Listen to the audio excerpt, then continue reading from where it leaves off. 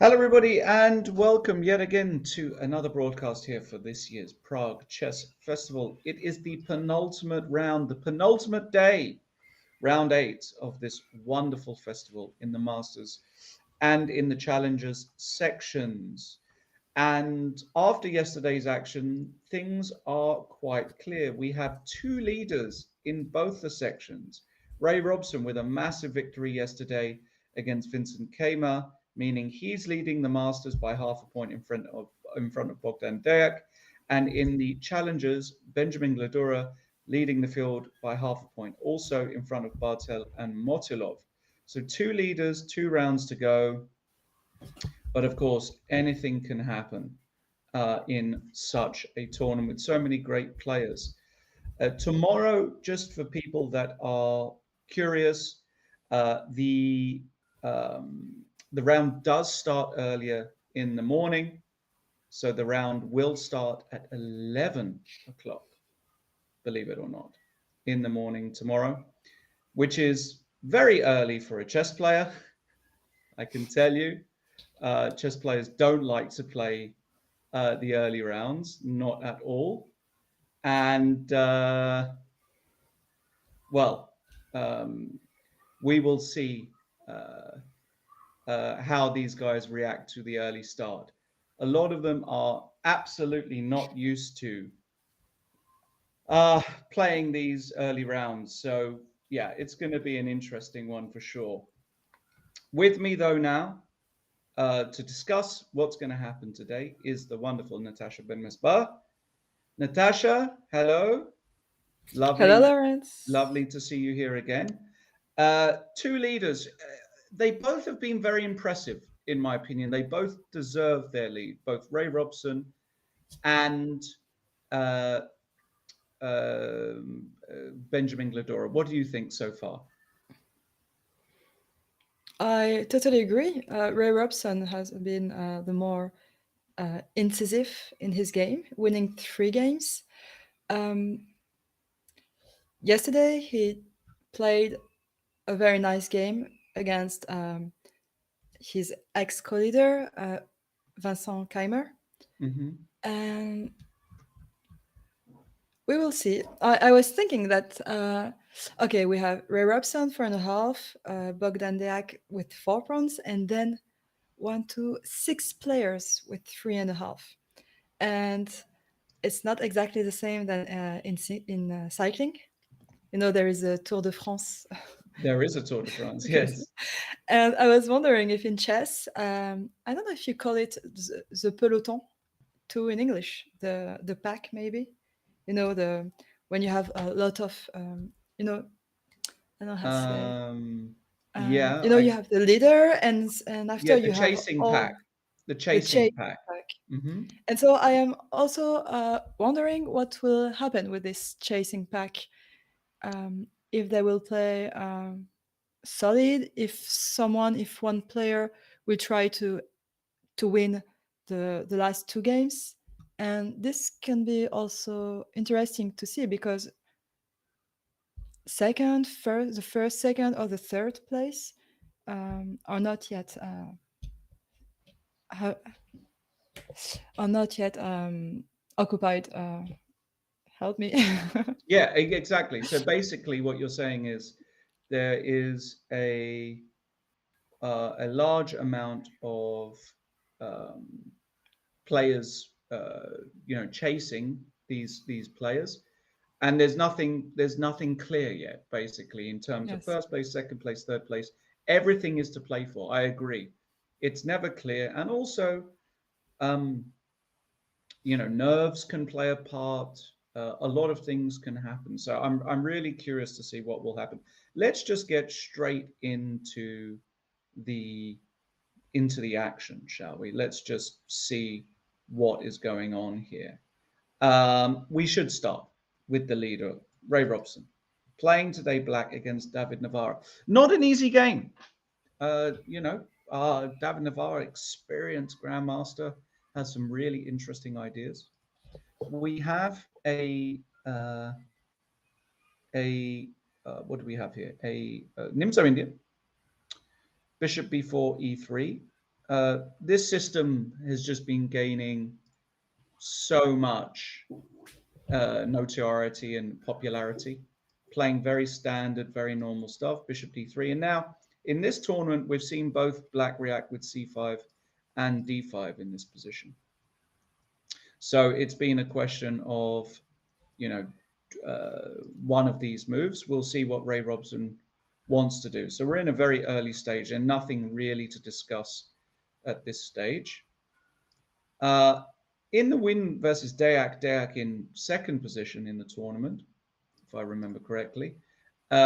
Sol second. Deac is playing against Win, very solid Win.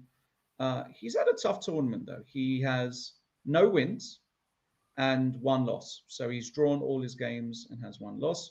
Today playing the four knights English with g3. Totally standard stuff so far there as well. The game came out against Gelfand. Now, Boris Gelfand, the legendary Boris Gelfand, having a really difficult tournament. No wins, two losses, the rest are draws. He's playing against Vincent Kaymer, who Vincent had a very, very difficult loss yesterday against Ray Robson. That was really a killer blow for Vincent. And so Vincent will be looking to bounce back. White against Boris Gelfand today. The opening was another Nimzo Indian, bishop b4, but this time Vincent plays a very aggressive system, f3, something we don't see that much from Vincent, okay? Something we don't see that much from Vincent. We really don't. Vincent does tend to play much more conservative chess, but he goes for an active line today. f3. Now, against f3, what black has got many options. Black can castle, black can play c5, or black can play what Boris did with d5. You now kick the bishop with a3, bishop e7. This is an interesting move, not the only move. In fact, takes, and c5 is a very well-known line, but bishop e7 can also be played, giving white the center with e4, but black does immediately react with the move c5. So this has been seen quite a lot at top level, I would say. It is a perfectly logical way for black to play because he's counterattacking in the center. White has to go d5, takes. Black now castles and bishop e2. This move is also seen as a very, or known to be a precise move. If you play knight f3 too early, you might get caught with bishop g4. So white players tend to go bishop e2. And now black almost always in this position puts the rook on e8 because it's very logical, and then puts the bishop on d6.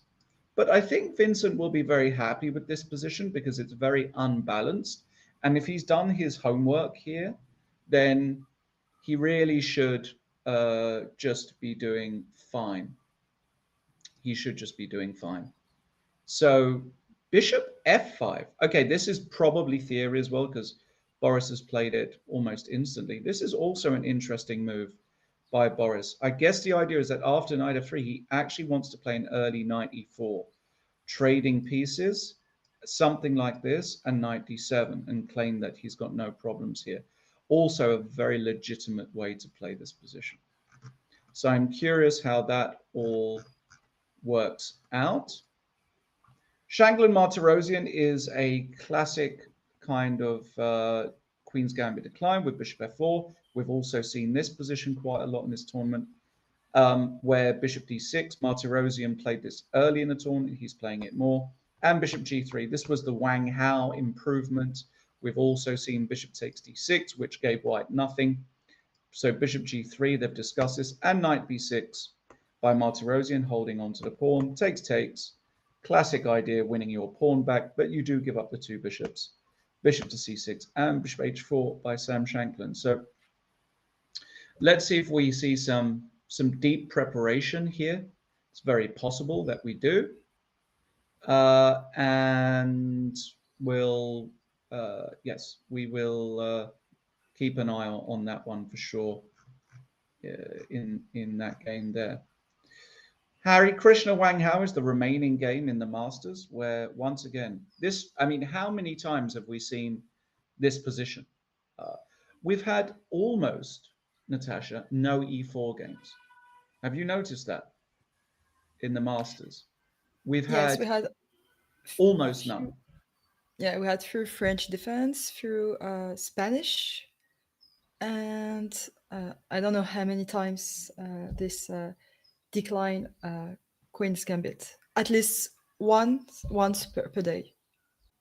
We've had it, yeah, I would say 75%. We've had this Queen's Gambit decline. It's been a big part, or a Catalan. So G3, D takes C4, Bishop G2, and C5. Yesterday, I believe we saw Bishop B4 check. Today, Wang Hao plays another principled line with C5, castles knight C6, and the classic D takes C5. This leads to very, very dull positions. For example, after something like queen takes queen, rook takes queen, bishop takes C5, white does win the pawn back with knight BD2, and now black tends to give the pawn back immediately with C3. You have to take castles, now knight B3, the bishop goes back, and we get positions like this with C4.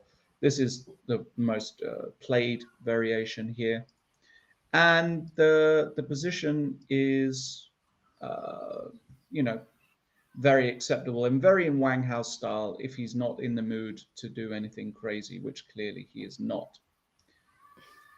So those are the games from the Masters, but I have to see what our friend Mr. Peshak has played. And what a surprise. Uh, I actually can't believe what I'm seeing here. I actually am. I am lost for words.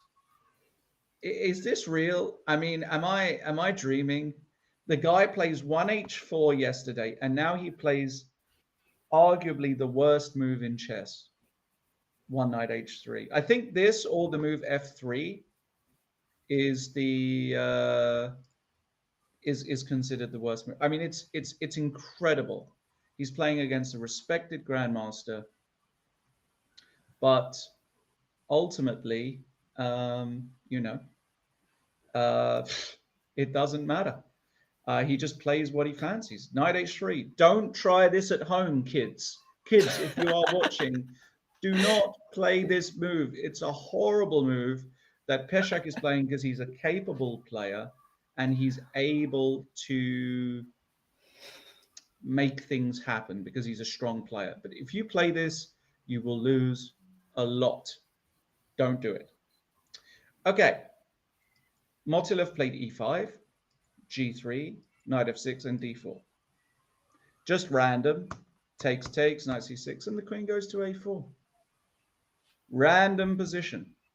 I have truly no kind of... I mean, what are your thoughts, Natasha, on this? What do you think? Any thoughts? It's a white paper. No, it's very surprising.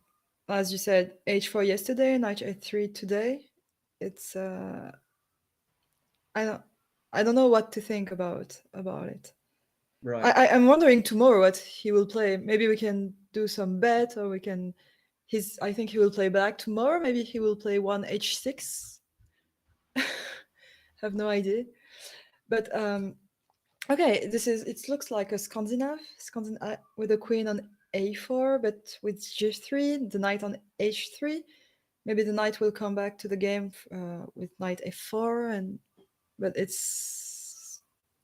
I think knight h3, e5 is very logical for black.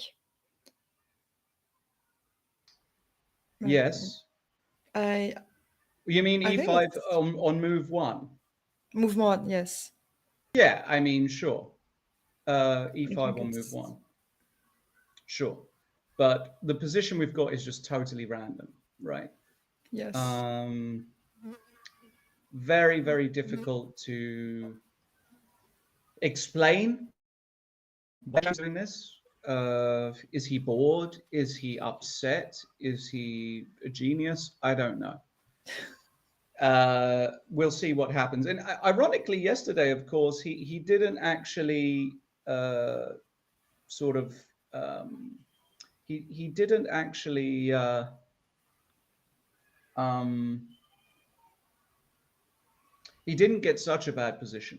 That's the truth. He didn't get such a bad position. So we'll see if he manages to do okay today. Now, before we went on air, Natasha, we were talking about one of the standout performances of the tournament, the young Jan Vikuk, who is currently on a very, very good +1 score, gaining 17 rating points. And if my math is correct, if he is gaining 17 rating points, I believe he only needs to get one out of his last two to make a Grandmaster North. That's my estimation, which would, of course, be fantastic. He's playing today against Richard Stalmach, who is also having an interesting tournament. He's had not such a great last few rounds. He lost against Peshak, lost against Motilov, lost against Lamy after a fine start. So he's on 2 out of 7. Vikuk will be in a very positive mood playing against Stalmach. We had a Queen's Indian defense with Bishop b7 and Bishop b4 check. Yesterday, we saw the classic Queen's Indian with castles, castles, knight c3, knight e4, bishop e2, and now black played d5. But today, we see bishop b4 check, and c5. This is a sideline, but it's an interesting one because I've not really studied this so much, I would say. This position I've not really studied so much at all. But it looks fairly interesting and fairly topical. And Stalmach now goes for the classic pawn sacrifice in these Queen's Indians, d5. The point being that after e takes d5, a lot of the time what you do is you play this move knight h4, which you may or may not have seen before, Natasha, I don't know. Perhaps you have seen it. I don't know. No, not seen this one. Really, have you not seen this before, this position here?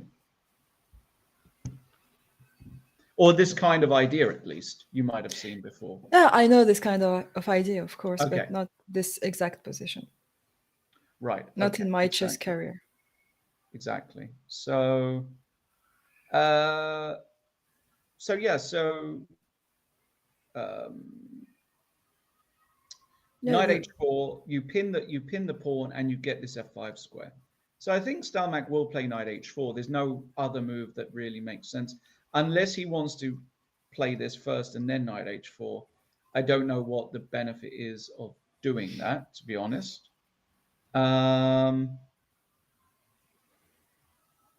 But well, we'll see. So we'll come back to that one, I guess. Very, very natural, normal, natural position in Bartel Akash. Akash also having a terrible tournament. Poor Akash on 1.5 out of 7. He's lost 4 times, no wins. Really heartbreaking loss against Port Vinicius. Black today against Bartel, who's playing great chess. I don't like Akash's chances in this position at all. I think this is a really, really, really difficult position for Akash. What do you think, Natasha? Do you think Akash can stop the bleeding? It is sport, everything can happen, but Bartel is doing a very nice tournament. He's second. He's at the second place with Motilev with 4.5, only half a point behind Gledura Benjamin. So I think he won't. He's very, very motivated, and okay, it's sport. Everything can happen. We never know. It's round 8. I think all the players are very tired, but I will put a piece on Bartel. Yeah, I agree. I think the way Bartel is playing as well, it's just a very, very difficult position for Akash. I think I'm not saying that he's going to lose today, but it's just the general mentality. It's very difficult, and Bartel has got a perfectly playable position, of course. We'll see what happens. What about the group leader, Gladura, playing against Portman Vinicius, who had a fantastic game yesterday? Well, they play a Caracan with this funky system D3. This got quite popular in recent years. It looks very strange and, of course, is an offbeat Caracan variation. The point is that this particular queen trade looks attractive for black, but actually it's fine for white. And it doesn't really suit Pulp Vinicius's character, who decides to keep the queens on with queen c7. And now Gladura plays knight bd2, bishop g4, h3, bishop h5, and g4. Very aggressive. Bishop g6 and bishop g2. So this makes total sense. Pawn to e6. And it's over to Gladura. So Gladura with the early expansion. Is he going to continue with h4? Not so clear, right? Not so clear. It is possible, though. We will see. Very, very unbalanced position, though. So we should get a lot of excitement in that game. Finek Lamy is an interesting one as well. Young against perhaps one of the oldest in the competition. Another Catalan and bishop e4, bishop d2. We saw this position yesterday, except we saw castles, bishop f4, if you remember, b6, this kind of position here. It was the Ray Robson game, Kamer against Ray Robson. But Erwin goes for a slight move order thing with an early knight e4. And after knight c3, Erwin just says, okay, I'm going to take the bishop off. I guess f5 is an idea as well in this position, has to be. But Erwin says, I'll take the two bishops. But after knight takes d2, knight takes d2 castles, the big question now is, can white just open the center with e4? Is this any good? This looks totally standard to me. Black has the two bishops, but look at this guy, not really in the game. I think that this position here is just fine. Thoughts, Natasha? I don't know this kind of position, but I'm thinking maybe if you play e4 too early with white, black will take on c4 or e4 and then react with a move with like c5 or e5. So this is a typical reaction. We'll see. We'll see how Finek wants to play this game. I don't know if he can still do an international master norm. I don't know if he's still in the very good question on the road. He is. He's Yes. 2.5 out of Yes. 7. He's gaining 4 points, so I think he's probably performing at IM level already. And I think if he gets one out of the next two, he makes an international master norm. It wouldn't surprise me at all if he makes an international master norm. So maybe he should play solid. Well, he is playing solid. He's quite a solid player, really, if you think about it. His style is very mature for a young man. Very, very mature. All right. Well, it looks like we've looked at the games. Now we have to decide where do we want to go to next. What looks interesting? We should go to the leader, I think. The leader? Yeah, Ray Robson. Okay. Well, we did get some big developments, actually, because Ray did decide to play the move c5 here, which is, of course, totally reasonable. Knight f3 and d5. And we now transpose to some more well-known old theory, cd5, ed5, and d takes c5. In fact, we saw something similar in another game, if I remember, where we had something like takes, and knight bd7, if I remember correctly. I think it was a win game. But this time, instead, it was the move bishop to g4 played, and so this time Ray decides to go for a more pure isolated pawn structure. Castles, bishop takes c5. So we have an isolated queen's pawn structure here, and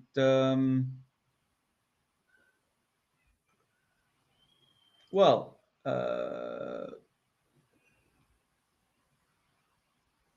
it looks like a fairly decent isolated queen's pawn as well for Ray. h3, bishop h5, b3. Ray is going to play knight c6, bishop b2 will be played, and then Ray will probably put a rook on e8. Ray also will be considering whether he can play the move d4 or not at the right moment, which of course makes a lot of sense because you want to get rid of the pin and you want to get rid of the pawn. Yeah, you were right. It was the game Boris Gelfand against Nguyen Yes, in round. Sorry, round 7. correct.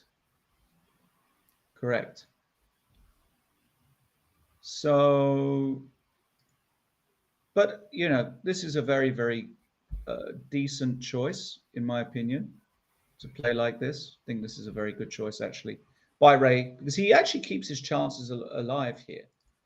This is, I mean, Ray is of course happy to equalize, and he would be happy with a draw today with Black, I'm sure. But this is by no means a bad position. So interesting stuff there by Ray. We'll see how he deals, how he handles this isolated queen's pawn position. After bishop f5 in the Kamer game, it went knight f3, a6, castles, bishop g6, and bishop d3. So not an early knight e4, but white now stops that. What happens if Black just play? He can't play knight bd7, Natasha. Look, knight bd7 runs into just the very simple takes, and d6. And d6. Oops, and we blunder. That's really bad, actually. That's very serious. So you can't do that. You cannot do that at all. So what can you do? How do you get your pieces out here as Black? If you play bishop d6, the problem is now there's a bishop g5, or maybe you take first and play bishop g5. Knight bd7, knight e4. These kind of moves suddenly exist. Or you could even play in what I call the old school English way with the move queen e1 and put the queen on h4 and just go for an attack. Ooh, I think Vincent is in an attacking mood today. That's going to be a very exciting game, actually. Yeah, if he wants to win the tournament, he has to win, and he's playing the. Whereas Gelfand is the last. He's yes, he's the last in the tournament. So I think he wants to win his. He wants to. I agree. Totally agree. And well, we have an interesting position in Shankland versus Martirosyan. After a pretty standard start, bishop h4, Martirosyan did decide that he wanted to take this knight off here, which is an interesting decision. Takes c6, and now rook g1. Shankland attacking the pawn and g6. Now, at first, this looks very dangerous to play like this, but actually, probably it's not very dangerous to play like this, right? Because if I go knight e4, bishop e7 is really just fine. But can I play e4? A move like e4 instead? Maybe e4, e5? E4 is not impressive so much, I have to say. E4 doesn't impress me, Natasha.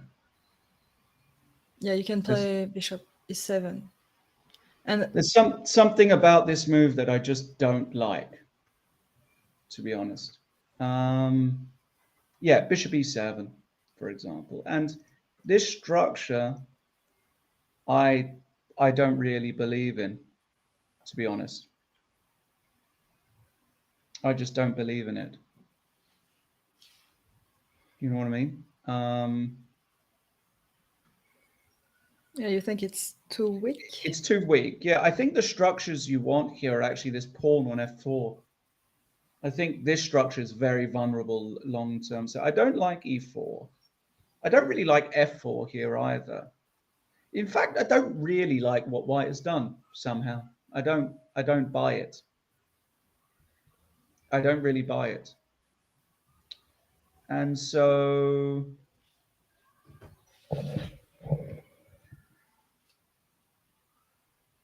yeah, I think that Martirosian is doing just fine. Not a fan.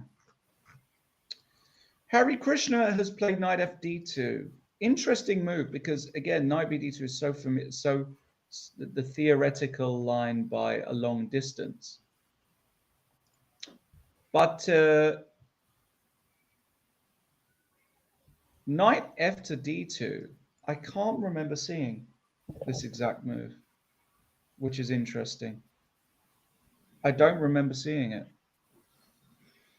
I really don't. Um,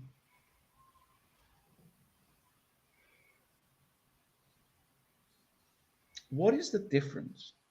So, of course, the main difference is that c3 doesn't exist now because you can play knight takes c3. Why doesn't white do this all the time? That is something I don't know. I simply don't have the answer because this is a very natural move to me. Can you keep the pawn with knight a5? Okay, let's play knight c3. Yeah. I don't know. It's castle.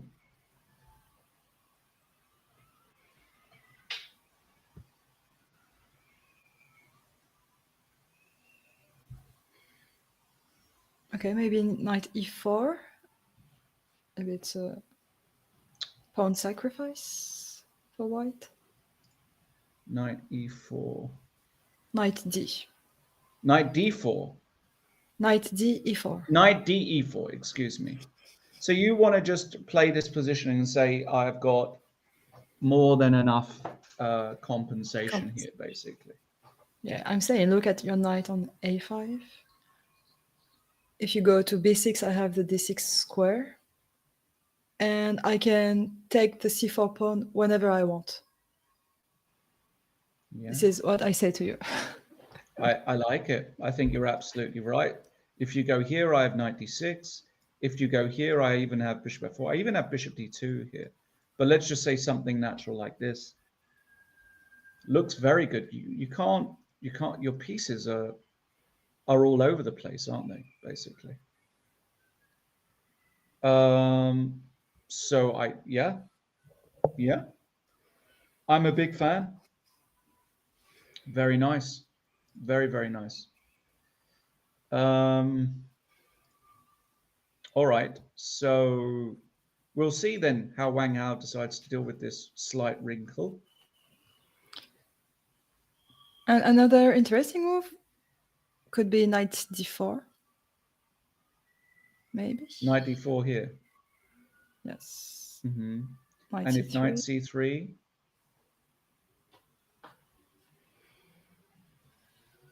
can I go for a move like knight d5? You take on d5, but I take your pawn on e2.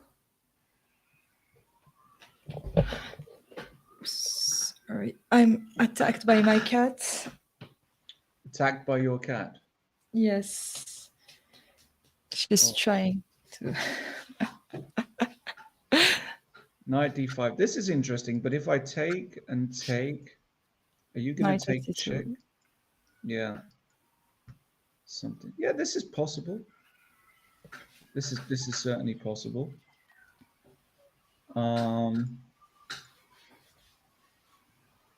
This is certainly possible.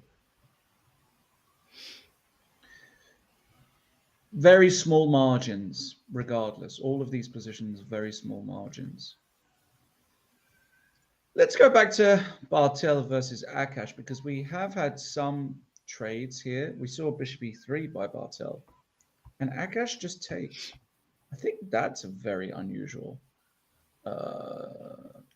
decision, by the way. I think that's a very unusual decision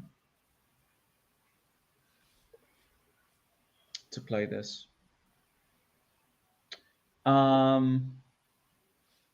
Because normally with the knight on e7 like this, for example, let's say you castle, this is a kind of trade that black actually wants a lot because black has good control over the d5, d4 square. So I'm actually surprised by this move. Bishop takes e3, f takes e3, b5, bishop b3, knight a5. And this is the justification that Akash has. Akash is basically saying, okay, look, I'm attacking your bishop. I'm going to get the two bishops. So, you know,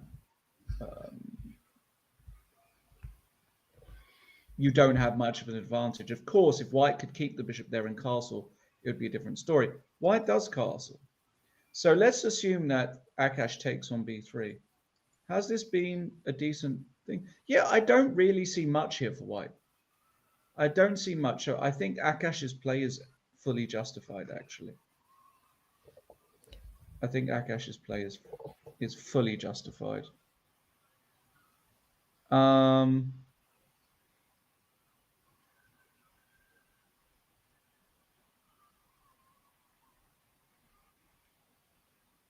Maybe we can go to Stalmag Vikuk?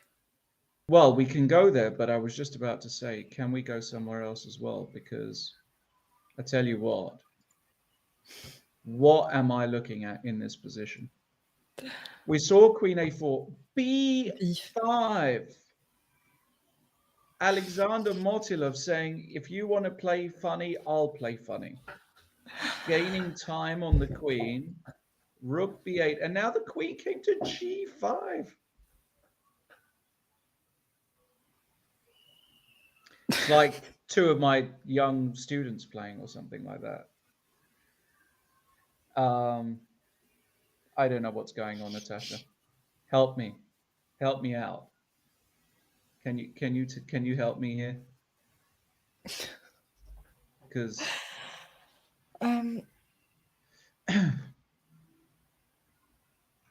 it's tough. It's tough to know exactly what's going on. It's very tough, yes. Yeah. What I see is just that white queens has played 1, 2, 3, 4 times in the opening. Don't move your queen 4 times. So if I were to show my students this game, don't move your queen more than once in the opening. Don't put your knights on the rim. Develop in the center and develop your pieces. Jurgis Peshak has broken every single rule in the book of the opening. But he can. Because he's grandmaster? Because he's a grandmaster. And he's 2600 and he understands that, this is a position which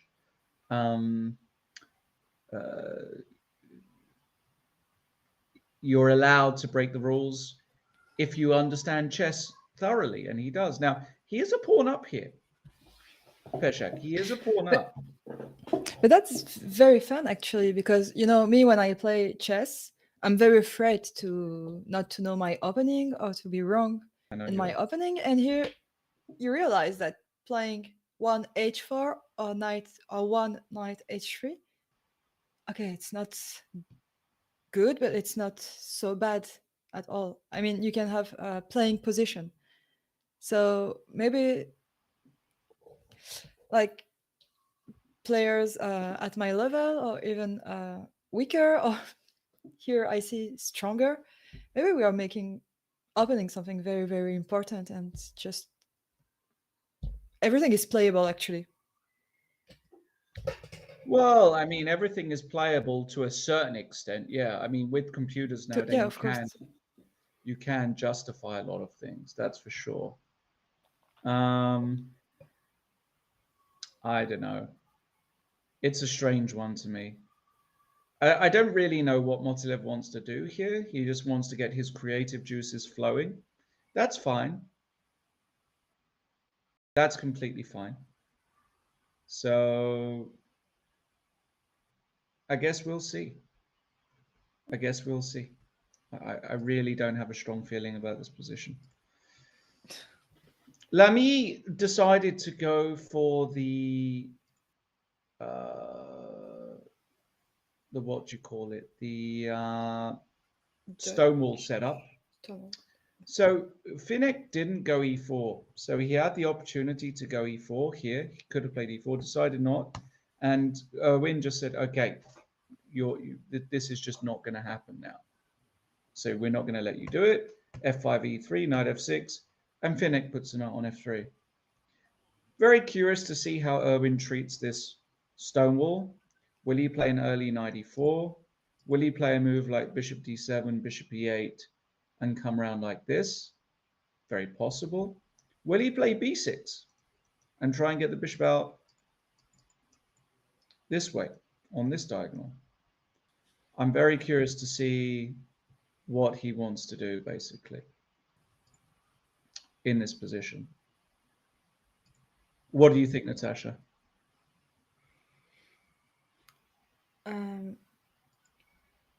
Many different plans for Erwin Lamy. I think we'll see what he will play. Mm-hmm. Both seems to be very good. Okay, but yes, he has to find a way to develop the c8 bishop. That's true. Correct, yes. So we'll see. In this game, we did see knight h4 and queen c7. I guess the idea of this move is he just wants to protect the bishop. So back over to white. Not an easy position to play for either color.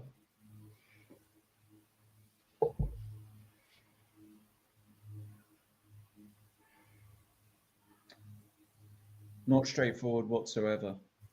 Don't really have a strong feeling about this position. I don't even have a strong feeling of what the next move should really be. You have ideas with knight c3, knight b5 playable? Yes, you do have ideas with knight c3, knight b5. And after bishop takes, c3, bishop takes, d4, maybe I can come back to d2 and bring my bishop to the f4 square, something like that. No, it's not possible. It's a pawn, isn't it? It looks like a real pawn. Yeah, it's not good. I don't like it. It's a pawn, yes. I don't like it. Okay, I'm a pawn down. Okay. No, you're right. Yeah, I'm not a fan of this at all, actually. Me too. So maybe after bishop takes c3, b takes c3. Maybe it's better, and then if you play d4 or d takes c4, I can play bishop f4. Instead of taking with the bishop on c3, I take with the pawn. Oh, you want to do this? That's very interesting. Yes. Yes, that's very interesting. And if I take bishop f4? Bishop f4, and if d6, I can't because you just take. Yes. And now if I go queen c8, you want to put the bishop on d6 or knight f5. Oof. Yeah, no, this is starting to look very dangerous. This is starting to look very, very dangerous. I don't like this at all. I don't like this at all. Yeah, me neither. So I think that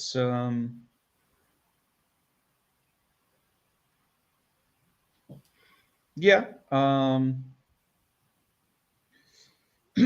yeah, I think that we're going to get a very, very interesting position there. In any case, we'll see. Really, it's going to require some creative play. And in Gladura Pulmonicius, we have a standard-looking kind of position somehow, if that makes sense. We actually do have a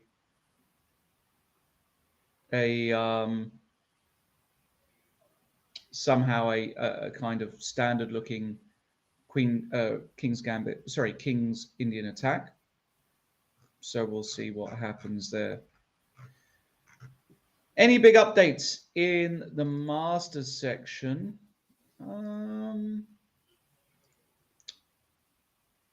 Well, Ray Robson continuing to play in a very standard fashion in this. I say Queen's Pawn, no big news. Queen d6, very standard move, flexible move, allows the rooks to come behind.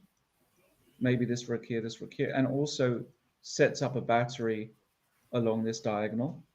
So Queen d6, very, very, very nice move. Vincent Kamo has gone for the move Knight g5. Vincent Kamo has gone for the move Knight g5 here, which is also very interesting.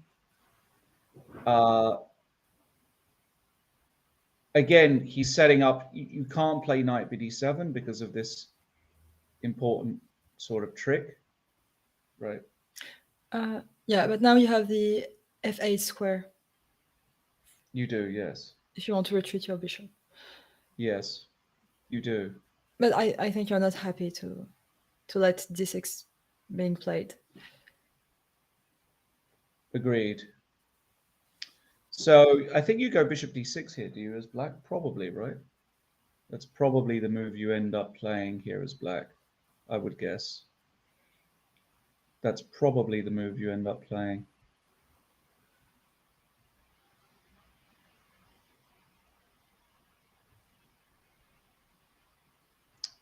We have ideas with bishop take g6, queen f3.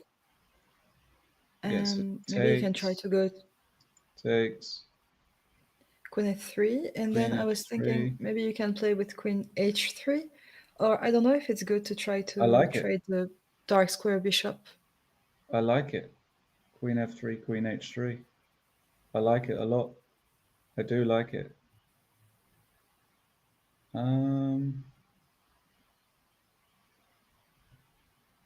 And I think bishop f4 is a threat too. So if knight bd7? If knight bd7?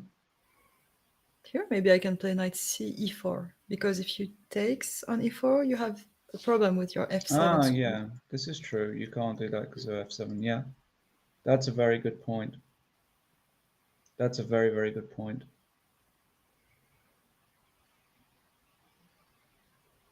Yeah. Yeah, I'm very, very positive towards the chances of Vincent today. I think he's got exactly the position he needs to make something happen. Win against Deac is a totally standard position, very theoretical position. So we're going to leave that, lock and develop there. And we have actually got the position you spoke about, Natasha, in the Hari Krishna game against Wang Hao. It is exactly this position, which is very interesting. Very, very interesting. Knight d5 on the board. And after this, we could legitimately get this position. I thought it was slightly better for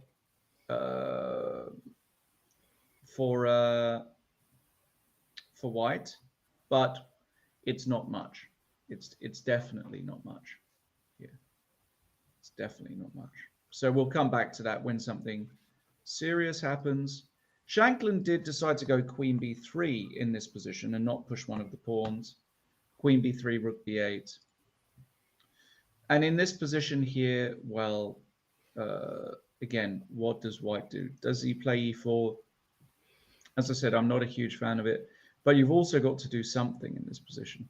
I think the experiment hasn't worked that well for white somehow in the opening, or this concept.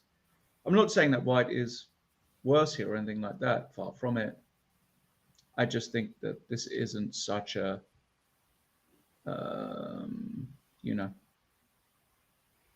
such a big deal. Yeah, I just don't think it's a big deal. And look at this, Navarra has gone for g4. Now, Hold on a second here. This is a massive, massive, massive um, moment. G4. It's a radical way to break the pin. It's a radical way to break the pin. Um, Goodness. And I don't know if I like it at all. Looks it looks too like it wasn't needed. Um, it looks like it just isn't needed. This idea. Do you know what I mean? Yes, yes. That you don't need to take risk with white. Exactly. You don't need to play this way. Just after, okay, maybe there are other moves, but okay, first reflex would be to put your bishop on g6, and even after bishop g6, I Is that your first wondering. reflex? That's not my first reflex here. My first Yeah, but reflex is to take. I thought you became Old wise. and boring. I I did didn't become old play and that. boring. I did become old and boring. You're right. Okay, first reflex is to think at bishop g6, and then I see all after I think at the other moves like knight take g4, maybe bishop takes e3, and I don't know. I look at everything. But this is his idea. Look, this is his idea here. He wants to take g5. This is the point. Okay, so that's the idea. That's the idea, 100%. And if you move And the knight, you lose if you move the in light, d5. exactly. And this is actually a problem. Like knight e4. Well, knight e4 I can also take. Like, I think but after pawn which? takes is okay. But then I take knight d2. You might even lose the e4 pawn like this. If I do this and knight d2, rook e8, I might just have rook c4 here. And you're going to have to assess whether being a pawn down is what you want. Now, you might have just about sufficient compensation, but I wouldn't be sure. Yeah, I have moves like knight e5, knight e3. But you're right, But I can it's take, right? yeah, I rook can takes, yes. take h4. Oh, I can take on e4 first. Sorry, I take here. And then you have to calculate this and this, and things get messy, right? Yes, you're right. So actually, this is a massive moment in the tournament because the other thing is, what if we play the natural knight takes g4? Maybe this just doesn't work for black, although it's a move you want to play. Bishop e2, for example. But maybe there is something even better. Huge moment for Ray Robson, and he's going to invest a lot of time here. This is just a position where you don't play for half an hour, basically, because your next decision here shapes the whole game and the tournament. If you make a bad decision here, if you sacrifice something or anything like that, and it's bad, you're going to be in bad shape. So this is just a huge, huge moment, basically.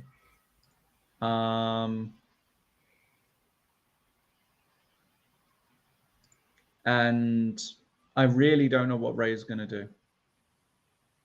I really don't know what Ray is going to do here. I don't have a clear feeling. Do you? No, I don't. I don't. I really don't have a clear feeling. You can also calculate, I think, moves like d4 also maybe. Mm-hmm. There there are so many moves to consider it with black. To consider with black. Mm-hmm. Okay, let's have a look. We'll see what Ray Robson will do. Yeah, let's see, shall we?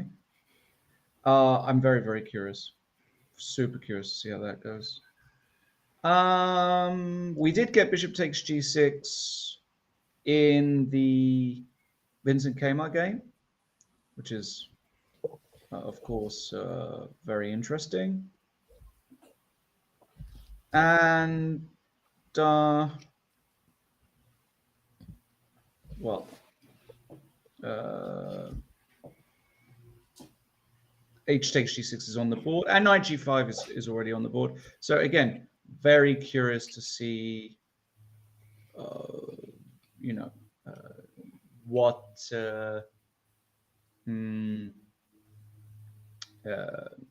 Vincent has in mind here. I really like your idea of queen f3. This is the most natural move in the position by far. So I do think we will see that.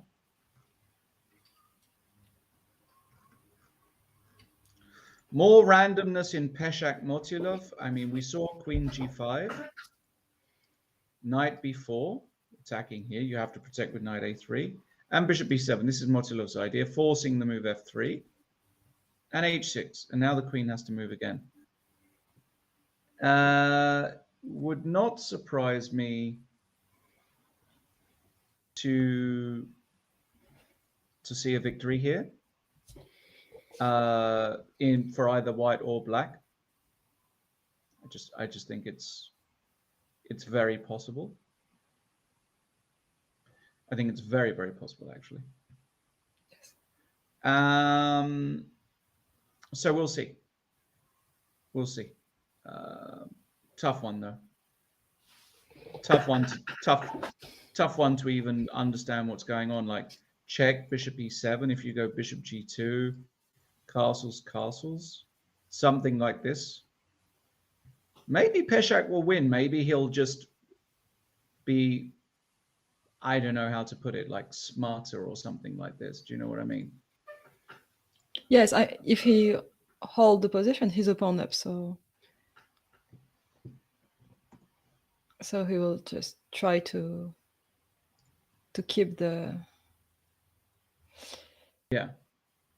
his king safe and trade pieces and go to an endgame and win with a pawn. Maybe that's the idea. Could be. We had a trade in Stalmark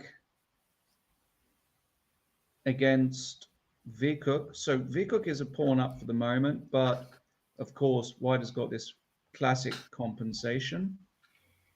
But yeah, I mean, naturally, I would tend to play this position more with the white pieces, 100%. 100%. This is more what I would do. 100%. And maybe I can hold the house with black. I can keep my pawn.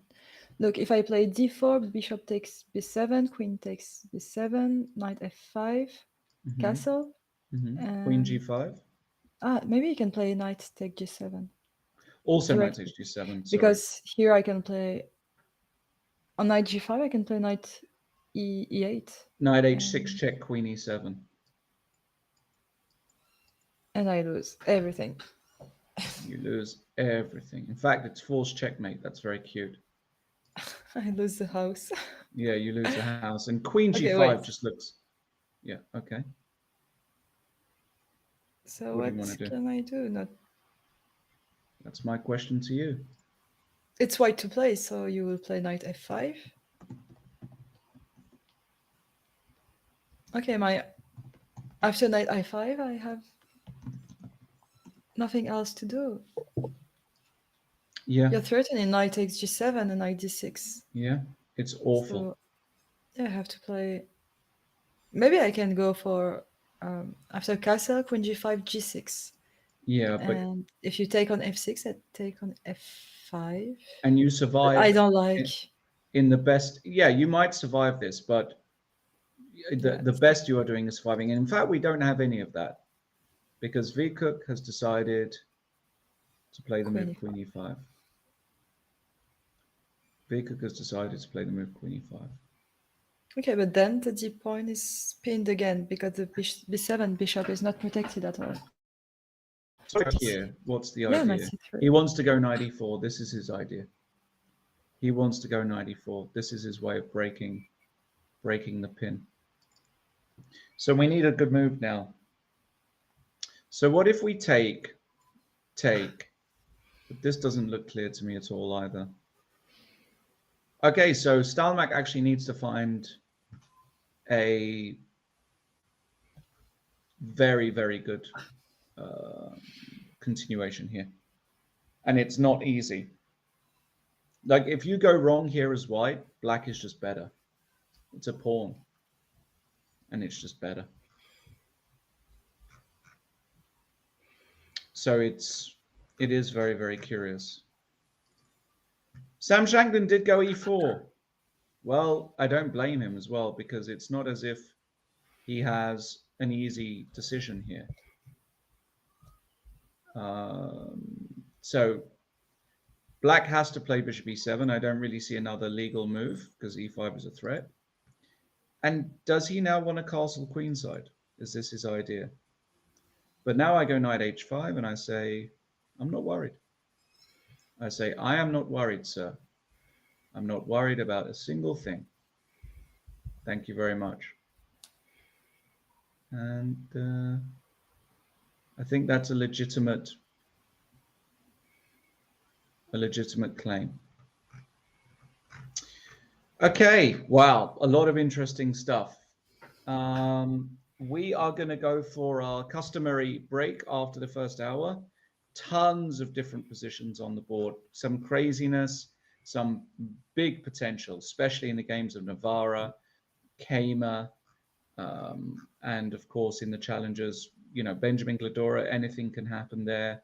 We've got Stalmak, Vikuk, we've got, you know, Finek, we've got Motilov, all kinds of good chess happening at the moment. So don't go anywhere. We'll be right back in just a few minutes. Continuation of this penultimate round, round 8. See you soon.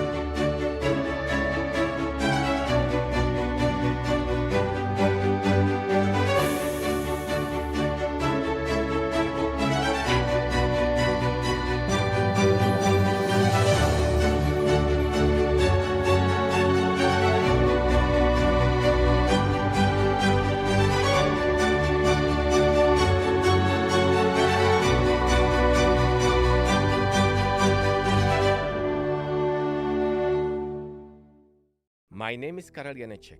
I am a mathematician and social innovator. For more than 12 years, I have been investing my energy to help society in various areas such as education, the science, art, sports, the fight against corruption, increasing public participation, as well as improving democratic processes.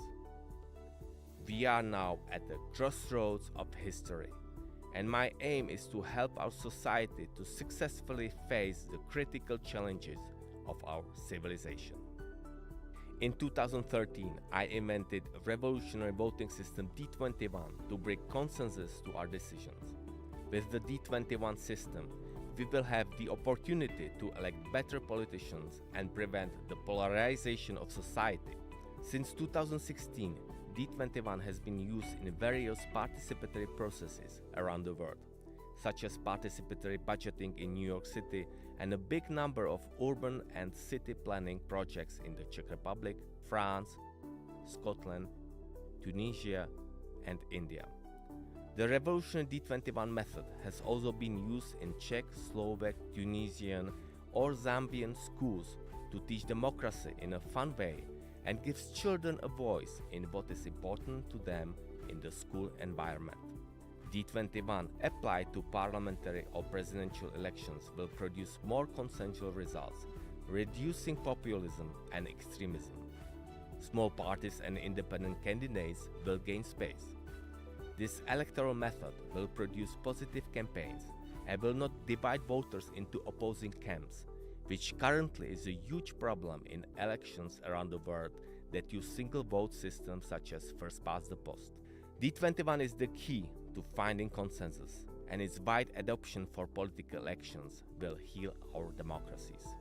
How does it work? Here is a small demonstration. The Janeček method D21 is a modern voting system. Standard polls only grant you one vote. This system works with more options, using positive and also possibly negative votes, which allow you to express your opinion with more precision. This way you don't have to vote for a lesser evil. You are free to select options to support and those who you strongly dislike. Such polls can work in politics, municipalities, companies, and even among friends. Let's take a look at a practical example. Citizens want to decide what the city's budget should be used for. It could be a cycling trail, a park, apartment blocks, a firehouse, or a VIP parking lot. When every citizen has only one vote, the VIP parking lot wins. This is because an organized minority can easily outvote the others. If every citizen had two votes instead, they might agree on the residential development. At the same time, the negative vote would reveal a controversial choice, in this case, the VIP parking lot. Janeček method D21 finds consensus, the solution with which more citizens are satisfied. Try out this modern voting system and upgrade the way you vote at www.participate21.cz. You can right now, voting each day for the best chess games at the Prague Chess Festival. Simply go to www.praguechessfestival.cz/voting. Karel Janeček, proud partner of Prague Chess Festival. My name is Karel Janeček, and I am a mathematician and a social innovator.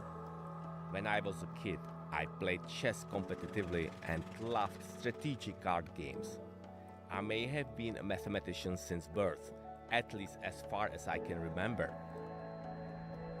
For more than 12 years, I have been investing my energy to help society in various areas such as education, the science, art, sports, the fight against corruption, increasing public participation, as well as improving democratic processes. We are now at the crossroads of history, and my aim is to help our society to successfully face the critical challenges of our civilization. In 2013, I invented a revolutionary voting system D21 to bring consensus to our decisions. With the D21 system, we will have the opportunity to elect better politicians and prevent the polarization of society. D21 is the key to saving democracy, and its implementation for political elections is absolutely crucial. Another innovative product we developed together with scientists from the Science 21 Foundation is the revolutionary mathematics game Mateso. I believe that Mateso will enable children from all over the world to learn mathematics in a fun way and help them develop critical thinking, a crucial skill in today's turbulent times of omnipresent information and misinformation. That is why we came up with the innovative board game Mateso, which brings mathematics closer to all age groups in a fun way. By playing Mateso, preschool children subconsciously gain knowledge of key information about the structure of the number system without having to know any number or perform a single calculation. Namely, the game includes a multiplication table, prime numbers, factorials, Fibonacci numbers, and the concept of zero. By playing this game, a so-called backbone algorithmic system is created in a very entertaining way. It is a natural consequence of certainty in all basic mathematical operations. With Mateso, starting primary school mathematics would no longer be scary. It will change into a fun subject. For school-age children and teenagers, this game has a similar effect. However, the activation rate of the backbone algorithmic system is inversely proportional to the age and the level of dislike of mathematics that individuals acquired during the classical educational process. For adults, this game is not only a way to teach their children the necessary basics in mathematics, but also an opportunity to find their own acquired blockages in this field and gradually get rid of them. Mathematics is all around us, and it is beautiful. However, its beauty is easy to overlook if we don't know how to look. Mateso is the way to learn it. Karel Janeček, proud partner of Prague International Chess Festival.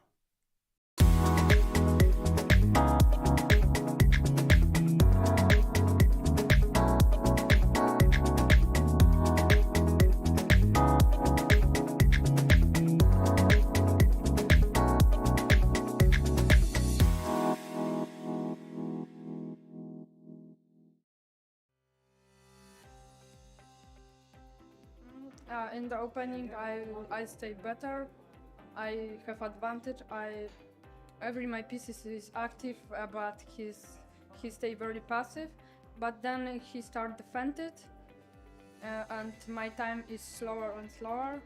Then I think I took the rook for the bishop, and he makes some mistakes. Then I released it and win the game. Let's begin from the opening maybe. So in the opening it was Caro-Kann.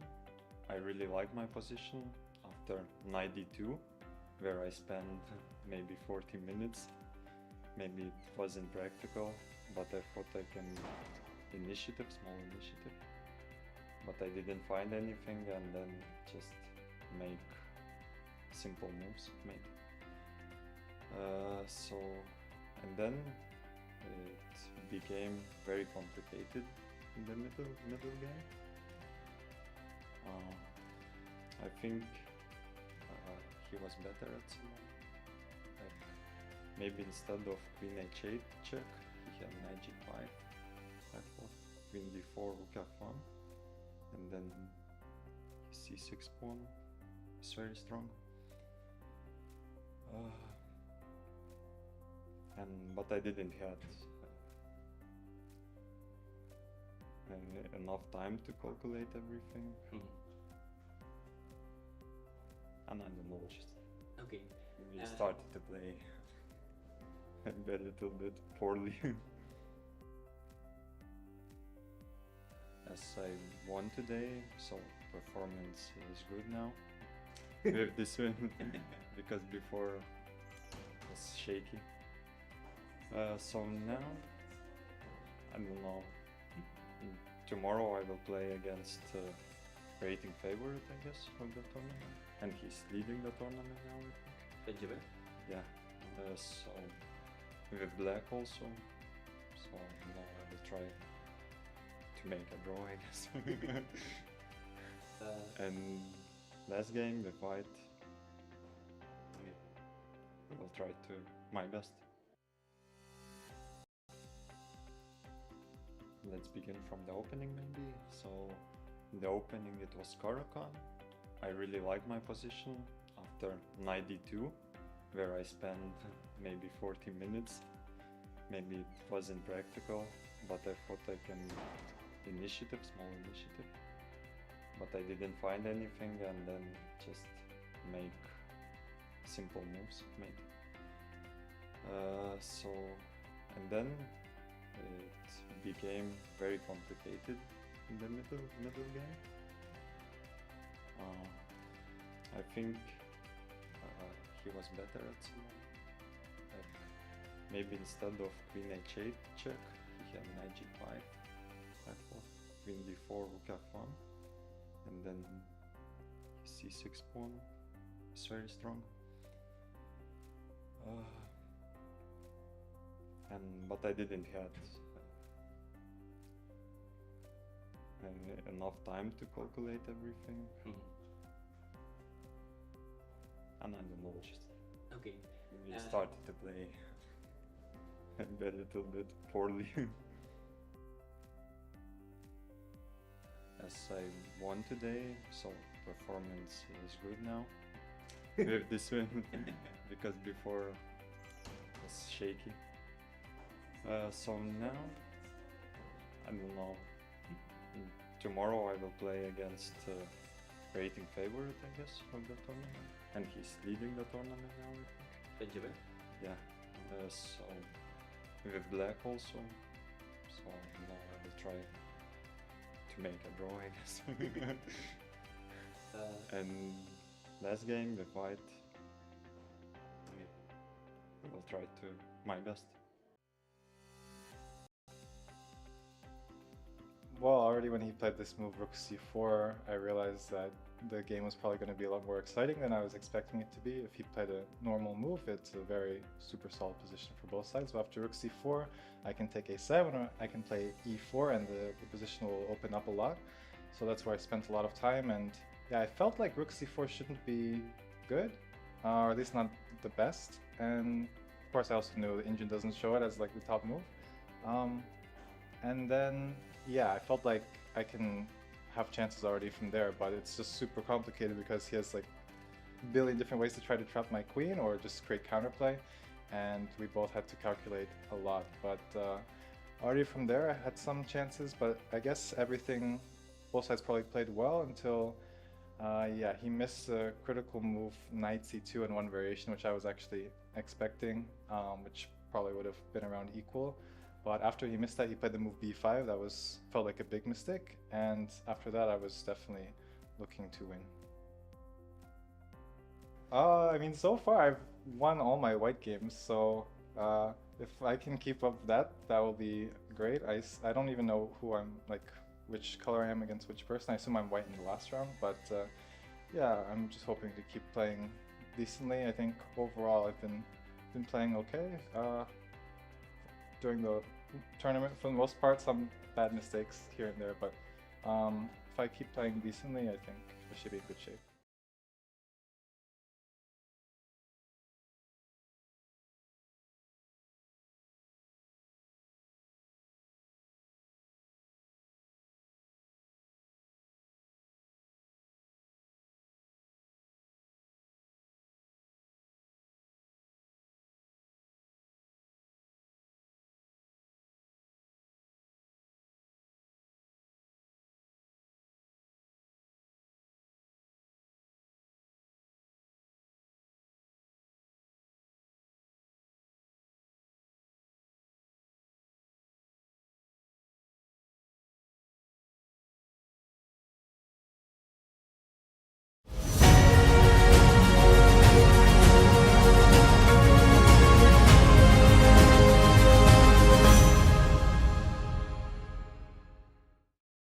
Hello, everybody, and welcome back. This is live coverage of the penultimate round of this year's Prague Chess Festival Masters and Challengers. All games are still in play, and quite understandably, the leader of the Masters, Mr. Ray Robson, also taking his time down to 38 minutes after Navarra, in this very standard isolated queen's pawn position, decided to really try and clarify things or break this pin with g4. It's a very, very committal move, of course, to move pawns in front of your king when your king is supposed to be attacked like this is naturally a a very, very double-edged move. And Ray Robson, understanding that his next move basically is a game changer. It's a game changer. It's a tournament changer. If he gets it wrong, he can ruin his tournament. So Ray Robson's still deciding, does he move the bishop back, for example, to g6, or does he do something else? Does he take the bait? Has he got other moves like bishop takes e3, which is also a possibility? An absolutely incredible move, setting up the classic queen g3 check. In fact, after f takes e3, queen g3 check, king h1, queen takes h3. If white doesn't go knight g2, probably white has to go knight h2, and knight takes g4. Let's say, oh no, we can't go rook c2 because of this. Let's say queen d2, and perhaps Ray is analyzing this position and saying, okay, is this good for black or not? So much more you have to analyze in this position. It's really a very difficult position. So him taking his time here, totally understandable. Vincent Kmart, Natasha we have exactly the position we had just before the break, knight bd7 on the board, and indeed knight ce4 played by Vincent Kmart. And I have to say, I really like his position. Queen h3 is coming. All kinds of mating concepts exist here.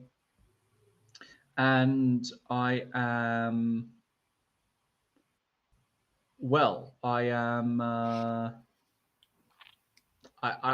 not sure how Boris is going to survive this, to be honest. I think the White's initiative is just really, really strong. Harry Krishna against Wang Hao got something slightly different here. Harry went for the unusual move, knight to e4 here. Unusual. Not necessarily bad, but unusual. The point being that after knight takes c3, you can play knight takes c3 and keep the integrity of your pawns, which is what happened, e5 and bishop e3. So black for the moment a pawn up, but I guess white will be looking to recapture that pawn. Does he want to play bishop d5? It's very unusual. I'm not convinced by it. I'm not convinced by it at all, but maybe it's okay.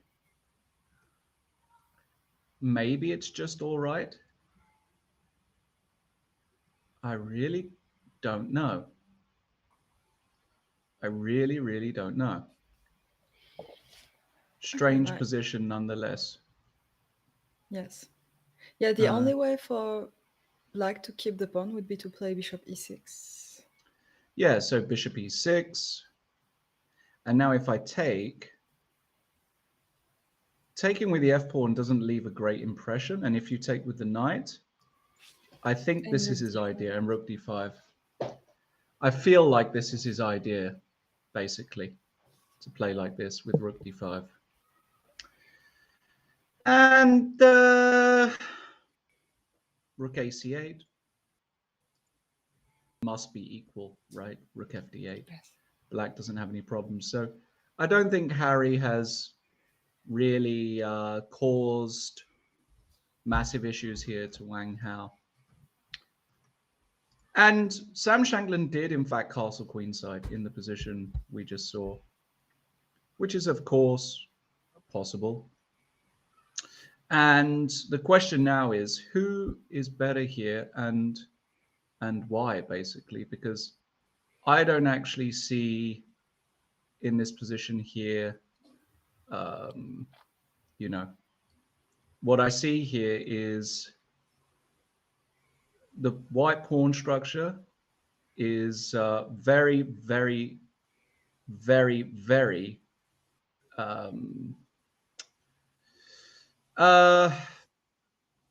weak long Not term. flexible? Yeah, Weak? it's not flexible. Yeah. And I'm not sure it's good. But at the same time, what is black's plan? And actually there's a little threat going on here, isn't there? There's just a little Yes. threat going on here. The question is, okay, black cannot play bishop d6 because you played e5 with the fork with the bishop and the knight. But if I move the rook, for example, rook c8 or rook a8, Yes. can white take the pawn? You on just b7? want to take, you just want to be greedy, huh? And take a pawn. I have to see. It's Yeah. important to see. I agree. When your opponent gives you Yeah. pawn or piece, you This is the only justification of what Sam has done. I think he's just seen that he might just win a pawn here and say, okay, Black, you don't actually have anything else going on here. It's very, very interesting. It's very, very interesting. Because it's true. I look at this position and I don't know what I would do here as Black. That is true.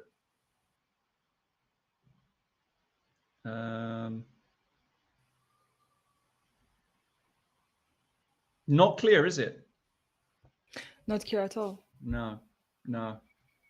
We'll let those guys work that one out, I think. Mateusz Bartel, let's go to his game against Akash. We've got this position here. Very curious position as well, suddenly here. And after rook f3, what do we have? It looks like it should be okay for Black. I mean, I don't really believe some kind of simple attack like this is going to do the job, to be honest. I'm just not a main believer here. I'm just not.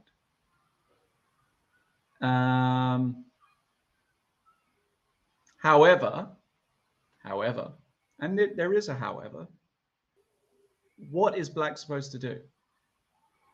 So, I mean, what is, it's a weird one because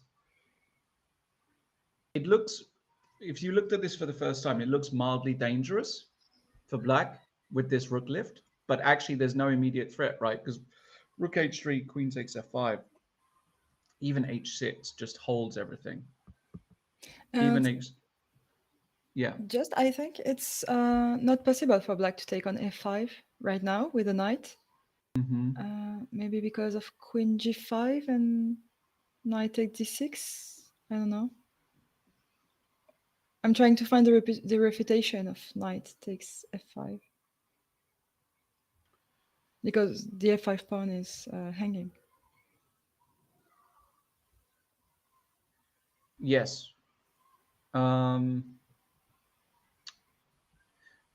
If you take right now, you're saying, right? Yes. Aren't you pinned like after queen h3 and then after g6, g4? Isn't this the problem? And something like this, and you're hanging f6. Unless d5 works. Yeah, unless this works. Unless this works, which it may do. It may work. It may work. Maybe d5, knight c5, queen d6. d5, knight c5, but we're now getting into just random chess territory, right? This is just random, basically, in my opinion. So I don't quite buy it, basically. I think you've got a better way of doing things here. Here, g6. Firstly, there's g4. There's also knight g3. But even this, are you really going to enter into this? Knight c5, queen d6, takes, and you trust that this position holds? I don't know. All looks too random to me.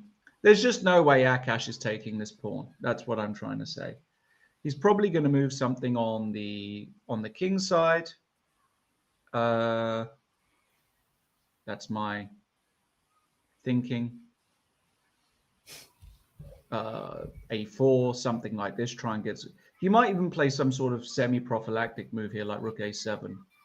Wouldn't surprise me at all, and just understand that he needs some cover this way. I don't know, but Bartel trying to make something work. This is such an interesting game, and it's gone very wrong for Jan Vikuk, who is looking to get this massive win, which would give him a Grandmaster norm, I'm sure. Looks like Stalmack found a great way. He took and played this e4, beautiful move, energetic move. I like this a lot by Stalmack. So let's understand what he wants. If bishop takes e4, rook e1 must be his idea, and f3 looks catastrophic, or knight c3 and f3. If you take with the knight, I guess now he actually wanted to take. This is his idea.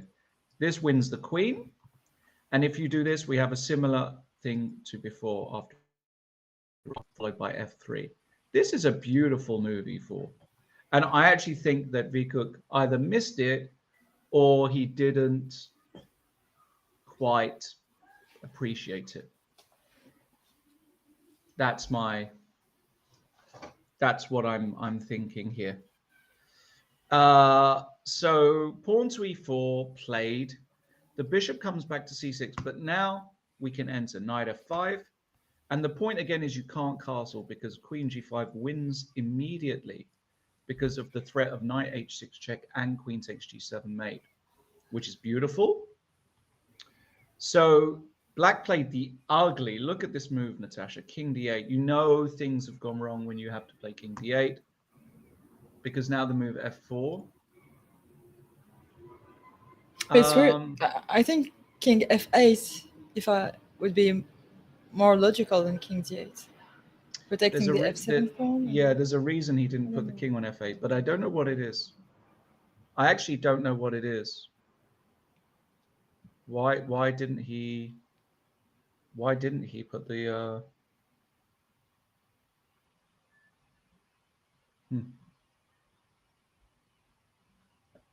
No, that's very interesting.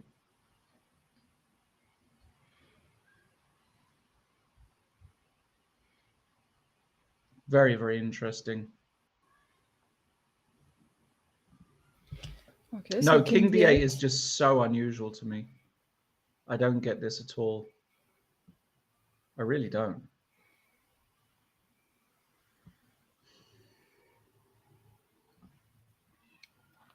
I don't get it. It's just not a square that your king goes. Why would you go to f? Okay, well, f4 played, queen e6 and knight c3. You cannot actually ask for more in this position, in my opinion. You cannot ask for more. You cannot ask for more. Okay, I think this is just winning for white, actually, objectively. Yes, yeah, I think too. But just a question. Yeah. I take on e4 with my knight with black. Okay. Yeah. Makes total sense. Am I taking your sense. knight? Your queen? No, I take. I think you have to take here. This looks like it probably loses somehow to like this. So yeah, if queen takes f5, bishop take exactly. f4. Exactly. Okay. Okay, so queen takes f5. Only move. So queen takes f5. Queen takes f5. Now the knight can go to d6. I mean, it's just, I have no idea what's going on here. I don't understand how this has really happened, actually, to be honest. Because now I'm threatening f7, so you have to go queen e6, you get hit by the rook, so you have to go queen g6, and now I just go here. Catastrophe. Over. A move like king c7 only holds for a short amount of time. I can just take. So if you take with the knight, then d6, just to illustrate, this is just winning immediately. And if you take with the pawn, there'll be some way to enter. You might just do this. I mean, it is simple chess. Simple chess. And I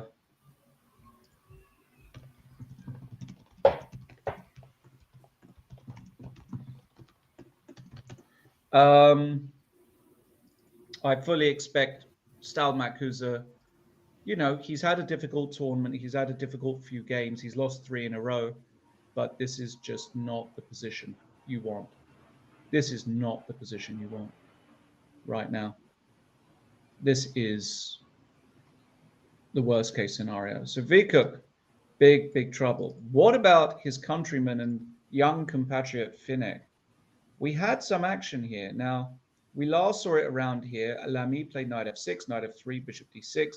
So far, so good. And knight e2, Finek reorganizing his knights to go to the classic squares d3 and f3 in this stonewall structure. Totally standard, looking at the e5 square. He puts a knight on e5, and look at this, knight g4 immediately challenging. Makes a lot of sense. Knight takes g4, f takes g4, and now e4. Finally, the move e4 played. And I have to say, I kind of like it. I like what white has done here. The rook is going to find its way to the e-file. If you play bishop g6, which looks kind of natural, you give up a pawn, but you get a lot of compensation. Something like this, I think, is what Erwin is contemplating. And this could very well be sufficient for black. You don't have to take, I guess you can go rook e1 here anyways as white, but after queen f7, I don't think black has objectively got any problems here. It's a sort of position that can fizzle down, though, into nothing. So if there are positions where you get opposite color bishops, for example. We'll see. And in game of the day, in many aspects again, Peshak, he did play queen e3, bishop e7, bishop g2, but now the knight came back to d5, Motilov. The queen found its way to another strange square, f2, and bishop b4 check now by Motilov. So he's clearly setting up c3, and the move knight takes c3. This is the clear setup, the well-known idea. The point being, if takes, then takes, and you do this. And I'm absolutely certain that Peshak is just going to castle here. This is what Peshak wants to do in this position. I'm sure of it. And what do you now do? Good question. What do you now do? Well, I guess you have to move the knight. But then e4 comes, and believe it or not, I'm starting to prefer white still, again. If you can believe it. I actually prefer white here by some distance, because black his pieces are kind of stepping on each other, and I'm just not a huge fan here, basically. But it's, I mean, objectively, of course, this position is just extremely unclear, and I think it's still a 3-result game, basically. So, some interesting stuff. By the way, Akash did play rook a7. I intuited that one. Very standard. And rook af1 by Bartel here. Also, totally standard. So, rook af1 on the board. And a4. And in this position here, it's over to white. Now, this is the sort of position which actually, I'll be honest with you, I have massive problems with. I've had this position or something similar to this countless times in my career. Against good players, I lose this position as white. Against good players, I lose this position. I really do. So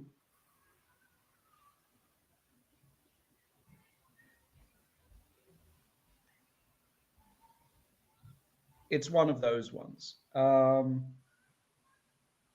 It looks as though you've got a lot going on. It looks as though you've got a lot going on the king side, but it's all just fairy dust. And you get slaughtered on the queen. If your attack doesn't work here as white, your queen side is completely exposed. Yes, because all your pieces are in the king side. Correct. And you're not ready to defend on the queen side. Correct. I think me too with white. I lose. It is a position I lose a lot of games too, because I believe in my attack, but actually it's very easy to defend for black. Super easy. Just nothing really, nothing really going on here.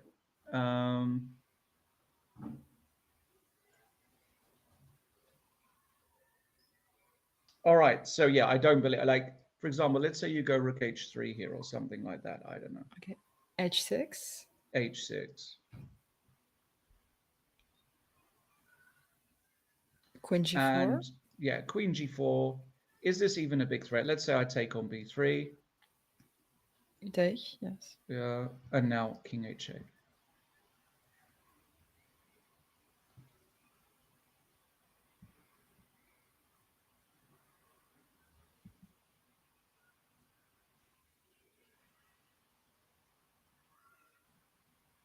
I don't see it.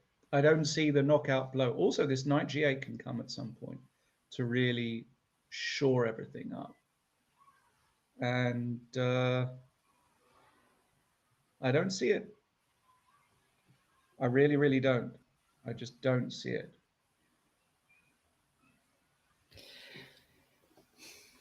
So we'll see, I guess, right? We're going to see what happens here. But I actually think I would like to see an Akash win today.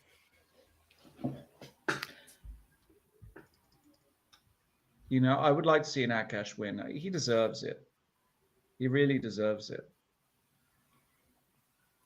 So it would change the podium because Bartel Mateusz is second. Yes, yes, it would. It would. With 4.5. So it would be a big storm. It would be, yes.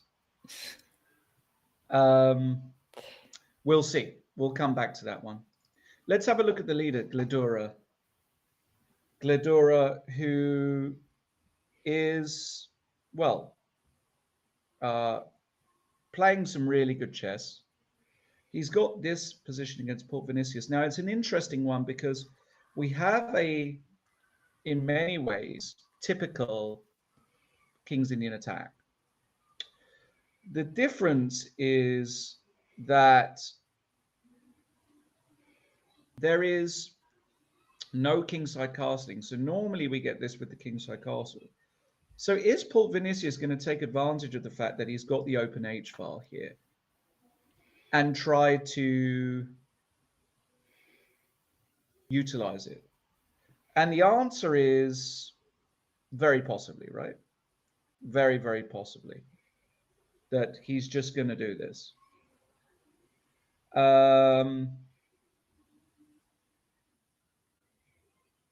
But when you castle on the queen side here, it's not also without danger because moves like a3, b4, c4 come. And once again, you know, a lot can happen here. Yes, and so, yeah, white still have the light square bishop, so and black has not. So I think the attack on the king side won't be so easy for black because it's quite solid with the thanks to the light square bishop. The position is quite solid. And black's pieces also lack a bit of space here, don't they? In this position, yes. They do lack space here. They do lack space. So I'm not sure about. I think I would take white in a game, 100%. I would take white in a game here. So some problems I feel to solve.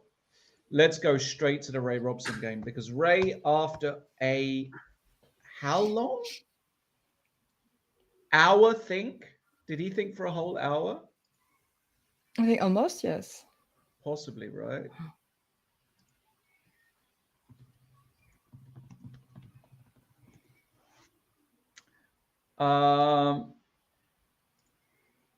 He played Bishop G6.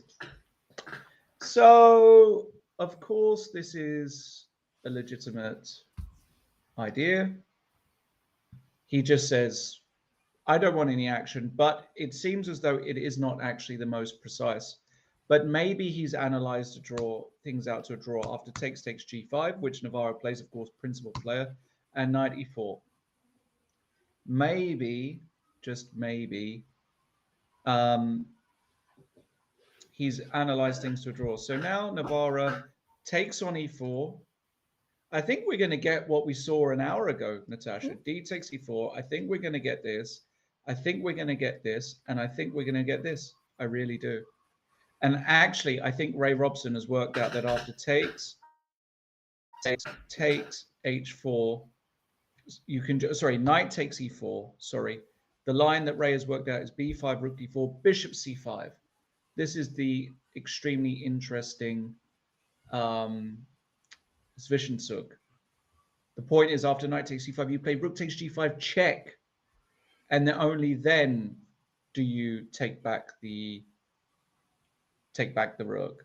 Sorry, take back the knight. Yeah. And after, yeah, rook takes g5, king h1, rook takes c5. The position is totally equal, basically. 3 pawns each. So my thinking is Ray Robson has actually just analyzed this from start to finish, basically. And if he has, congratulations, because he'll make a draw. And as I said before, I think a draw is a very, very good result for Ray today.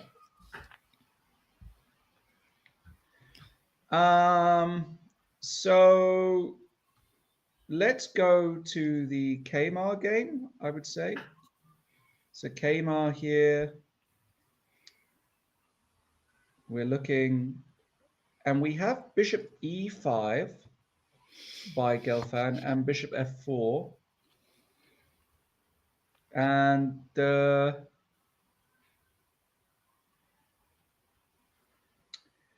this is the position here. And has Gelfand found a kind of,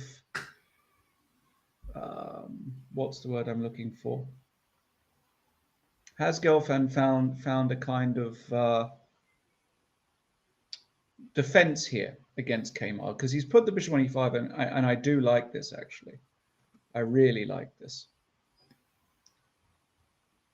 Has he found a good defense?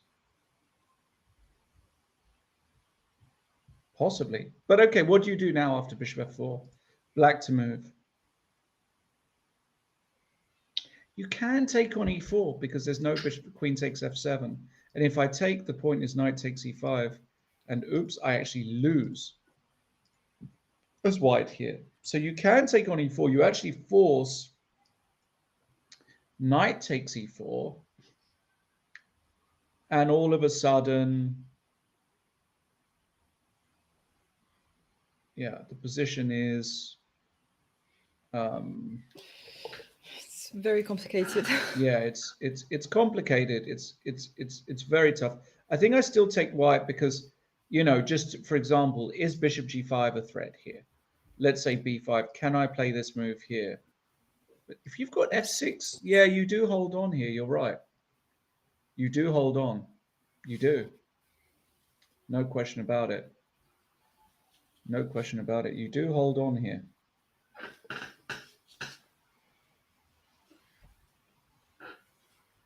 You do hold on. Okay. Well,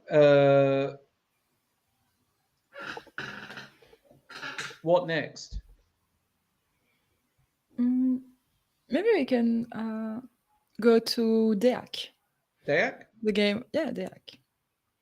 Okay. Yeah, we haven't seen this for a while.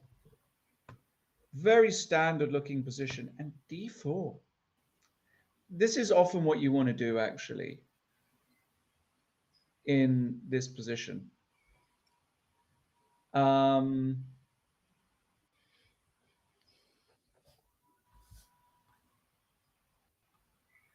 This is often what you want to do, definitely, in this position.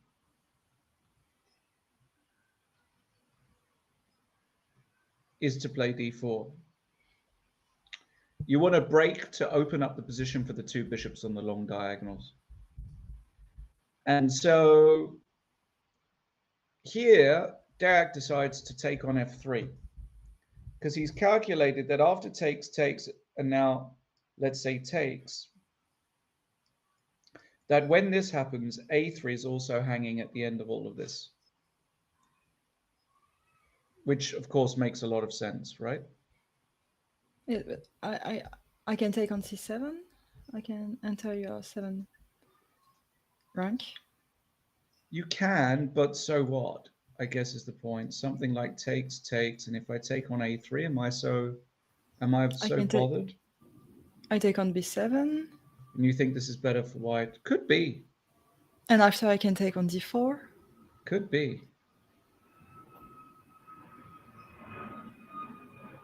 Could be.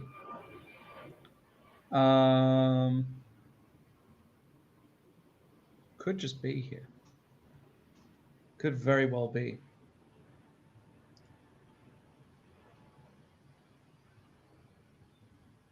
Hmm.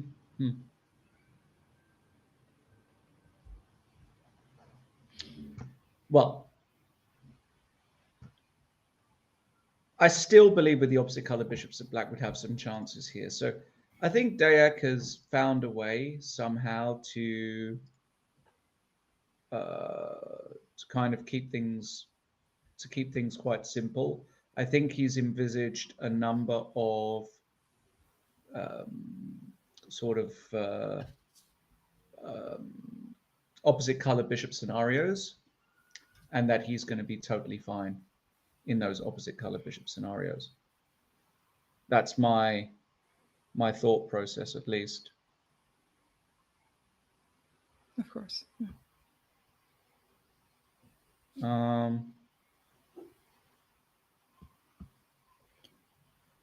So we'll keep an eye on that one.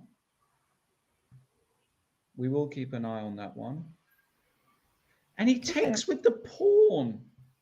Interesting. I was thinking about this move. I was thinking maybe he wants to take with the pawn.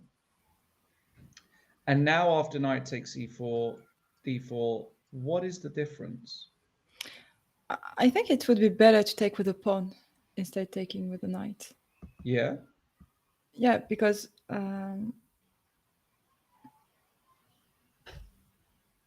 yes, taking with the pawn instead of taking with the knight.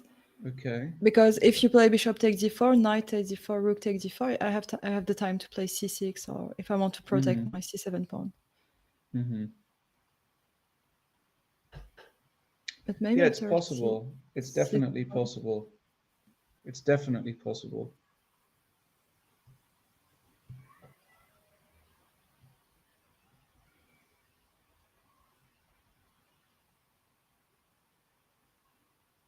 Yeah, again, not clear at all, is it? No. So we'll come back to that. I still think it's okay. Hari Krishna Wang Hao is heading for mass liquidation. We last saw this, and we see Hari Krishna's idea now to go knight a4, bishop e7. He wins his pawn back, but bishop e6, and Wang Hao, gets fully coordinated. Bishop takes b7, rook a b8, and now the problem is if the bishop comes back, you've always got rook b4. This is the problem, and your knight is in a really bad position. And that's what happened. Bishop e4 did happen. He wants to maybe protect the knight with bishop c2. So now Wang Hao will just go bishop f6, rook d2. He'll then go rook b4, and then he'll double. And then there's going to be a bunch of trades, and then it's going to end in a draw. That is my prediction for this game. My prediction for the Ray Robson game also going exactly the same way. I expect this to be a draw very, very soon. If white decides to play the move h4 to keep the pawn alive after rook e8, again, I see no problems now for black because you've sufficiently defended the pawn, and I just don't see how you can try. So I think David is going to have a think here for a while, and then he's going to settle on knight takes e4, and then we're going to get this position and a shake of hands. That is my big prediction here, that we're going to get this. And no problems at all. No problems at all.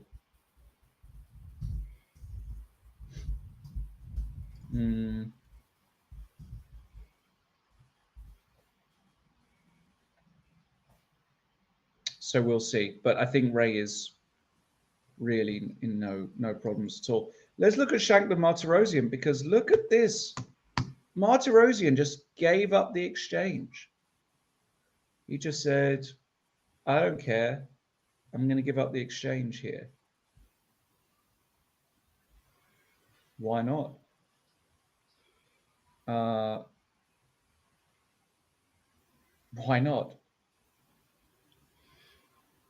Could happen. I quite like this.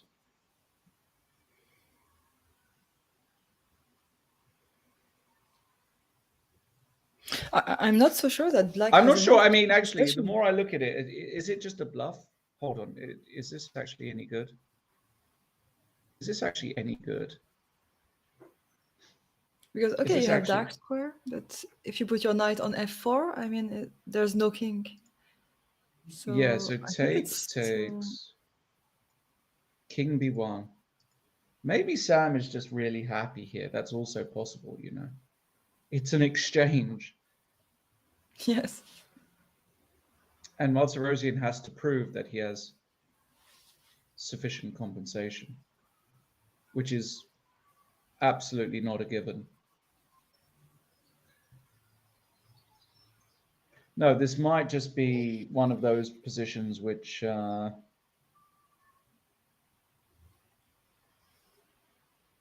know, black looks like he's kind of okay, but actually deep down he's not. I guess the big threat for white here is he wants to go f4, f5. This is the immediate kind of idea if he can organize it. If he gets in f4, f5 successfully, I believe Martirosian will lose.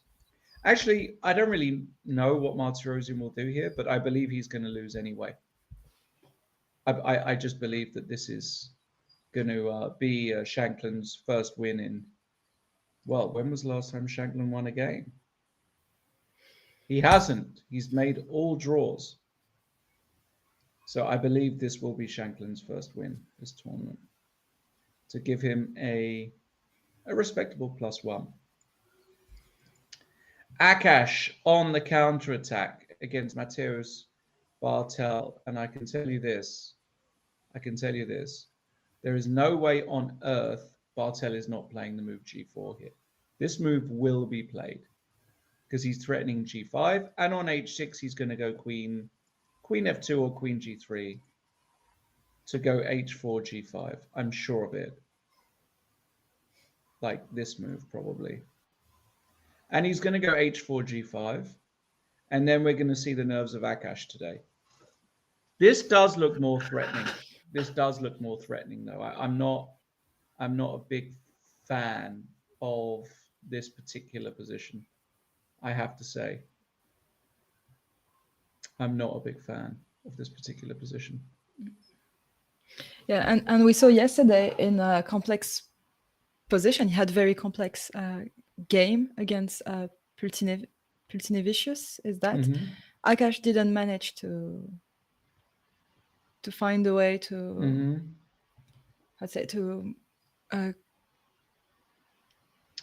to make his advantage grow. He didn't find a way. Position was very, very complex, and so we'll see. Yeah, we will see. But you're right. I mean, it's not a it's not an enviable position, because his confidence is down, and really it's a lot about confidence. It's not actually about ability. You start to question everything. You start to question whether you can calculate. You start to question whether you know how to play the game. I've been there myself many times. So we'll see. Stalmack, g6 played by Vikuk, and he decided to very logically put the knight on d6, although knight h6 was also very interesting. Because after knight d6, I think Vikuk found a very good move in the form of knight to e8. And here, Stalmack played a very strange move. Very strange move, e5. The point is that after takes and takes, you actually block the d file.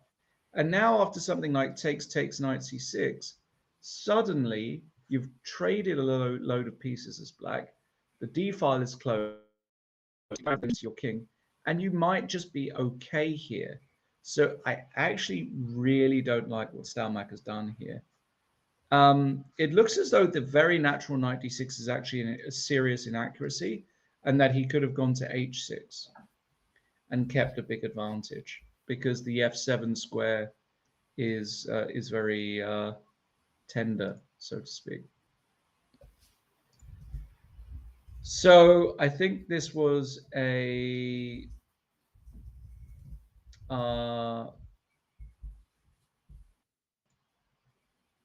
what's the word? This was what's the word? Uh, a big miss by Stalmack. And now Vcook, remember, who only needs a point. Vcook only needs a point here. Is going to have a chance again, and his GM norm aspirations are still alive. Very, very cool. Things have gotten totally out of hand, it looks like, in the Finnick game. What happened here? Because it went takes e4. He took on c4 here, Lamy. That is surprising. That is surprising that he took on c4 here, in my opinion. That is surprising.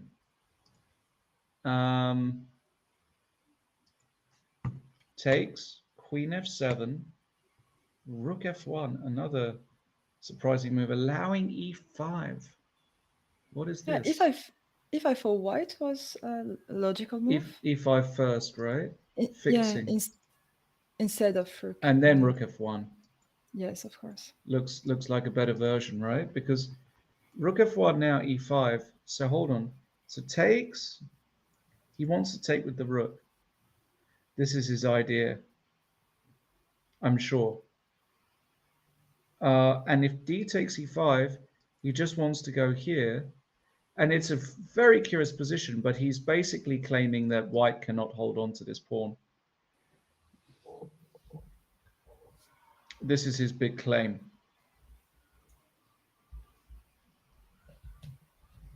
Very interesting, of course.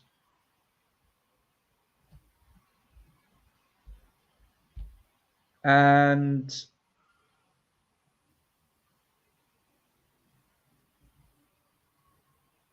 yeah, I don't know about this one. This one is curious to me. This one is curious to me. I don't know about this one. I feel like, I don't know, I feel like white actually has something here. Do you know what I mean? I feel like white might actually have something here. But I can't say what. I really can't say what. Yeah, white will lose the e5 pawn. But will he? This Is that just... how do you keep it? Yeah, I just maybe play there rook is... e7. well, I'm trying to make a move like this work. I'm trying to make a move like this work. Maybe I can try a move like h5.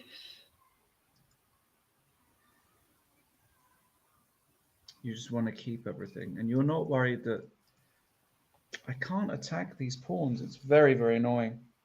But my idea is to take on e5 and then put pressure on e4. e4, yeah. Because I will play bishop g6, rook e7, rook e8, and you cannot play f.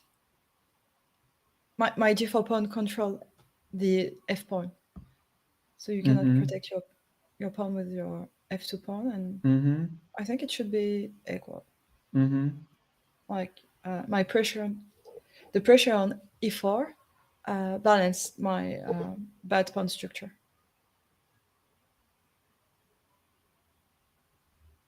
Yeah. Could very well be. Let's see. He took with the bishop on f7. He took with the bishop. Also, I was thinking after d takes e5, this is another way of playing because he's got some bishop c4 idea. Let's say here. But now you go b3, rook a d8, rook a d1. Oh, what a mess. What a mess. And talking of messes, what have we got in this Peshak game? I mean, queen e7, Motilov, setting this up. And also, if you take, he can take the knight here. So he did take, and it's on to Motilov, who I think wants to play this first. Very important Zwischenzug. Because you force this and then takes here. The problem is if you take immediately, there is some queen takes a7 stuff in the future, possibly. So I think Motilov is seriously considering bishop c5 first. In fact, I'm sure he's going to play it. He's going to play this. This, yeah, and then he's going to take here. And God knows what's going on. Takes. I still think I would take black here, but it's not a big 6-6 deal. Yeah, I would take black too. It's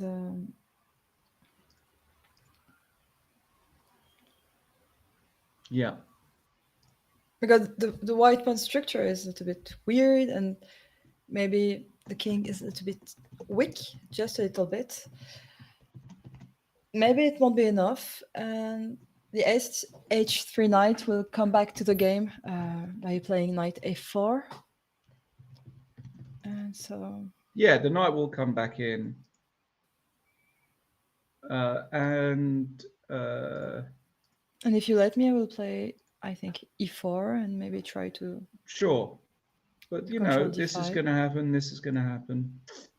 Not convinced. Not convinced. Maybe first I can play rook b1. Okay, hold on. Sorry. Rook b1? You can, yeah. Oh, he took immediately. He didn't play bishop c5. Interesting. Oh, okay. I'm not sure how much of a difference it makes, but it's interesting nonetheless. Okay.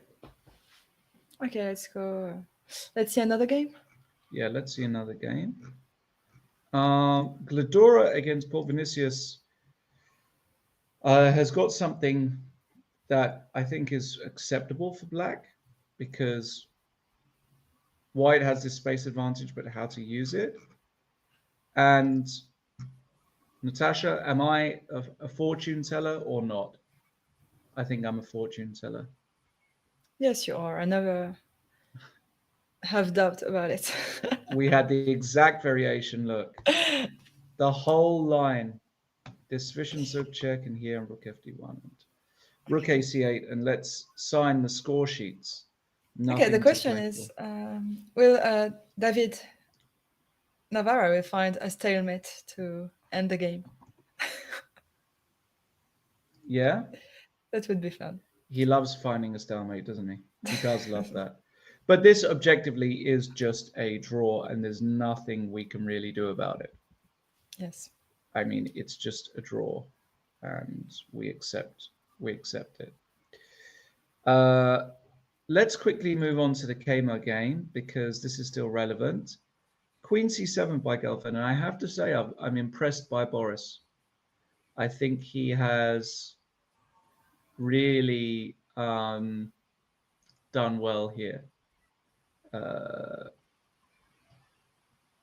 to get this position. There is decent coordination in his position now. So I do like it. I do like it. And I don't see a way for white to force the issue because after takes you can go queen takes. That's the point. Yeah, and again, where is the action here, right? I don't see it. I don't see a way for white to punish black here at all.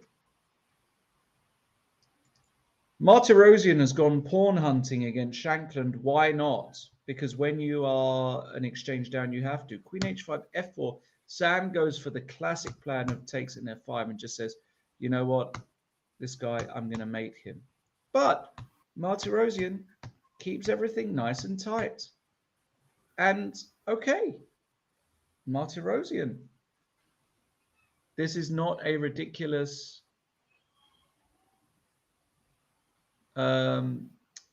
setup at all for black now. You would love to get a rook on the 7th here as white, but I just don't see it, to be honest.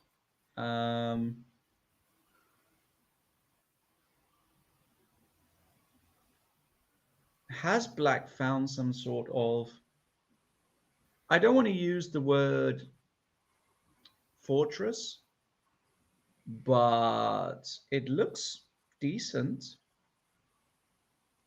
How can you continue here? I think with white, I will go for a move like d5. This is the first D5, move yeah. I would consider in this position. Yeah, I understand. Yeah, this is actually the best move, isn't it? Yeah, trying to 'Cause- open files for my rook, and then Yes. if everything get open, I can play rook d7 and try to Yes. eat all your pawns and attack your king. Yes. If you get a rook here, it's good news. Yeah, this is a good move, Natasha. This is a nice move. I like it. And so I guess the question is, how do you play against that? Because if I take, you take here, and suddenly, you know, this is just a problem. So I really don't see actually what you're supposed to do in this position, to be honest. Yeah, Martirosian overestimated his compensation, I think. Yeah. Yeah, he did. Maybe d5 is the move that he missed, Natasha. Maybe you're right. That's the point, isn't it? And well done. Really nice. Okay.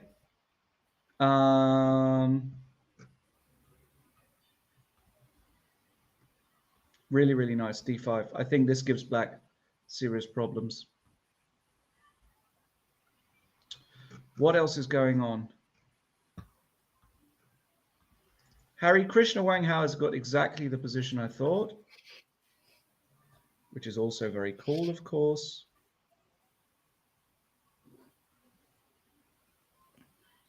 I think black is doing just fine. Look at these bishops and look at this knight.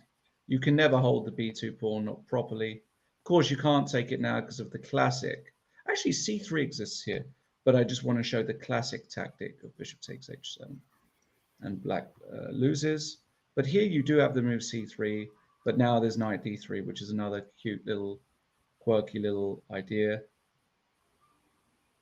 And here again, yeah, it just looks like this position is not winning, not acceptable for black.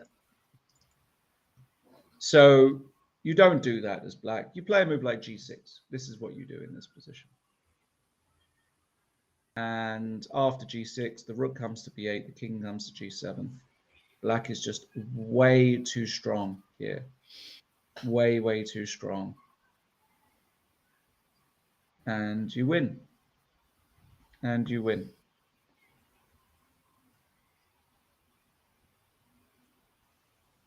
Simple as that. You just win. Okay. What else is going on? Can you go to Deac? Knowing Deac? Deac, please? Yes. Just Oh, okay. Queen inside. d3. The queen is blockading the pawn, but it feels as though Derek is doing okay here, no? As black. These Yes. pawns are very weak. Don't like it. Don't like this at all. So Okay, I think with white, I want to play knight c5, and maybe my problems can be solved after knight c5. Attacking b7, and opening my g2 bishop, threatening to take on c6. It's but it's black black's to move. play. Yeah, it's black's move. Yeah, this is the problem. It's black to play. This is the So big how can I problem. prevent a move like knight c5? Well, with it's a black? good question. I don't know. I really don't know. Not easy.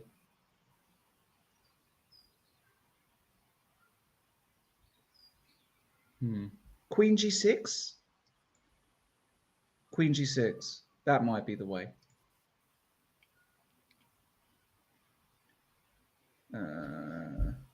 Queen g6. Pinning. And if knight c5? Knight c5, I'm going to take. And rook Yeah. e. Oh, rook e1 actually wins, does it? Nearly. Bishop f1, you survive. Yeah. But I can take, and now you're pinned. I can come behind. Bring the other rook. Rook c2, and then this position here. Rook e8. But king g2. Not entirely sure. Computer likes black though. Computer loves black here. Yeah, computer has very good idea in this position. Yes. The computer does like black here, that's for sure.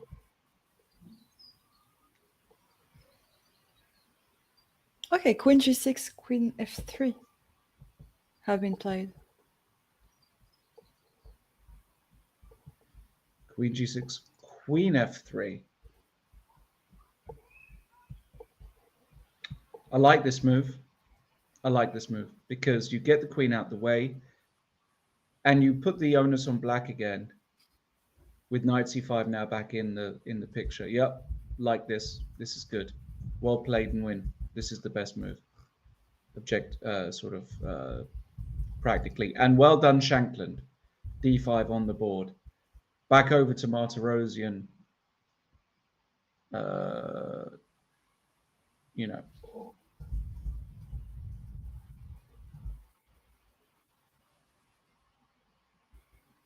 Difficult position.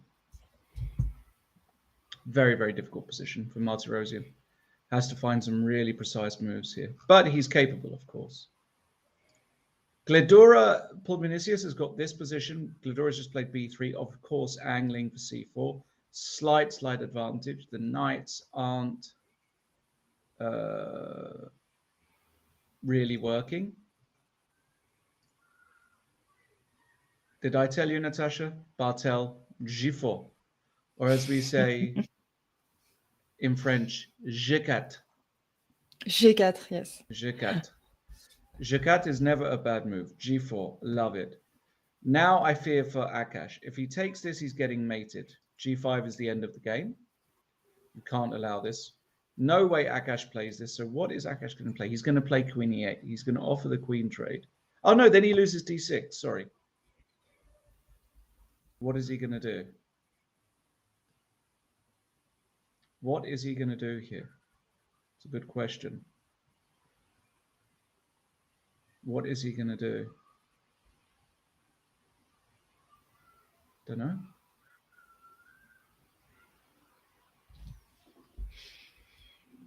Don't know. G4, though, on the board.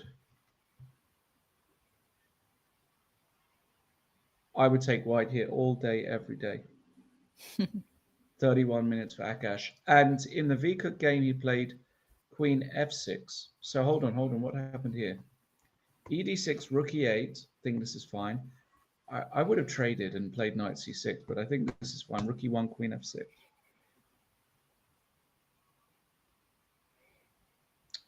Still very dangerous here.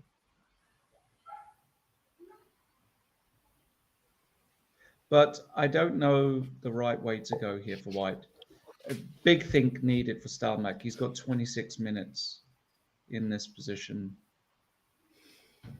right here. Lots of very unclear positions. Lots and lots of very unclear positions. Let's go for another quick refresh, Natasha. All games are in play. It does seem as though Ray Robson has managed to do what he needed to do and find a forcing equalizing variation. So I expect a draw in Ray Robson. I expect a draw in Harry Krishna against Wang Hao because I think that will peter off. But we legitimately could have decisive results everywhere else. Lots going on. So we'll be a few minutes and then we'll be back to see the remainder of this penultimate round, round 8. Don't go anywhere. We'll be right back.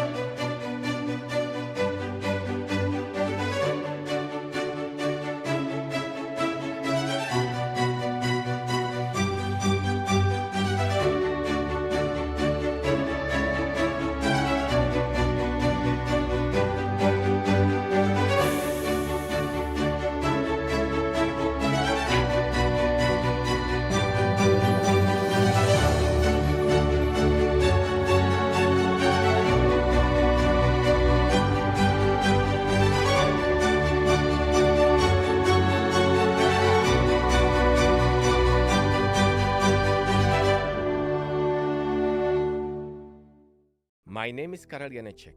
I am a mathematician and social innovator. For more than 12 years, I have been investing my energy to help society in various areas such as education, the science, art, sports, the fight against corruption, increasing public participation, as well as improving democratic processes. We are now at the crossroads of history, and my aim is to help our society to successfully face the critical challenges of our civilization. In 2013, I invented a revolutionary voting system D21 to bring consensus to our decisions. With the D21 system, we will have the opportunity to elect better politicians and prevent the polarization of society. Since 2016, D21 has been used in various participatory processes around the world, such as participatory budgeting in New York City and a big number of urban and city planning projects in the Czech Republic, France, Scotland, Tunisia, and India. The revolutionary D21 method has also been used in Czech, Slovak, Tunisian, or Zambian schools to teach democracy in a fun way and gives children a voice in what is important to them in the school environment. D21 applied to parliamentary or presidential elections will produce more consensual results, reducing populism and extremism. Small parties and independent candidates will gain space. This electoral method will produce positive campaigns and will not divide voters into opposing camps, which currently is a huge problem in elections around the world that use single vote systems such as first past the post. D21 is the key to finding consensus, and its wide adoption for political elections will heal our democracies. How does it work? Here is a small demonstration. The Janeček method D21 is a modern voting system. Standard polls only grant you one vote. This system works with more options, using positive and also possibly negative votes which allow you to express your opinion with more precision. This way you don't have to vote for a lesser evil. You are free to select options to support and those who you strongly dislike. Such polls can work in politics, municipalities, companies, and even among friends. Let's take a look at a practical example. Citizens want to decide what the city's budget should be used for. It could be a cycling trail, a park, apartment blocks, a firehouse, or a VIP parking lot. When every citizen has only one vote, the VIP parking lot wins. This is because an organized minority can easily outvote the others. If every citizen had 2 votes instead, they might agree on the residential development. At the same time, the negative vote would reveal a controversial choice, in this case, the VIP parking lot. Janeček method D21 finds consensus, the solution with which more citizens are satisfied.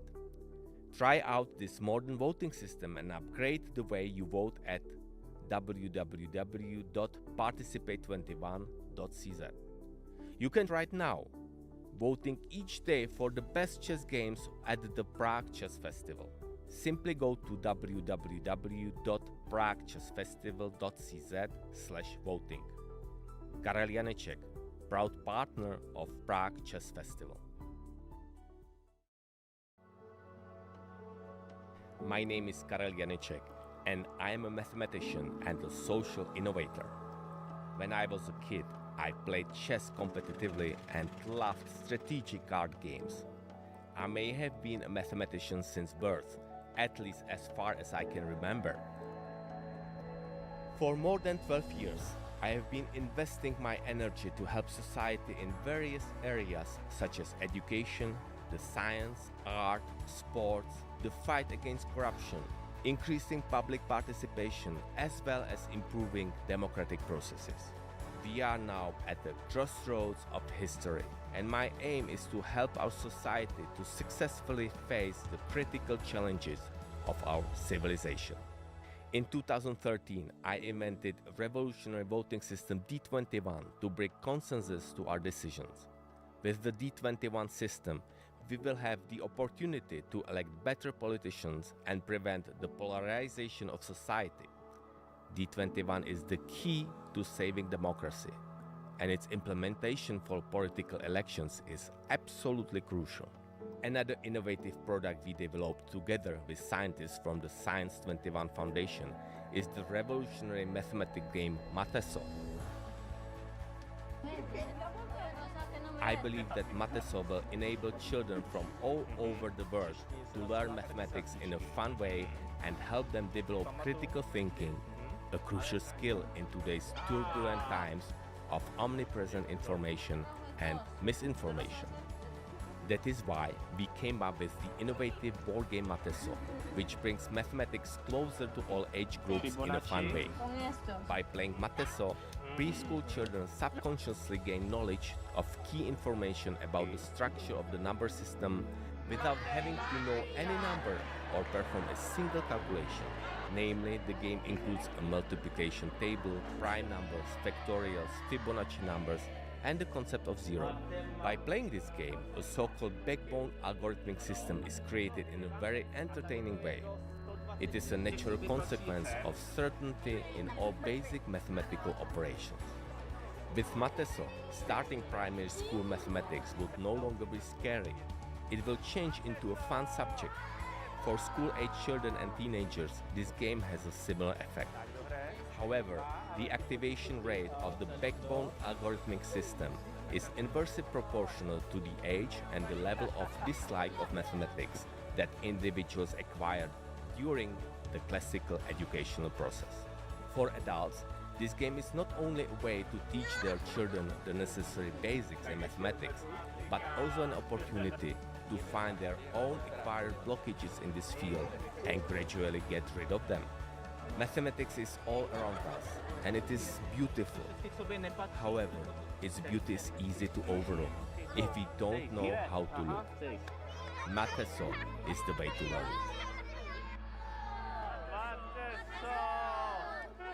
Karel Janeček, proud partner of Prague International Chess Festival.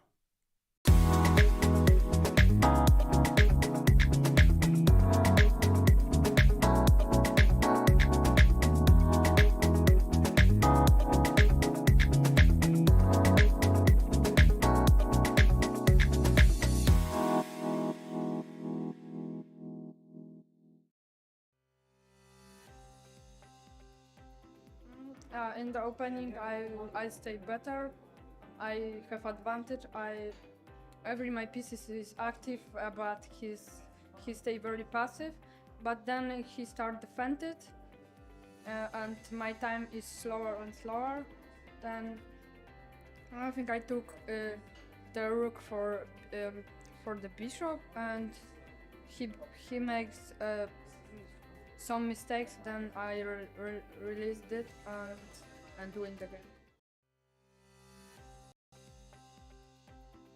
Let's begin from the opening maybe. So in the opening it was Caro-Kann.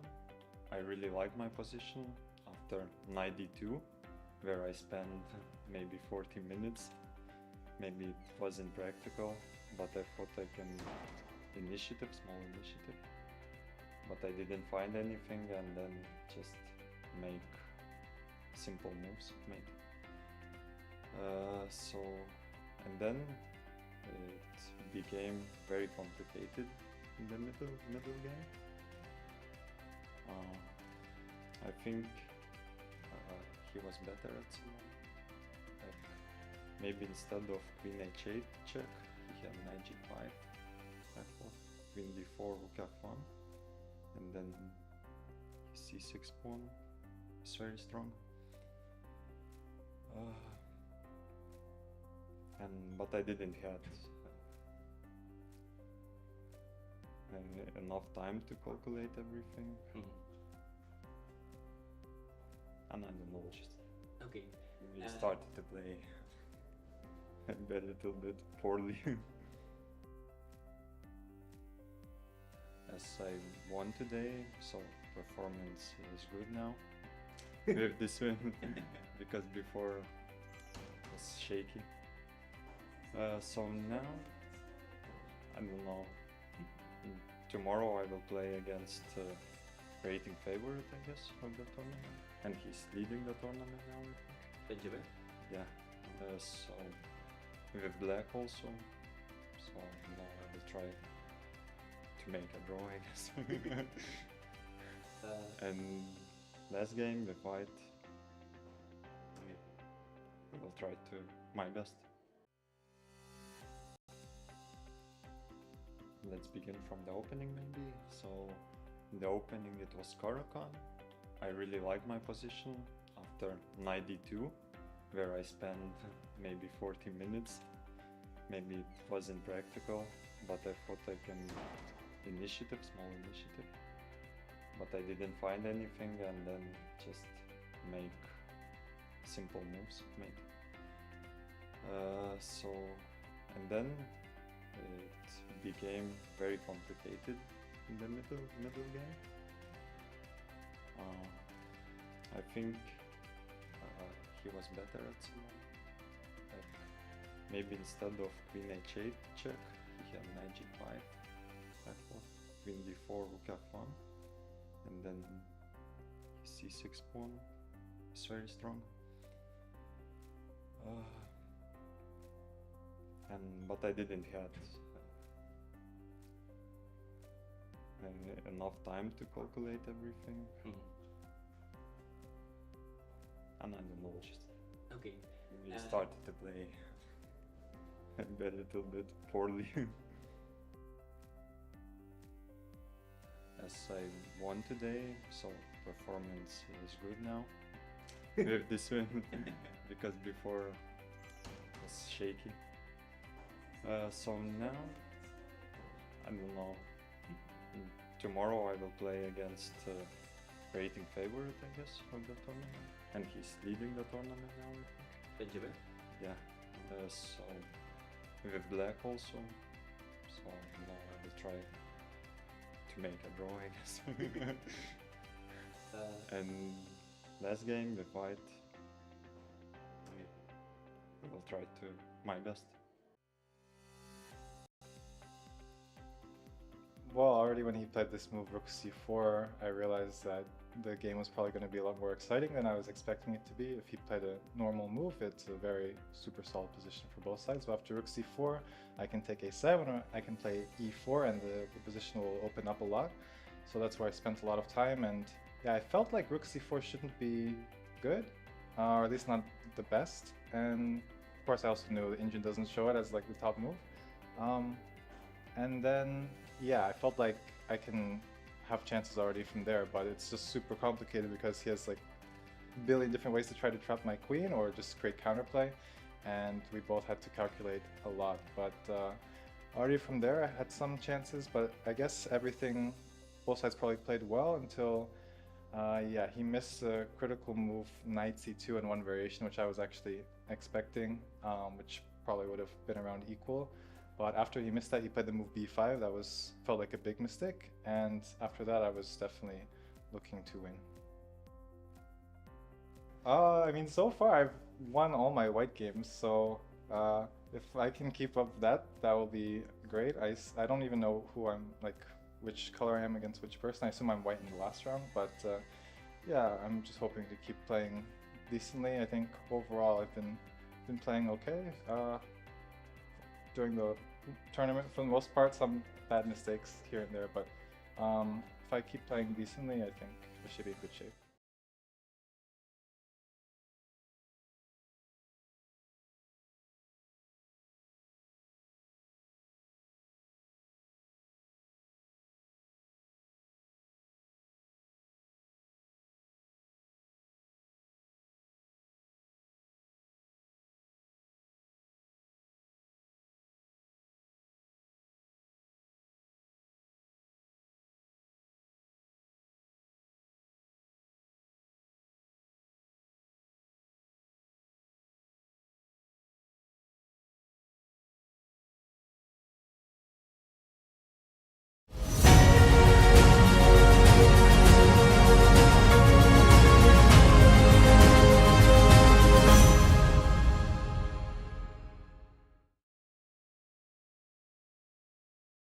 Back to the penultimate round, round 8 of this year's Prague Chess Festival. The games are fast and furious this round, with players looking to, of course, win their respective tournaments. It's an open field in both the tournaments still. Anything could happen, but we do have a result. Congratulations to Ray Robson for holding the draw against David Navarra. It was an exciting game, even though it ended quite abruptly, because in a very natural, normal, I say, to queen's pawn position, Navarra decided to play the move g4, which is certainly not a bad move in itself. And after the move g4, where you, of course, force the action, after a very long think, Ray Robson played the perfectly acceptable bishop g6. Bishop takes e3 was also possible, but Ray played bishop g6, takes, and g5. David Navarro does idea, kicking the knight away and trying to win the pawn. But Ray defended the pawn and then found the move knight e5. The point is you can't play rook takes e4 because knight f3 check is a very cute tactic and you actually are worse. So you have to take. And now after knight takes e4, it does look like white won the pawn, but Ray saw one step ahead with b5, rook d4, and now the very important move, bishop to c5. The point being that you're attacking the rook can't move because you lose the knight, and when you take the bishop, rook takes g5, Zwischenschach, in between check, critical move, restoring the material balance, and then after that, the draw was really in no doubt. Some rooks exchanged, some pawns got exchanged, and eventually a draw was offered. A great result for Ray Robson. This means that he is now just a decent result away from actually winning this tournament. It all depends on what Bogdan Dayak does today. Well, and some of the other players as well. We will be having a look at that very, very soon. Before we go there, though, let's check in on the Challengers tournament. And When it rains, it pours. And unfortunately, our main man, Mr. Akash, looks like he's going to lose another game.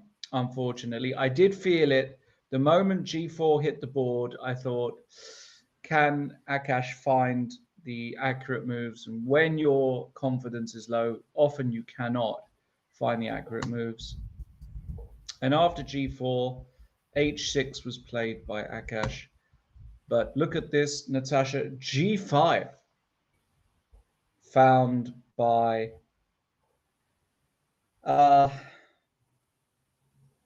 Mateus Bertel. That's a dagger. That is a dagger shot for sure. And Yeah, Akash thought that playing h6 would prevent g5, but it's not the case. correct. Of course, you cannot take with the f pawn because of f6. Yeah, so you can't take with the f pawn because of f6, and that just crashes through, and you just win immediately. And if you take with the h pawn, as he played, rook h3. Now white has got entry. Black played knight d5 and c4. Perhaps this was the detail that he missed, actually. The point is that let's say you take and then move the knight. Let's say you take the pawn. You can now play check, king f7, all forced. Oops, sorry. You can now give another check. And if the king e7, I don't think you survive because of queen takes g7. And if rook f7, very importantly, you've got this lovely move, this tactic here. Rook h7 check, winning back the queen, but with interest. And you're a whole rook up. And that's very simple. So after queen g6 check, let me just make sure that this move is correct. Queen g6 check, king to g8. This is the critical position here. And white is totally winning. The question is, why is white totally winning here?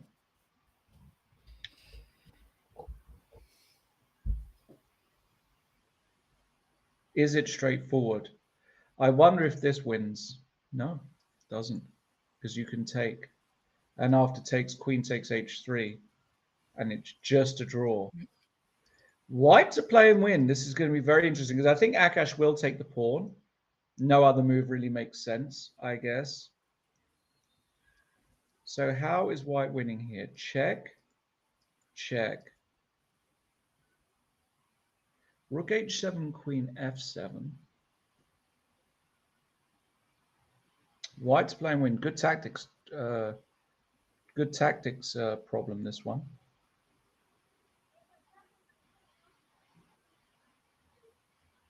I know the answer because I've cheated, but it's very beautiful. The move rook h6. That is beautiful. That is beautiful. You can't go queen yes. and let's say you pass. Now you can go check and take here. That is a beautiful, beautiful move, rook h6. And you have to see that in advance. Now, Mateusz Bartel has seen that move, because you don't enter this variation if you did not see it. And that means that Akash, most likely, unless he has a miracle here, is very disappointingly going to lose yet another game. And he's going to be on 1.5 out of 8 and not feeling too good about himself. The leader of the group is playing a very complex game against the entertaining Paul Vinicius. Now, this player, Paul Vinicius, he's a grandmaster from Lithuania, and he's young. He's 21 years old. I wonder what number he is in Lithuania, actually. I'm kind of curious. I'm gonna have a quick look. I will say he's number 3 in Lithuania. Number 4. Number 4 in Lithuania. Yeah. They've got quite a young team now, the Lithuanians. Anyway, he's very entertaining, and f5 just played by Gladura. The machine hates it because of takes, and g4. Ooh. Ooh, and suddenly, when the knight moves, the queen comes out, and black has an attack from nowhere, which is very, very interesting.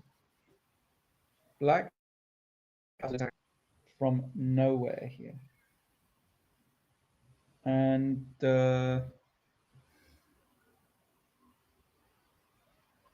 well, all three results possible. Stalmak against Vikuk still looks good for white. We saw it after queen f6. Knight b5 was Stalmak's choice, and knight a6 by Vikuk, protecting the c7 square. And g4. We've seen g4 twice now, Natasha. Looks very dangerous. I mean, what are you supposed to do here as black? What are your moves? Because if you take, I'm going to check you, I'm going to check you, and then I'm going to take your rook and say, I have an extra exchange. That's too much material.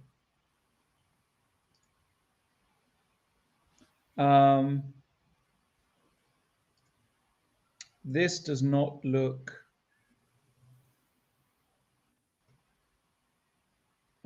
what's the word I'm looking for? Good for Yeah, black. this does not look good for black. This does not look good for black. What are you supposed to do against g4?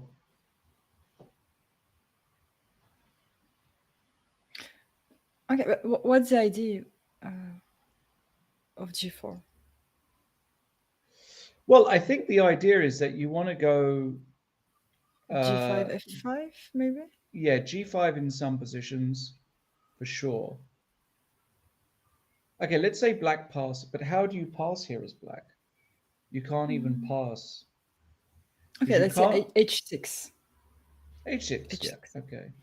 So now let's say I take, I got g5. This is very, very nasty. The point is I forced the queen off the diagonal, and I think the point is I got this. Oof. That's it. Okay. That's it. That's the idea of g4. He wants to take the rook, play g5, and force the queen off. Or put it somewhere really ridiculous like g7 or h8. No, I think it's very deep. I think it's brilliant. I think Stalmak has found a brilliant move. And now I'm firmly believe that Vikuk is going to lose this game. Because I think you can't play like a computer here. Not the average person. Talking of computers, what in the world do we have? This is the most, I thought yesterday was the most random game ever, but I was wrong. This is the most random game of chess of all time. I just have no words for what's going on here. So queen e3, knight f4, queen d4, bishop a6 takes. Okay, bishop a6 takes, rook b6, trapping the queen, king h1, g5, hitting the knight. How is this even a real game? Looks good for black, no? Like knight d3, rook takes e2. But I don't know. It's a tricky one, for sure.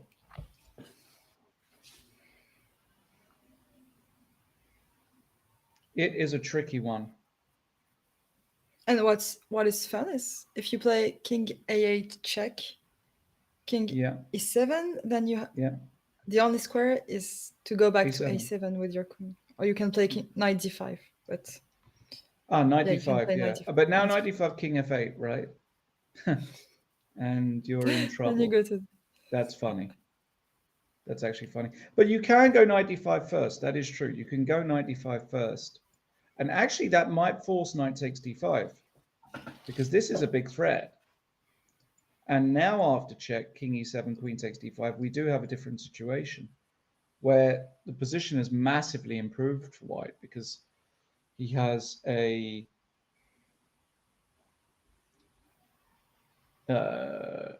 you know, a very, very, well, I mean, Yeah, his position is clearly improved, right?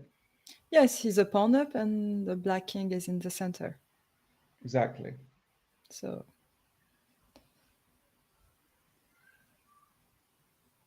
So, and I guess this kind of position is very difficult to assess for the player too. yeah, absolutely. Bishop takes e2, is it possible? And rook And king e6, or rook f6. e6, I think that's his idea. Very tough position. Totally random. Interesting stuff. Vcook, by the way, played rook b8. Oh boy, that's surely the end of the game. Because you take, and go g5. This is what Stalmack had planned. Now the queen cannot leave the diagonal because of queen c3. Oops. Queen c3, and it's the end of the game. So the queen has to go to g7 or h8. Let's say it goes to g7. You give check. Let's say king f8, and now you can just take, I'm sure, and take and go d7. Okay. That's it. It's not even rocket science. It's over. Rook b8, Jan Vcook unable to deal with the threats, and understandably so. Impossible to defend. So I believe Stalmack is going to win a much needed game. But that might mean that Vcook needs to win tomorrow with the white pieces to get his grandmaster norm. We'll work that out as we go. Finek is managing to play great chess. I mean, he's a great young player. And the position against Lamy, probably black is better because he gets pressure, but white can always enter with the rook if there's a mass trade, something like, let's say this. It wouldn't surprise me if you can just go in.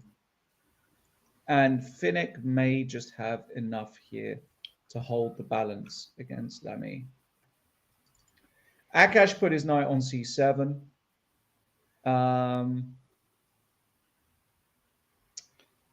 So does that make a difference? Oh, Does maybe after rook h6 in your variation, I can play knight e8. Yeah, in this one Maybe now you that's can ideal. go, yes, now you have knight e8. And you yeah. defend. Knight c7, good defensive try there by Akash, actually. Very good defensive try. Understands that the knight actually needs to be in the defense. So good try by Akash. Let's see if Bartel finds something. Shankland Martirosian. You got to give Martirosian credit. He's found an endgame which looks very holdable to me. It looks holdable. The black pieces are beautiful here. The black pieces are beautiful. And I simply don't know.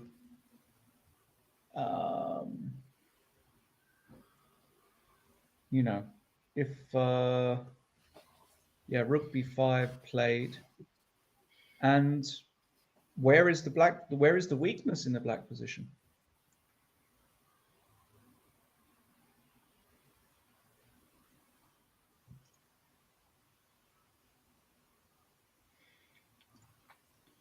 Knight d3 played. Yeah, I think if white wants to win, they have to trade one rook and then go for the queenside pawns. But black won't let it happen so easily. So still a chance, of course, but I think black has got great drawing chances. Another player with great drawing chances, Boris Gelfand. This just has not been the event for Vincent Kaymer. Somehow it just hasn't worked for Vincent. And Boris has done exceptionally well.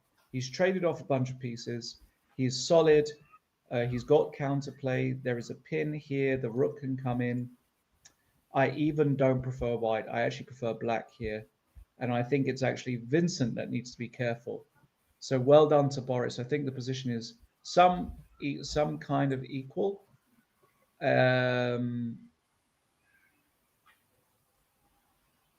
But rook f1 is natural because you want to go knight d6. So Boris will now go rook e7, I think, to prevent knight d6. And I think he makes a draw. I really liked what Nguyen did in the last move against Deak. Here it went rook e1 and f5, forcing the issue. But there are two bishops on the board here for white. The black king is not so safe here, I would say. So it's I'm not saying I would take white here, but I think Deac with 10 minutes left actually still has to be very careful. We'll come back to that one.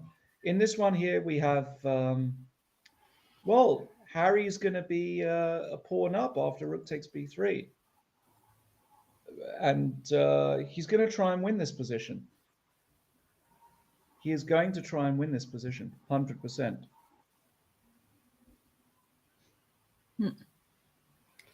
Yes. He's going to try and win this position. And he tried to win more drawish position. So I think with the pawn up, he will go at 100%. But I don't think it is a win. I think objectively this is just not winnable, to be honest. Bishop e3, king g2, rook e7. Wang Hao is one of the hardest people to beat in the world, for sure. Of course, but with the bishop on the board, it's not so simple for black to hold the position. No. And the black king is very, very weak, so it gives chances for white. That is true. But I'm still not convinced that, that white has got enough here. But it's not the sort of position we want to analyze, that's for sure. Where would you like to go in this position, Natasha? Okay, let's go to the challengers. You want to go to the challengers? Huh? Yeah, let's go to see the leader. Okay. Let's see here.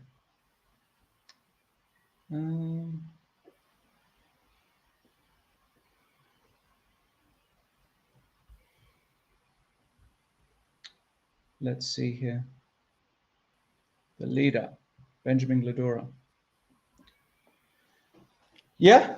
Why not? He's been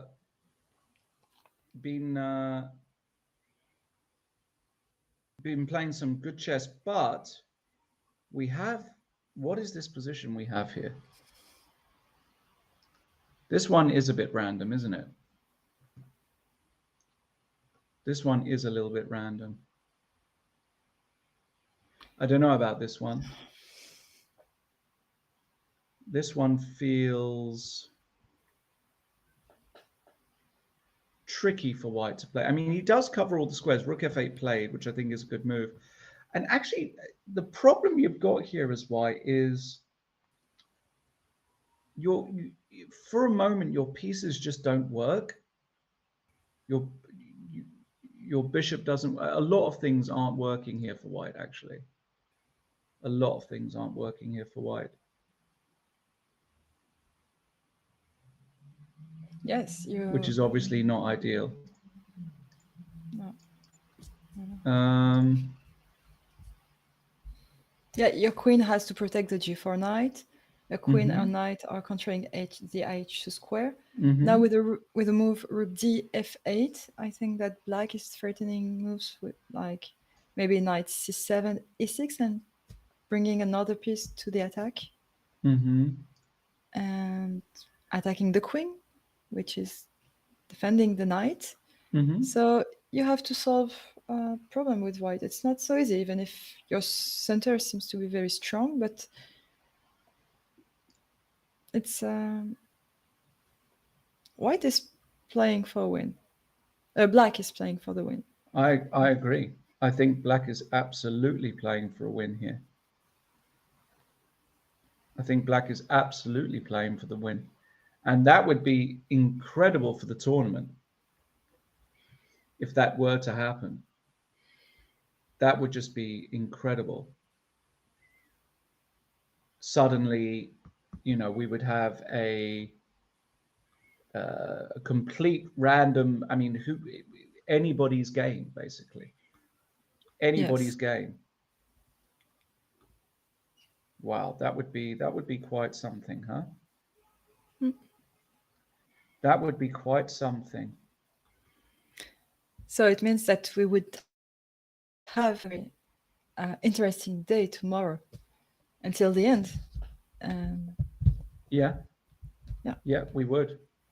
We would have a very, very interesting day. All right. Okay, maybe let's go to another game. Yeah, I mean, we got to keep to an eye on that. Well, Bartel look, Akash. yeah, Bartel Akash has found. So Bartel found another way. Knight takes g5, f takes g5, and boom, f6. And what is going on here? So the threat is f7 check, right? Yes. Basically. So a logical move would be to play rook takes f6, but rook takes f6. Then I'm gonna do check. I'm gonna do check, or I do it this way. This is just easier. Check and check. And rook. Yes. Yeah, and I win. This might actually cause resignation because I don't think Akash is going to play on after queen takes h3, and he just sees that f7 check exists. The point being, again, something like knight e6, f7. This is the point, and mate, blocking the escape square. Lovely little concept. And this is just not going to work. I really believe that this is not going to work.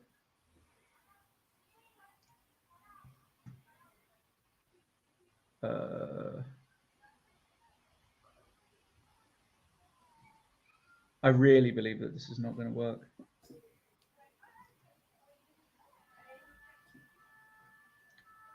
And after a move like f takes, just try to g f takes g6.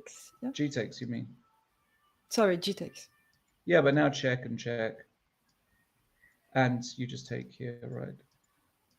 And it's a rook. Yeah. Oh, he's got knight e8 actually. Hold on, he has knight e8 in this. There must be a better way.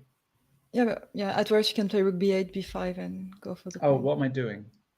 I can just go here. Sorry, it's just sorry. I'm just blacking out here. No, I think queen takes is even better. It's both. Yeah. It's the same. It's the same. No, Akash is going to lose. That means Bartel has a chance at this tournament, big time. If Gladura loses and Bartel wins, suddenly Bartel is the tournament leader. And if Motilov wins against Peshak, they will overtake Peshak. So it'll be Martel and Motilov, both as leaders. Of course, a long way to go, but Peshak Gladura with some technical issues there. Stalmag played queen c3 before taking on f6. It doesn't make a difference. Also, the move bishop h3 is threatening to win. So if like f6, bishop h3 is very strong because now there's queen takes f6 at the end. So Jan Vikuk is going to lose.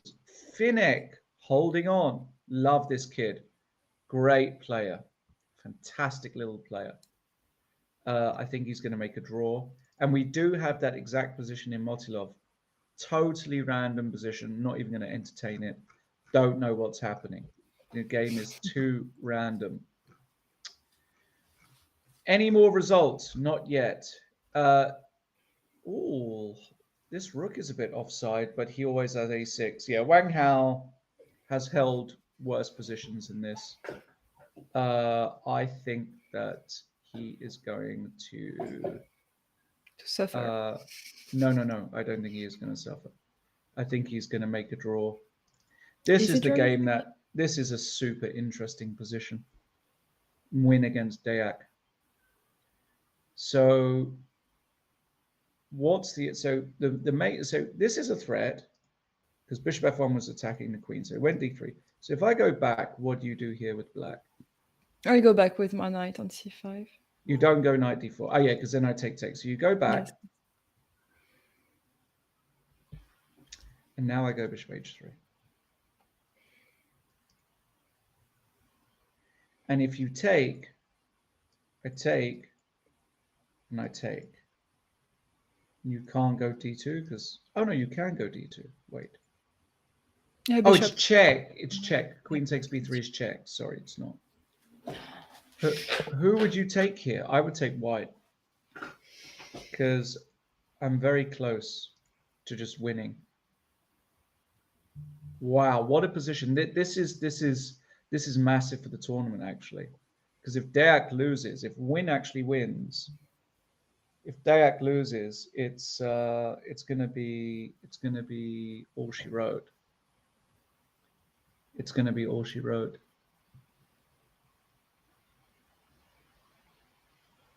Wow, this is super interesting. This is super interesting. I'm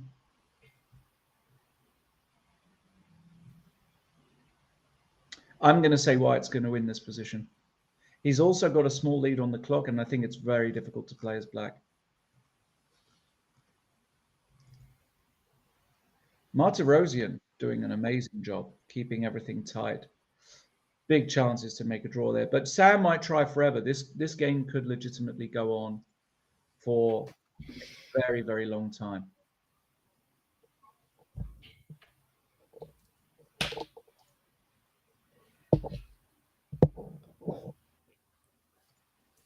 Very long time.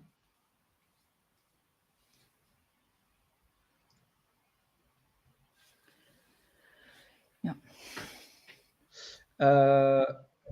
We'll keep an eye on it. No change really in this Galfan game. Actually, no, Vincent is playing for a win now. He just plays King H2. Yeah, Vincent frustrated, wants a win. Totally understandable.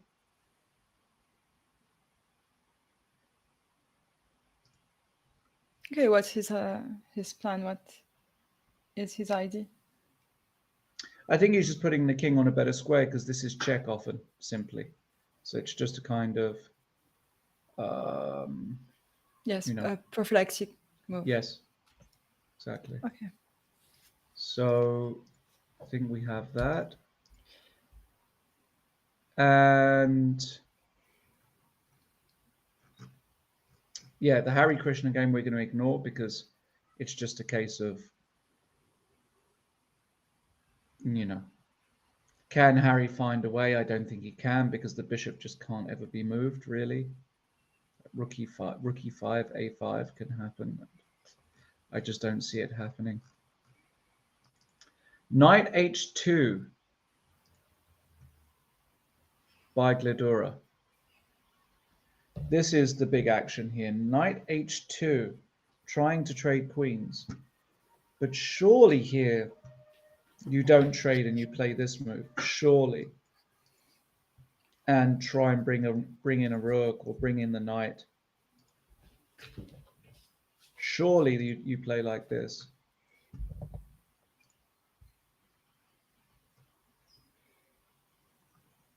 I would have thought.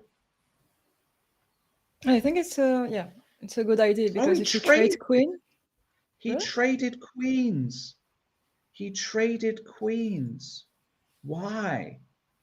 No, I think this is a big break for Gledura. I don't like this decision at all. 96, yeah. He wants to win back the pawn because he sees this, but now White is able to consolidate. Now, this might not be much for White. This might not be much for White. Yeah, and the knight blockades. I get it. I see what Paul Vinicius is trying to do here. I do see what Paul Vinicius is trying to do here. It's not ridiculous.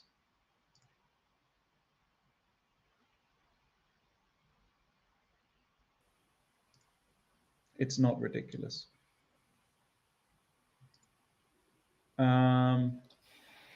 Yes, but the problem is White has a passed pawn, and the bishop is a good bishop. So I think White is fine, and should be White is fine. All problem are solved. Yeah. I mean, I think it's fine, but I think Black had something there. Wow. Akash did give up the queen, by the way. So he played this exact line. He took on h3 and took here. Now we have this position.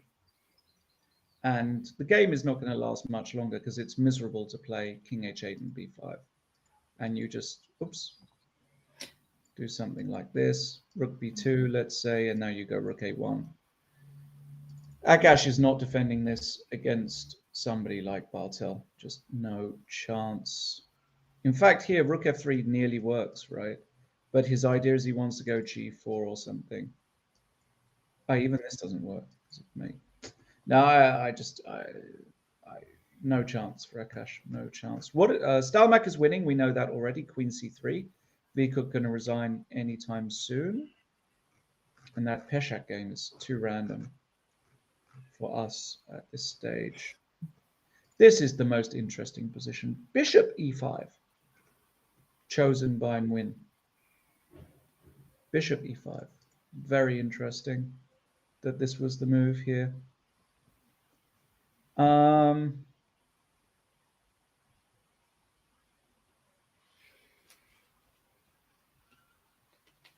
Very, very interesting.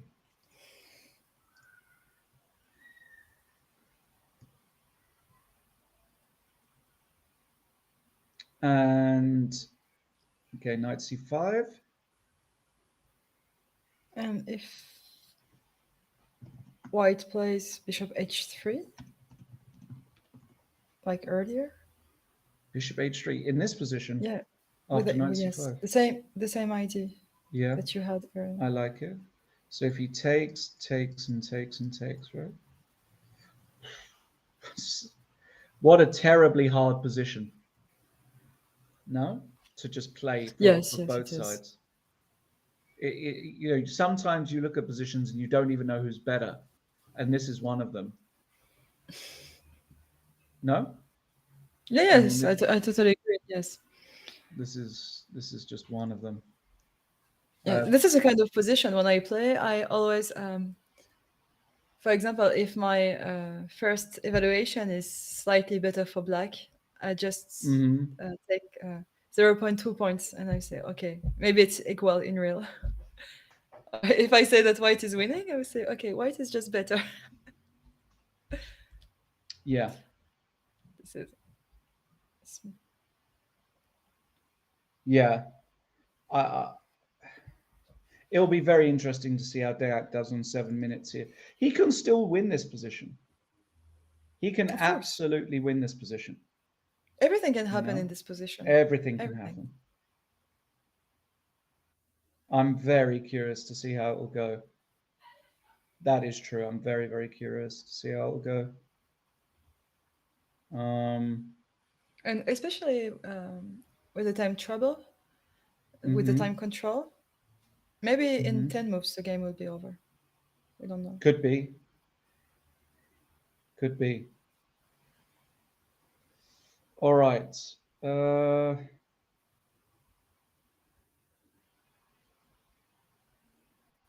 What next?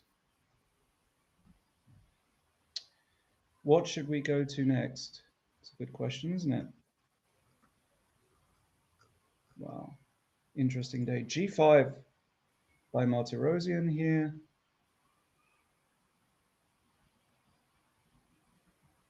And again, in general, I really like what he's done.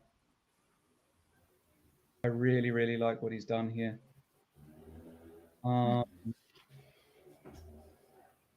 You know, he's managed to correctly consolidate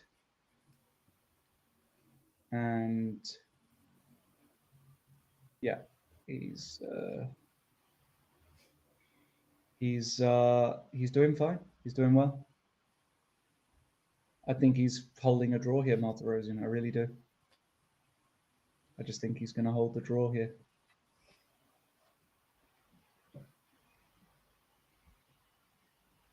Knight g2. Knight g2 by Sam Shankland. Probably not his favorite move in the world, but it is a move. Definitely not his favorite move in the world. And We'll see if Martirosian holds on there. Oof, this day out game is so tense. I'm keeping an eye on it.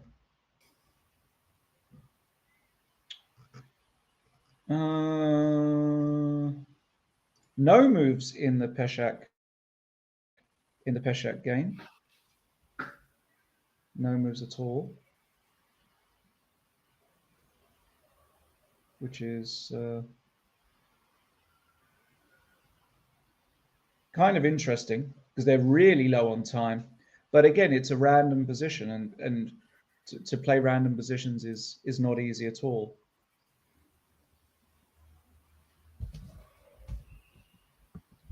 So that's going to be interesting to see.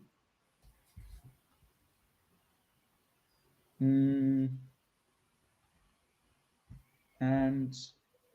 we're going to wait for that. Finnek, doing just fine, holding the balance against Owen Lamy. So smart for a young guy, just incredibly smart to be able to do this. Very, very interesting. And Bishop b6 now on the board. Whoa, we got action in Vikuk though. That is true. We've got action here. We've got action. Knight takes c6, but it's just over, right? Because Yes. if king or queen takes bishop g2, and if d takes, you can play anything. I don't know. Rook e7, d7. All moves are good. All moves are good here. So tomorrow, Jan Vikuk will have to win against Finnek Yes. if he wants to pretend for a norm, a grandmaster norm. Yes. He will be white. So, yes. And maybe both player will play for a norm. So it's very possible. Yes. It will be blood. It will be blood. 100%. It will be blood.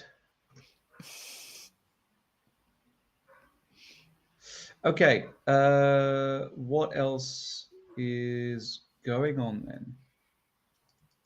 Let's see here.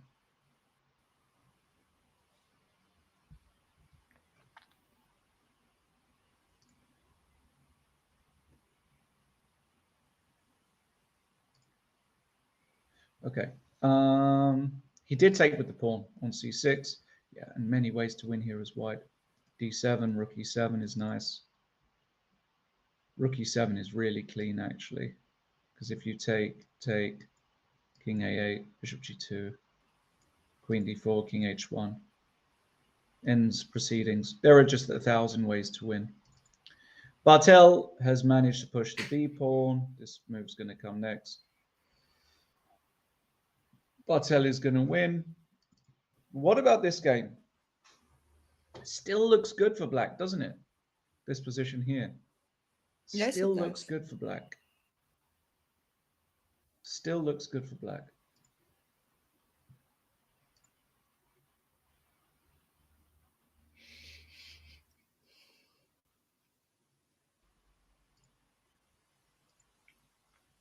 And I prefer black. Why can't I take on f5 here?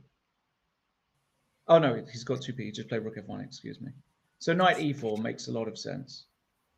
Ooh, this would give so much drama to this position, to this tournament if he were to win this with black. It really would. It really, really would. Okay, you have to take on e4, no other choice. Because if rook f4, knight e2 fork. So bishop takes e4 is the only move. D takes, and now what? E3 is a threat. E3 is a threat. E3 100% is a threat.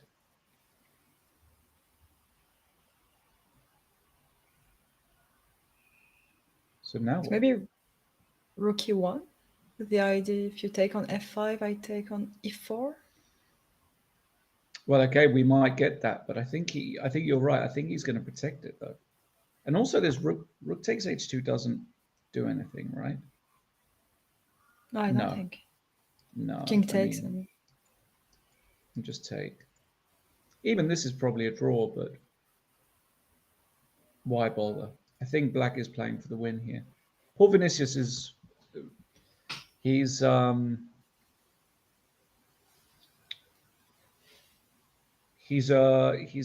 know. I think he likes complicated position. He likes to play aggressive. No, this is what we saw in this tournament. Yeah. I believe so. Yes. So he's like a fish in this Some broad kind of fish. I don't know what kind of He's fish. swimming in the sea. I mean, He's swimming in the sea. like a Yes. fish swimming in the sea. Yes. I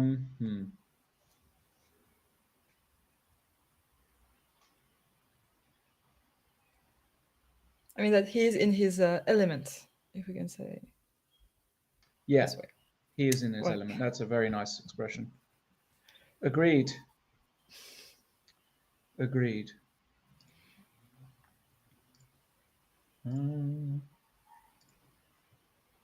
Okay, so where do you want to go next, Natasha? I don't know. Just let's go to the Masters, and yeah, let's see the leaders game of the Master. Let's have a look at Deac, for example. Okay, Deac. Yeah, this was the critical game, right? Let's see, Deac. Wow, we have really a kind of messy position, don't we? Yes, it is. Okay, so the queen is en prise, as you say. Queen is en prise. Wow, what is going on here? This is where after 8 days of commentary, you start to question everything. Okay, so you have 3 moves: Queen e3, Queen d1, Queen g2. But who's better here? I don't like who's playing. Is white playing for a win? Is black playing for a win? What's going on? Black has the initiative, and it's black has the initiative. So I think that maybe black is playing for a win. The deep one is very, very strong. So, and maybe you have not so much choice, because I'm threatening to take on b3.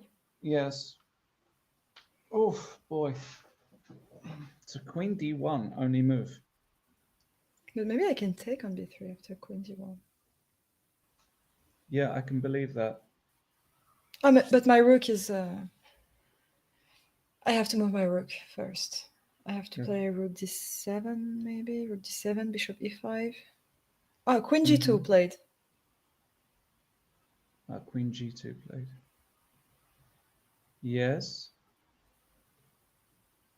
Queen g2. Wow. Another slightly sort of random move. Queen g2. Yeah.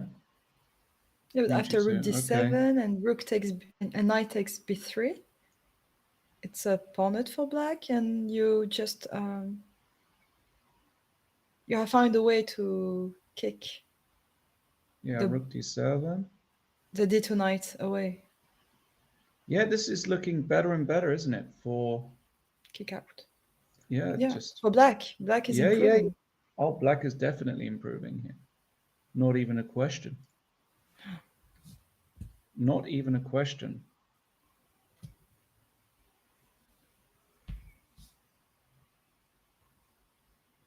Goodness.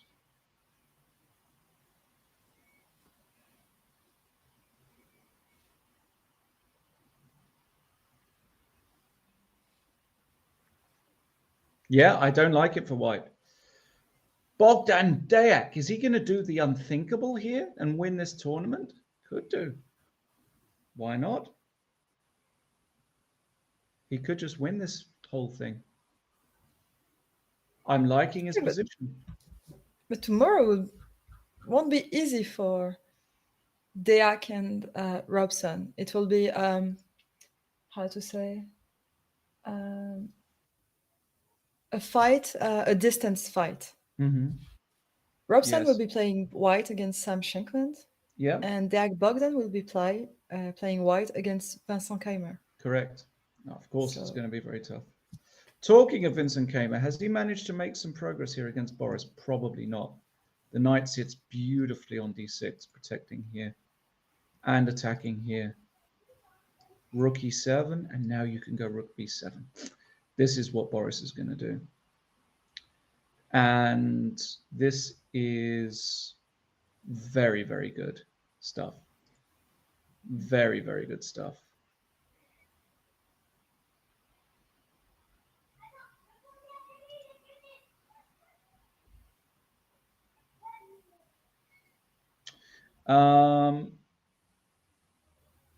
I think, yeah, Boris holds.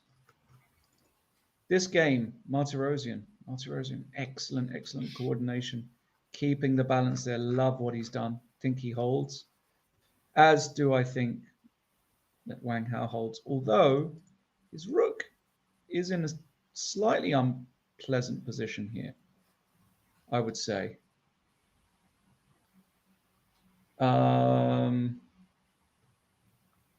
So you've got to be careful.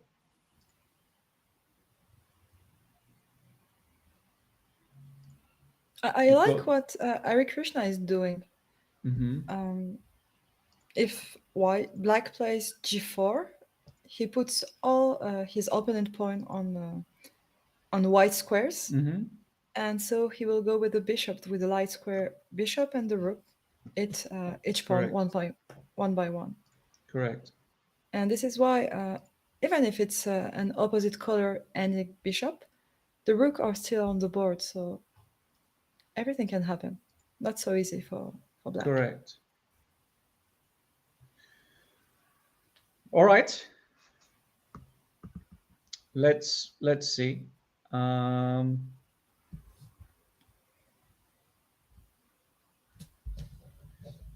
lot can happen. Now, I want to go back to this Dayak game because this is massive. Bishop e5 on the board. Bishop e5 on the board. Okay, knight takes knight d, take b3. I think we have to take knight d takes b3. And if I take, let's say I take, you take. This is a different position to what we saw before because,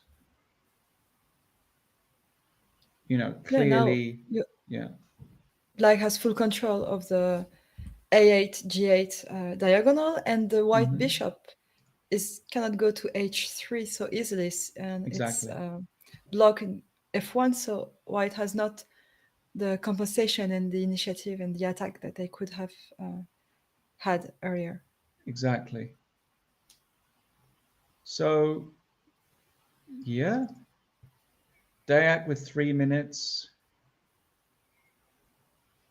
Win with 1.5 minutes. And Dayak is going to take on b3 because there's no other move that really makes sense here. This is just the most obvious move in the world, I think. Yes, I think so. Maybe he's thinking about this knight. That's the only other thing he's supposed to be thinking about here, I believe. But the c5 knight is doing a very great job protecting the d3 pawn. Yeah, exactly. No, this makes total sense. I think we will see that. Okay, I'm keeping an eye there. Kmar Gelfand did get precisely this ending. Now I think Boris will go f6 or f5 or king f8. Probably king f8 actually. And he's going to make a draw here, Boris. Well done to him. What about Paul Vinicius? Has things got better for him? Wow, what happened here? So he went d4, rook e1, rook h4 as expected. f6 takes. rook f7, king g2 by Glidora, rook fh7. Oof. Crazy position. You can't go here, this. You move the knight, you might get mated, actually. What move here? Actually, this is a difficult decision now for white. Because knight f1 might just lose to knight f3. And this looks dangerous. 7 minutes here for Glidora. And yeah. Akash has lost, by the way, in the meantime. And Vikuk has also lost. No surprises there that both of those guys lost. Motiluk Peshak was a draw. They agreed on a draw here, which also makes a lot of sense to me because the position is just random. The whole game was just random. And a draw sounds like a really decent result. So one h4 draw, one knight h3 draw. Exactly. And tomorrow with black, I think he will play a real opening with black. No, I don't. No chance. No? When you play h4 and knight h3, you don't play a real opening with black. So we're going to see something random tomorrow as well. I'm sure of it.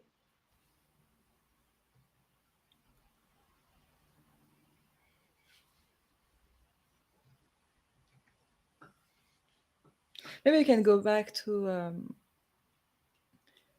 Deak. Where do you want to go? Deak? Deak game? Yeah.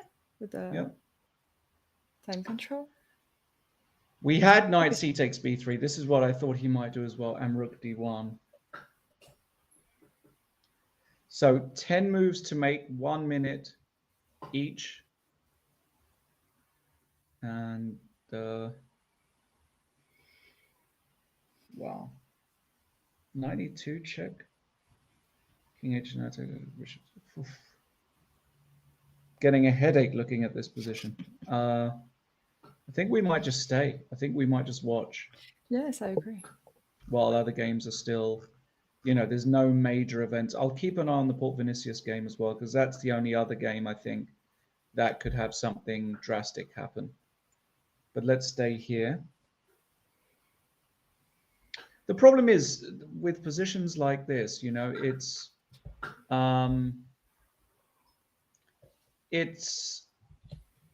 not so much like you can't apply patterns easily here. This is just about raw calculation most of the time. This is just about raw calculation most of the time.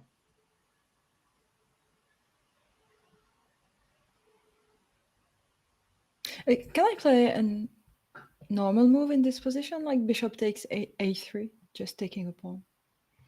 Yeah, I was thinking about that. And the answer is no, right? Because you might. So if I take. Knight takes. Knight takes. Yeah, but now your pieces are offside. Some queen h3 or something like this, I think, is the idea. I don't know. There's so much to calculate here. Oh, he took on a3. No, he played 92 check. He played 92 check. Okay, yeah. Sorry. He played 92 check. Okay, king h2, logical. So you avoid king h2. Okay. Problem in the first rank. Yeah. In Menvey, I can now. take on. Yeah. And then on a3. Yeah. Yeah. Like this looks totally acceptable, doesn't it? And if you go for a move like queen h3, like earlier. Yeah. Maybe rook. Oof, that's a great move. Oh, but I can try to have some counterplay, maybe playing queen c5 and going for your f2 pawn.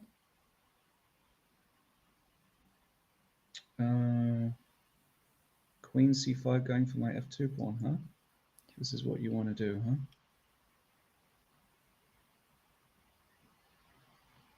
Queen c5 going for my f2 pawn.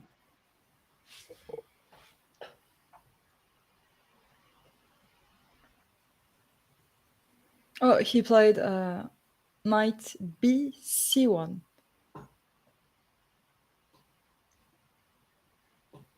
He went for another move. Knight b c1. Yeah. Jeez, what is this move here? Knight b to c1. Wow, that's insane actually.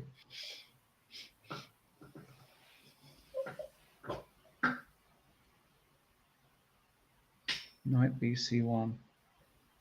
I just, you know, I've been sitting on this position for a while now, and I'm just really struggling with anything here, basically. I'm just really struggling. What did he do? Knight f3. Okay. Let's just watch. I think this is just one where we watch, basically. Think we just watch here.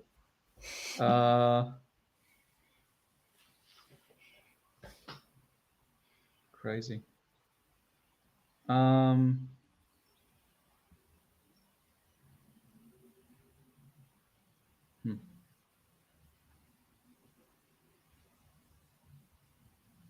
Queen b3. Okay, queen attacking the rook. Yeah, makes sense. Rook d2, I guess, is going to be played or something.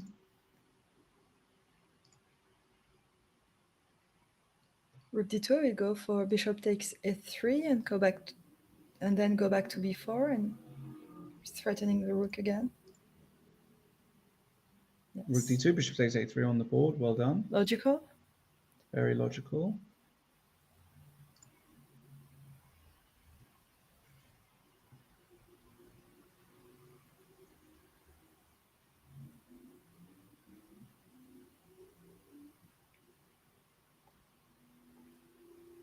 Very logical. Okay, so now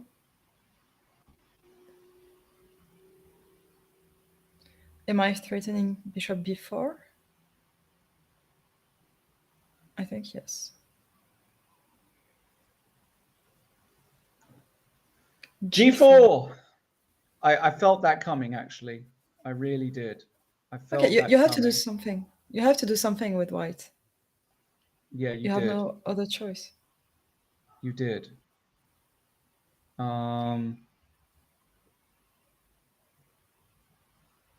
Okay, so you want to take on f5, play f6, and so Exactly.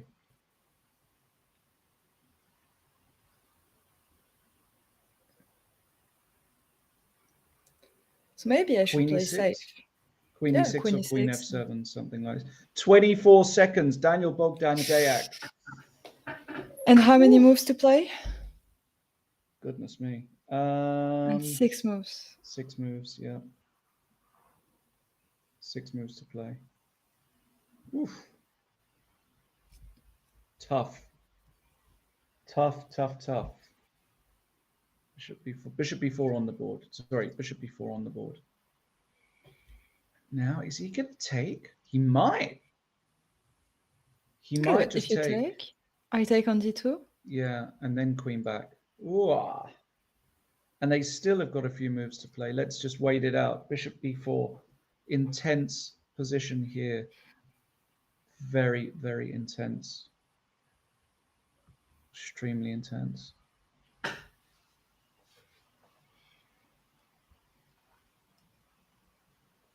What did he do? Rook b2. Also makes sense, of course. Hitting the queen. Computer hated it. Queen back to f7 by Deyak. And the problem now is you can't take on f5 because queen takes h5 check. Ends the game. 42 seconds. Deyak might just do it. Might just do it. Which would be incredible, by the way, if he was to just do this. Queen f7 on the board. 20 seconds. Win. What is he going to do? A complete mess of a position. I guess you take on f5, right? If you can't think of anything. You take on f5? Yeah, if now he goes queen h3. And what is he doing against d2? That pawn is running. Yeah, that's bad. Takes, you can even go rook takes here. Yeah, and he did. Takes. And he's going to go, I guess he's going to go rook takes. And it's a piece. It's a whole piece. It's a whole piece. Yeah, game over for Win. I would say the game is. I would say so. I would say so. Yeah, the It looks- Zeitnet would. It looks very bad, doesn't it? Yes, it was very bad for White. And it was very difficult position for White It was, yeah. to play with no time. Very, very tough.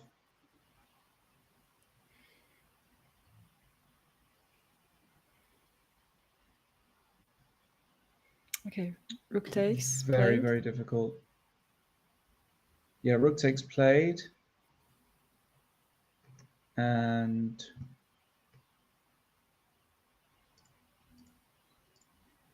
now what?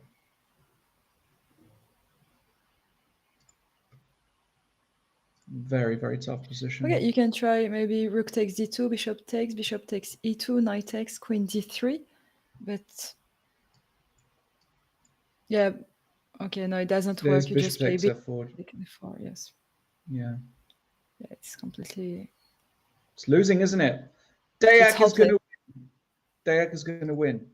Shankland Martirosyan. Martirosyan He's he's going to holding. make a choice, just holding. Done so well to hold here. Kmar Gelfand is going to swap down.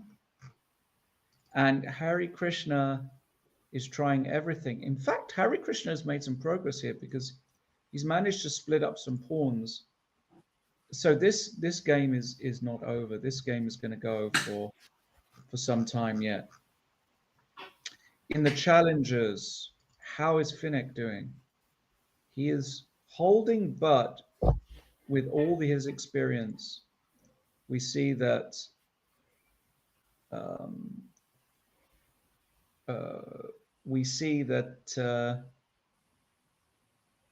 well, Owen Lamy is grinding him down with all his experience and knowledge. And that is the difficulty when you're a young player playing against top grandmasters.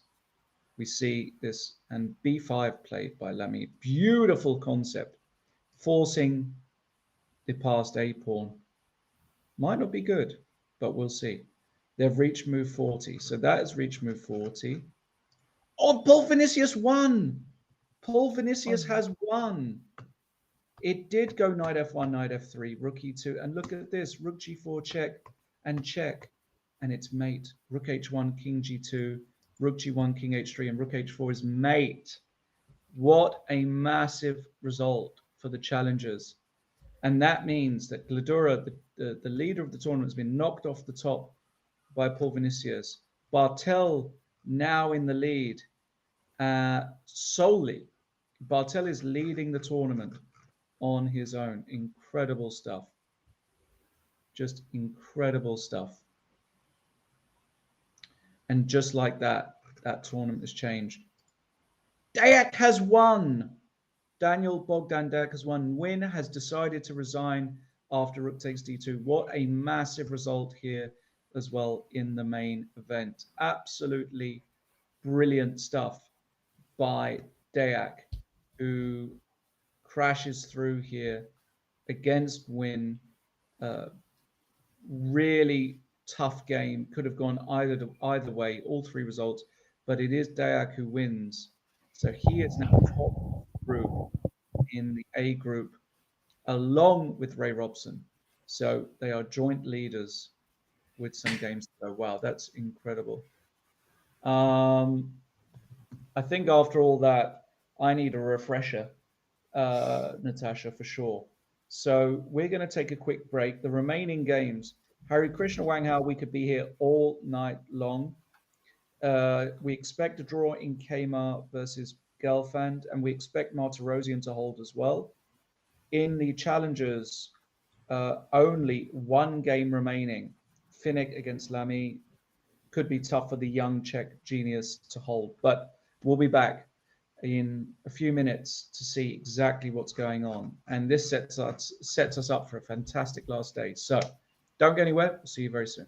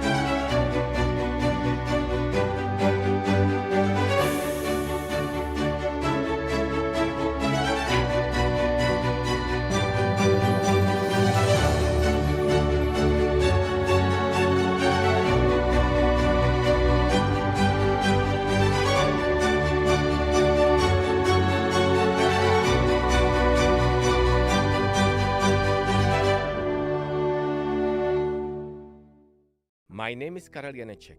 I am a mathematician and social innovator.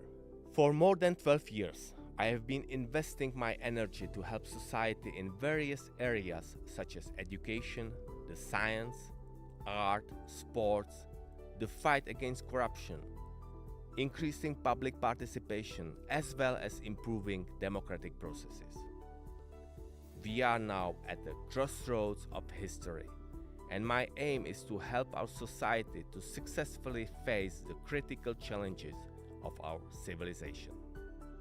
In 2013, I invented a revolutionary voting system D21 to bring consensus to our decisions.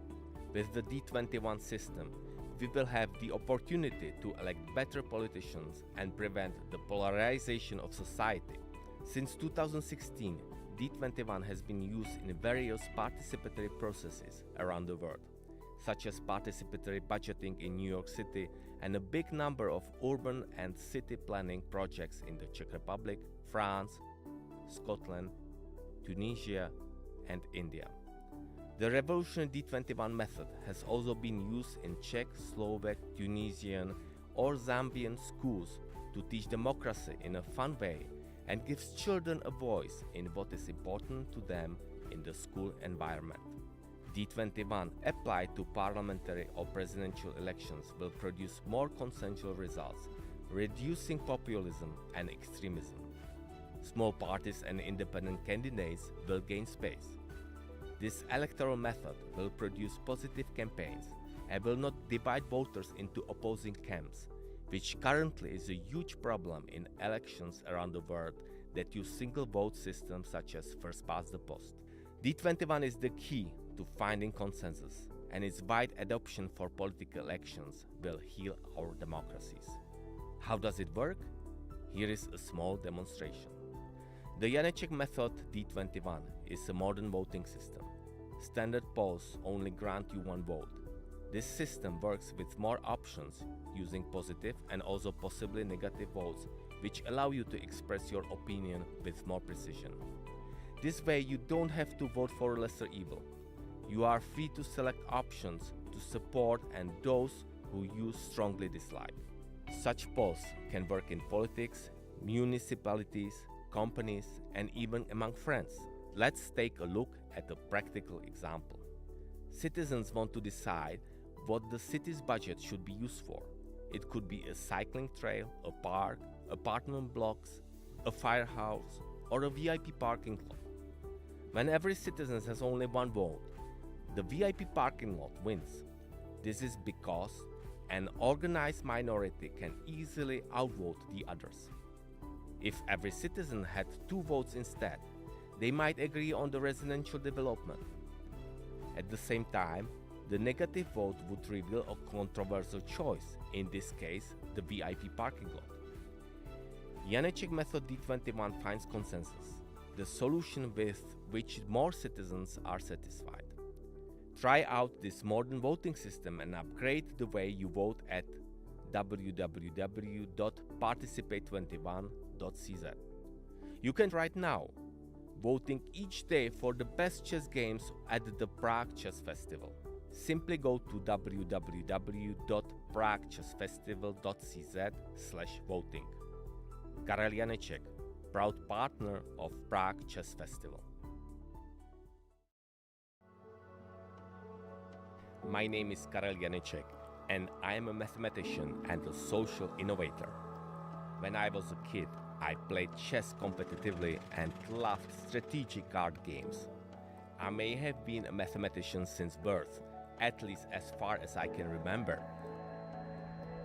For more than 12 years, I have been investing my energy to help society in various areas such as education, the science, art, sports, the fight against corruption, increasing public participation, as well as improving democratic processes. We are now at the crossroads of history, and my aim is to help our society to successfully face the critical challenges of our civilization.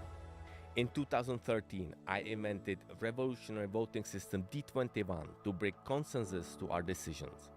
With the D21 system, we will have the opportunity to elect better politicians and prevent the polarization of society. D21 is the key to saving democracy, and its implementation for political elections is absolutely crucial. Another innovative product we developed together with scientists from the Science 21 Foundation is the revolutionary mathematics game Mateso. I believe that Mateso will enable children from all over the world to learn mathematics in a fun way and help them develop critical thinking, a crucial skill in today's turbulent times of omnipresent information and misinformation. That is why we came up with the innovative board game Mateso, which brings mathematics closer to all age groups in a fun way. By playing Mateso, preschool children subconsciously gain knowledge of key information about the structure of the number system without having to know any number or perform a single calculation. Namely, the game includes a multiplication table, prime numbers, factorials, Fibonacci numbers, and the concept of zero. By playing this game, a so-called backbone algorithmic system is created in a very entertaining way. It is a natural consequence of certainty in all basic mathematical operations. With Mateso, starting primary school mathematics would no longer be scary. It will change into a fun subject. For school-age children and teenagers, this game has a similar effect. However, the activation rate of the backbone algorithmic system is inversely proportional to the age and the level of dislike of mathematics that individuals acquired during the classical educational process.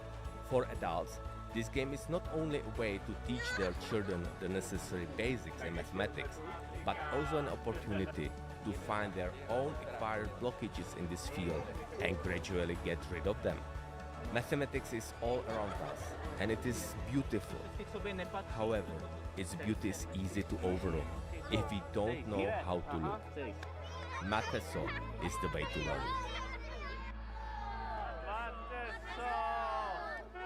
Karel Janeček, proud partner of Prague International Chess Festival.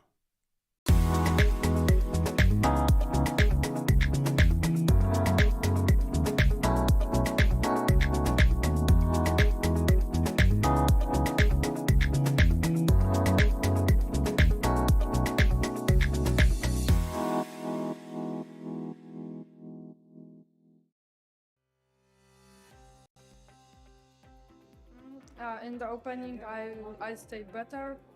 I have advantage. My pieces is active, but he stay very passive. But then he start defended, and my time is slower and slower.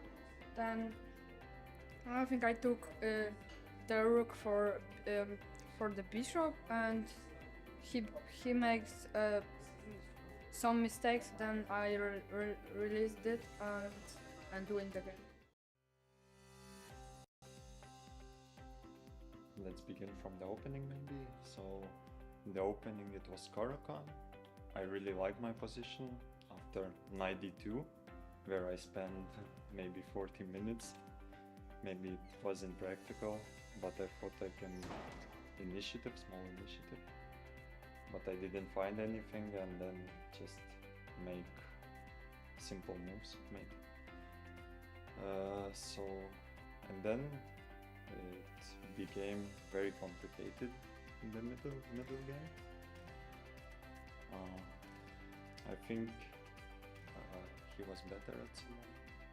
Like maybe instead of queen h8 check, he had knight g5, queen d4, rook f1, and then c6 pawn is very strong. But I didn't have enough time to calculate everything. And I don't know, just Okay. we started to play a little bit poorly. As I won today, so performance is good now with this win, because before it was shaky. So now, I don't know, tomorrow I will play against rating favorite, I guess, of the tournament, and he's leading the tournament now, I think. Benjamin? Yeah. So with black also. So now I will try to make a draw, I guess.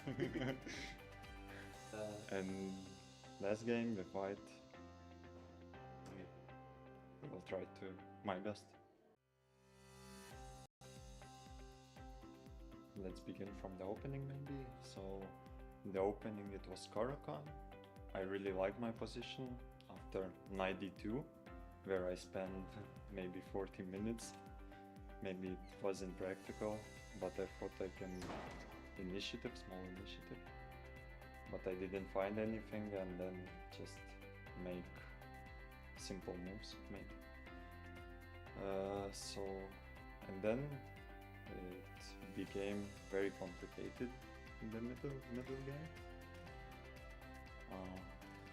I think he was better at some. Like maybe instead of queen h8 check, he had knight g5, f4, queen d4, rook f1, and then c6 pawn is very strong. But I didn't have enough time to calculate everything. And I don't know, just Okay. we started to play a little bit poorly. As I won today, so performance is good now with this win, because before it was shaky. So now, I don't know, tomorrow I will play against rating favorite, I guess, of the tournament, and he's leading the tournament now, I think. Benjamin? Yeah. So with black also. So now I will try to make a draw, I guess. And last game with white, I will try to my best. Well, already when he played this move rook c4, I realized that the game was probably going to be a lot more exciting than I was expecting it to be. If he played a normal move, it's a very super solid position for both sides. So after rook c4, I can take a7, or I can play e4, and the position will open up a lot. So that's where I spent a lot of time, and yeah, I felt like rook c4 shouldn't be good, or at least not the best. And of course I also knew the engine doesn't show it as like the top move. And then, yeah, I felt like I can have chances already from there, but it's just super complicated because he has like a billion different ways to try to trap my queen or just create counterplay, and we both had to calculate a lot. But already from there I had some chances, but I guess everything, both sides probably played well until, yeah, he missed a critical move, knight c2 in one variation, which I was actually expecting, which probably would have been around equal. But after he missed that, he played the move b5. That felt like a big mistake. And after that, I was definitely looking to win. I mean, so far I've won all my white games. So if I can keep up that, that will be great. I don't even know who I'm, like, which color I am against which person. I assume I'm white in the last round. But yeah, I'm just hoping to keep playing decently. I think overall I've been playing okay. During the tournament, for the most part, some bad mistakes here and there, but if I keep playing decently, I think I should be in good shape.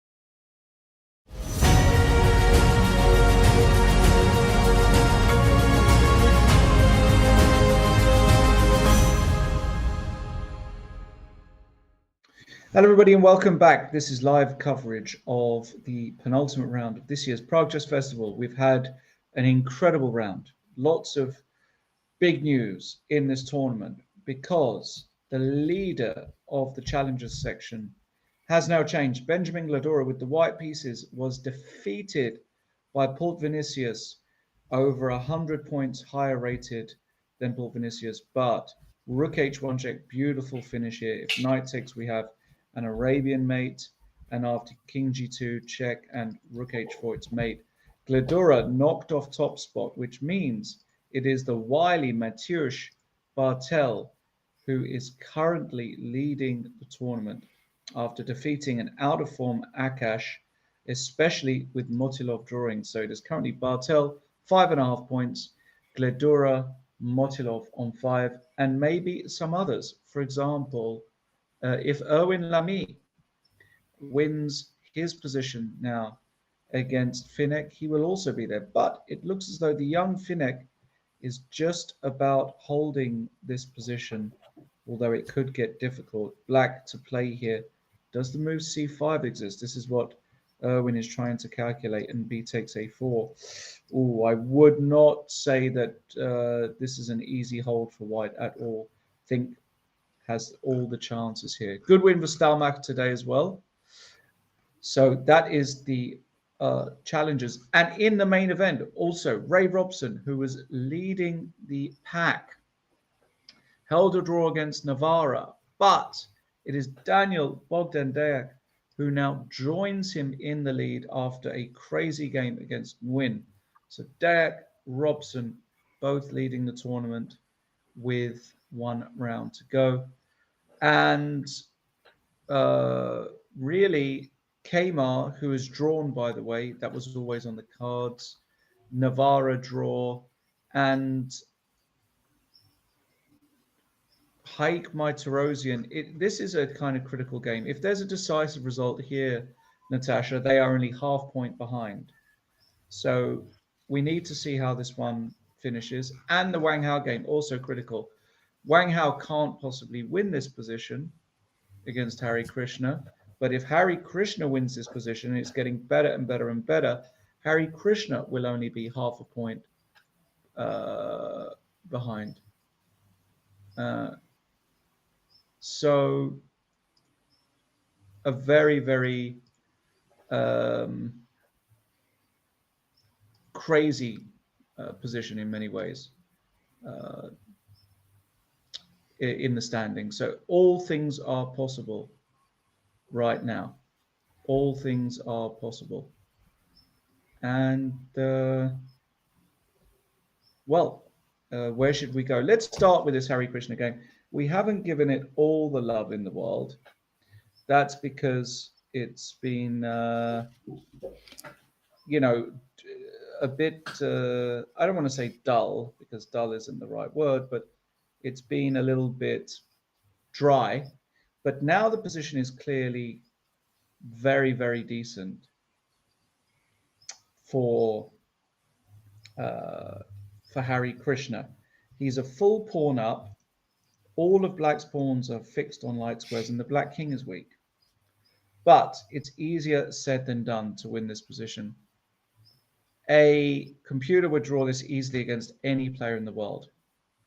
So the question is, can this be held as well by Wang Hao, who is a computer, basically. We'll see. Martirosian has a similar task, but his position looks very holdable. He's done a beautiful job of keeping the pieces nice and connected, his pawns nice and connected. I see absolutely no issue here at all with this position for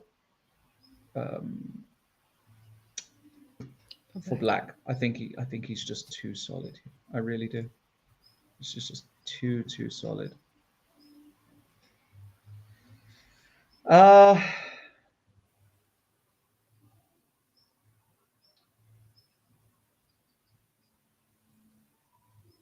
What next? Good question. What next? Where do you want to go Natasha, is there somewhere you want to go in right now? Maybe we can go to the challengers, have a look on. The last game, Yes. Finnick, and he did play c5. So c5, rook d6 is on the board, and b takes a4. So basically here, if black takes and plays a3, I think it's over. Because the pawn gets to a2 because of this bishop. So how on earth are you supposed to survive here then? Is a really good question. How are you supposed to survive here?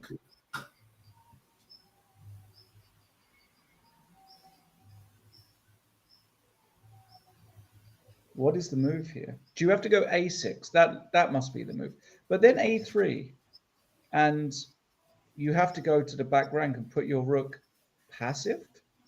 This also looks horrible, but there isn't a clear way for black here to win. Is there? Maybe there is No, I don't see. I don't see. I don't see it as well. I really don't see it here.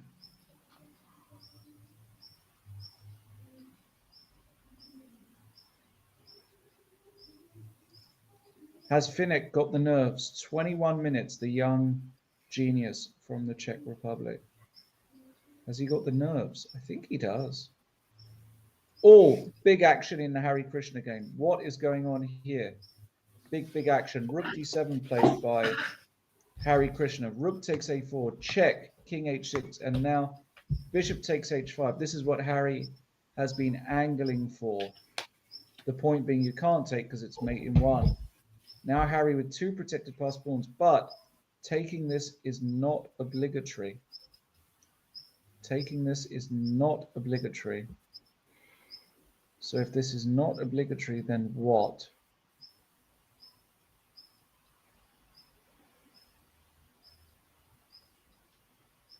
If this is not obligatory, then what?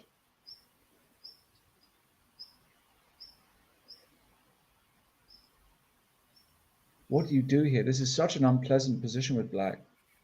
Bishop g6 is a threat, maybe? Threatening rook h7 and bishop takes f5. Possibly. Okay, so you have to cut the rook access. Maybe you can play rook e7 or bishop e7. Rook e7, rook d6. Rook d6. Okay. Yeah. And yeah, but now I can take. Now, but this is your king is just rook g5 checkmate. Yeah, and there's rook g5 mate. It's over. No, I think Wang Hao has to find a genius defense here actually to stay on the board. I think he needs to find a genius defense. Not easy at all. Maybe we can try bishop e7 in this position for black.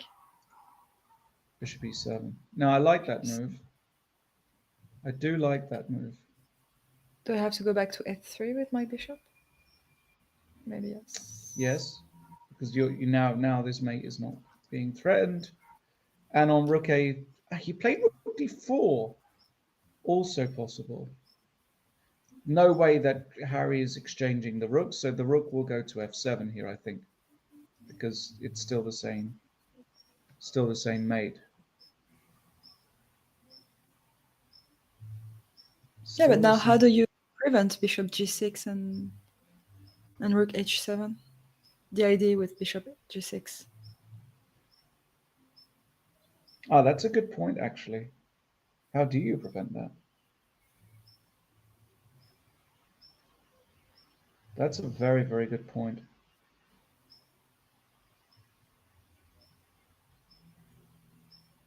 And I don't know, is the honest answer. I really don't know.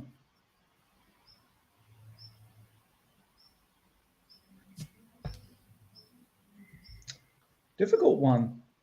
I would not like this position as a test position, I tell you that. This is my worst nightmare, this position. No active counterplay. Yeah, rook f7 played, of course. Wang Hao, 23 minutes. Oof. I wonder if he's going to find a way here.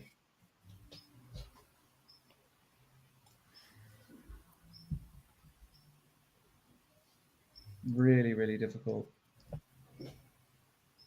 Really, really difficult here.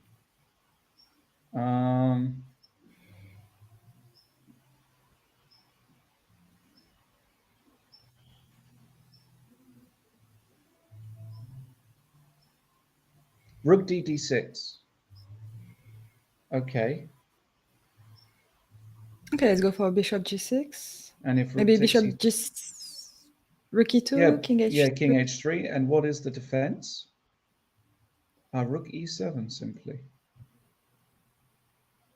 No, this is getting out of line basically. This is just getting out of it. This is just getting ridiculous now.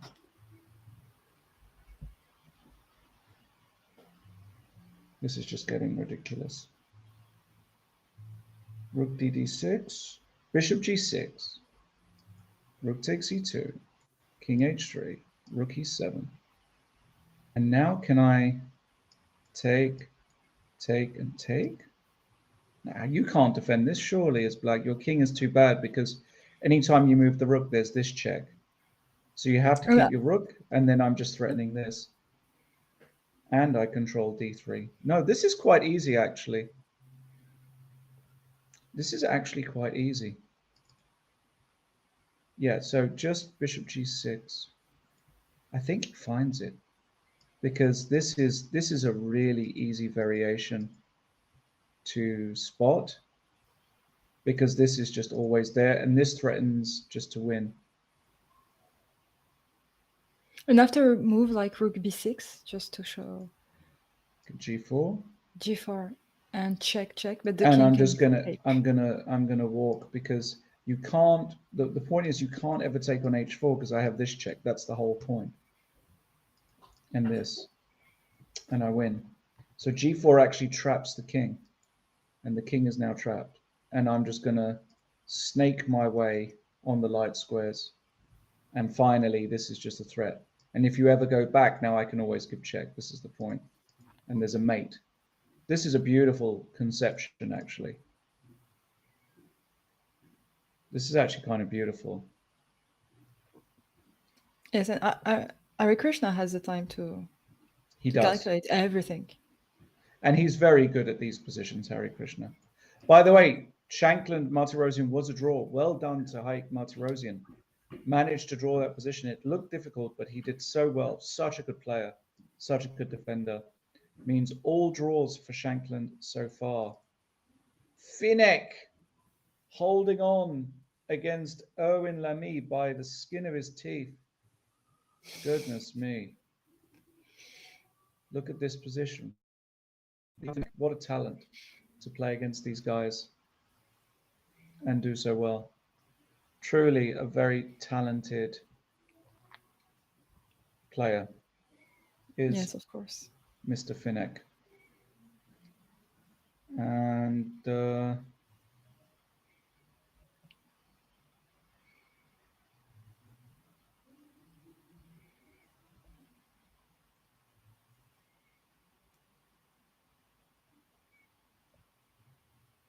can I bring the other pawn and play a move like c4 with black?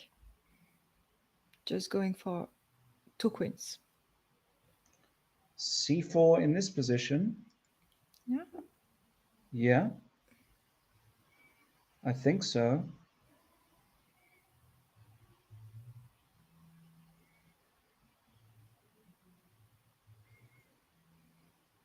I think so.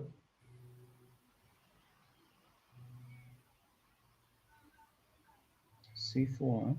Maybe king d4 is a... I gave some squares. Yeah, you gave some squares. c4. I don't like c4. You give away control. What is the way to defend this as black? That's the question. What is actually the way to defend this as black? What is actually the way to defend this position as black? Okay, well, he played a2. Totally standard. Finek will now play rook a1. There's no other move. It makes Mhm. sense. And you're threatening rook takes a2. Then I guess king e7, rook b6, bishop c4 is what Erwin wants to do. And Maybe rook b7 check. yeah, oops, sorry. Rook b7 check, king d6. What an a7. What an interesting setup we have here, right? And What a fascinating and interesting setup we really do have here, yes, we do. right? Very, very interesting. Very, very interesting. And I'd like to play rook e7 with black. What's wrong with this move? In this position, yeah, you can do that for sure. For sure, you can play rook e7. Oh, look this idea. What do you White want to can do? play e4, e4, e5, and I open my E5? yeah, e5 check, and my bishop on g2 is just become Ah, just very strong. yes, This could that's be an very interesting clever. idea. That's And very after rook clever, takes, yes. king. That's very clever, yes. And rook takes king d2 or something. Yes. But it's so complicated. How do these guys even do it? I don't know. How do these guys even do it after such a long After, day, such a long yes, tournament? Very, very tough. Very, very tough. it's very impressive. It is very impressive.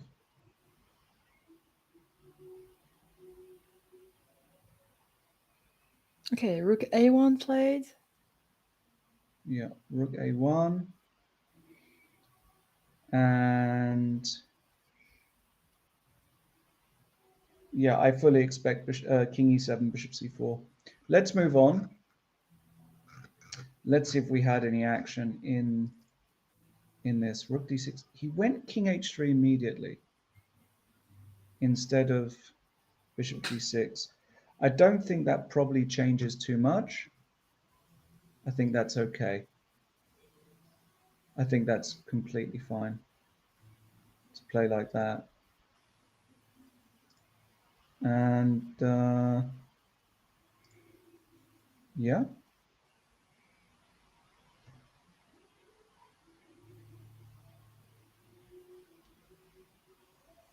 I think the onus is still on Wang Hao to try and find a draw. Simply, still has to try and find a draw. So we have only 2 games, right, Natasha, going on here, Yes, and 2 end games. and 2 end games, of course. This isn't. I mean, it is an end game, but it's also, if we're being honest with each other, it's also a kind of, how can we put it? It's also a kind of just calculation exercise, isn't it? If we're being honest Yes. with each other, right? It's a calculation exercise. So And no, yes, please. Any no, suggestions? I'm completely. It's wrong. I was thinking that maybe I can play move like bishop takes h4, but just king takes h4, and it's and I lose a piece. Yeah, you can't take on h4. That's correct. That is completely correct. Yes.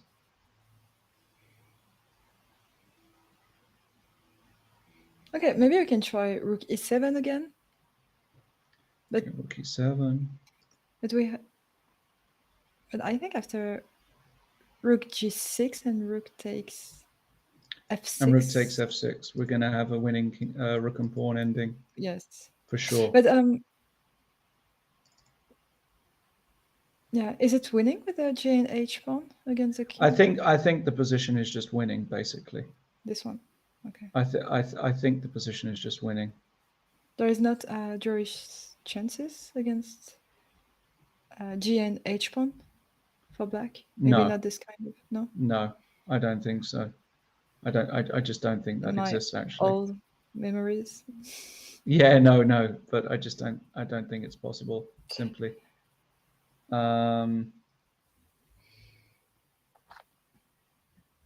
No, I don't think it's. I don't think it is possible. Um,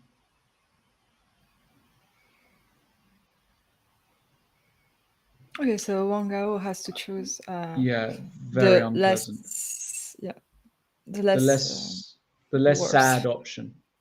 Yes, exactly. Rook b6 has been played in the Finnick game, and now Erwin is just going to play bishop c4. It's the only move that makes any sense. And I expect this position to end on the board. And something like this is possible, actually. Something like this is definitely possible. Yeah, bishop f1 is bishop f1, bishop takes, rook takes. And if you take on a7, rook takes, king takes. I have rook a1, and I So can sorry, gain what do your... you want to bishop f1 here? I mean, yeah, right? bishop f1, yes. Yeah, Rook takes, takes. takes. And if you take on Oh, a7, it should be a draw because you can take take. the e2 pawn. No, you can win this actually as white. You're a pawn up.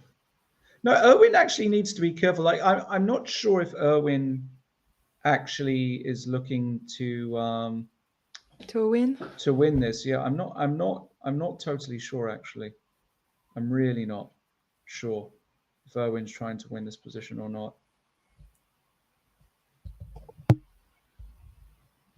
It's very difficult to say.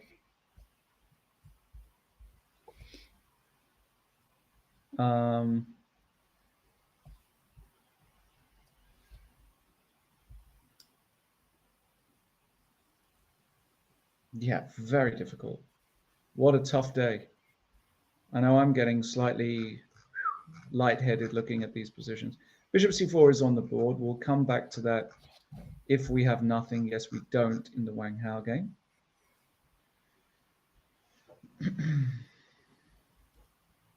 So this is good stuff for sure. And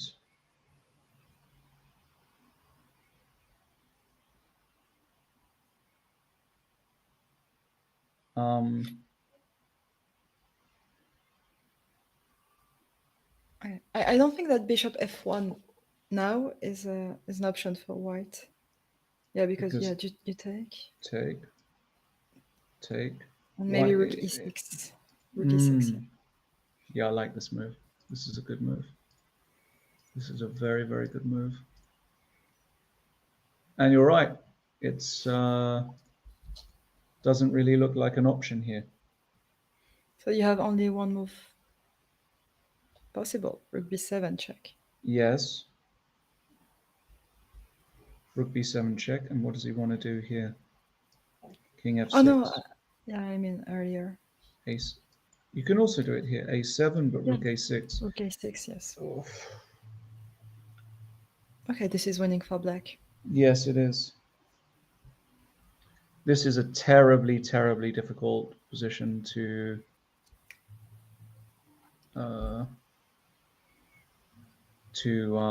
manage here. Terribly, terribly difficult. I don't envy either of these players having to play this after such a long tournament, but that's top level chess. That is top level chess, having to look at these positions.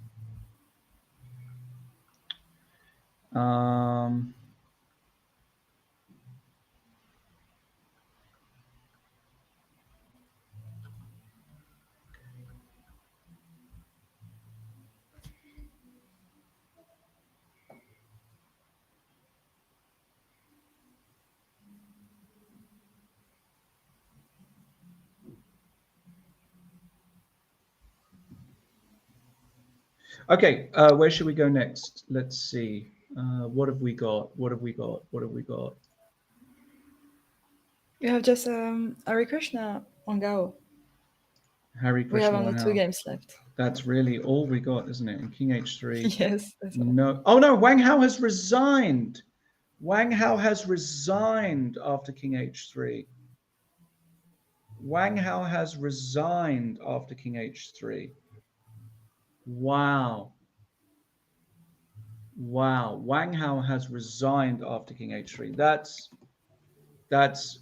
even for me, I think that's a bit premature, to be honest. But maybe it's not. Maybe the position, all the rook endings, all the bishop endings are just bad.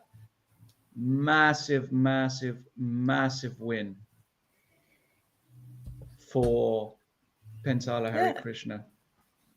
And his 4.5, Hare Krishna, Correct. has 4.5 points. He's on the third place, actually. Correct.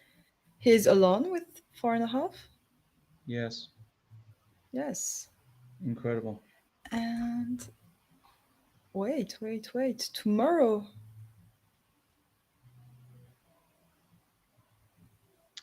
Tomorrow he plays against Martirosian with black. Okay. Yeah. Robson with white against Shankland.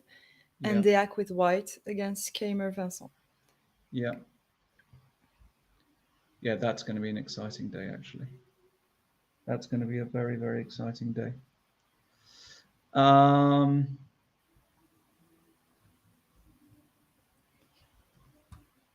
Wow. That's cool to watch though. That is an interesting day for sure. This has been incredible chess actually. And we still have not finished. The young Finnick, how much energy has he got? What else can he do in this? I mean, the position is still so utterly unclear here. He's got bishop f1 or rook b7. Those are really the only moves, aren't they, that make any sense in this position, I would say. Those are really the only moves. You can also play a move like king f4, maybe? King f4? Also, yeah, you're right. This move makes a lot of sense as well. You're absolutely right. Because you cannot take on a6. No, your if you rook take is on a6, free. you lose your... So rook h5.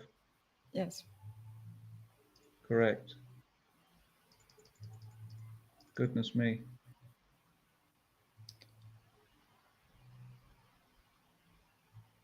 And can I go for the g4 pawn, or is it too much?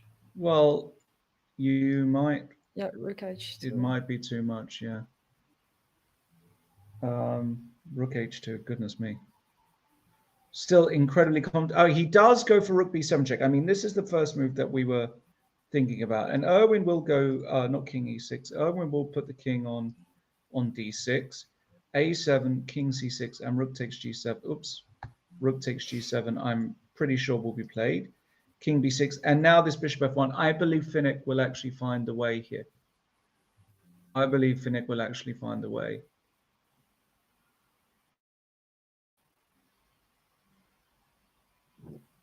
Yes, I believe Finnick will find the way.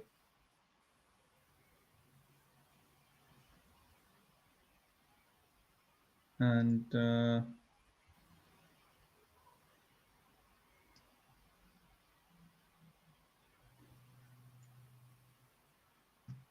I think we're going to get a draw.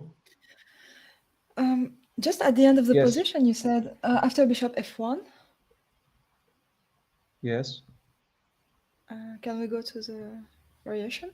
Which one? Sorry, bishop f1. As you said, king d6. Ah, so king d6, rook takes g7. A7. A7.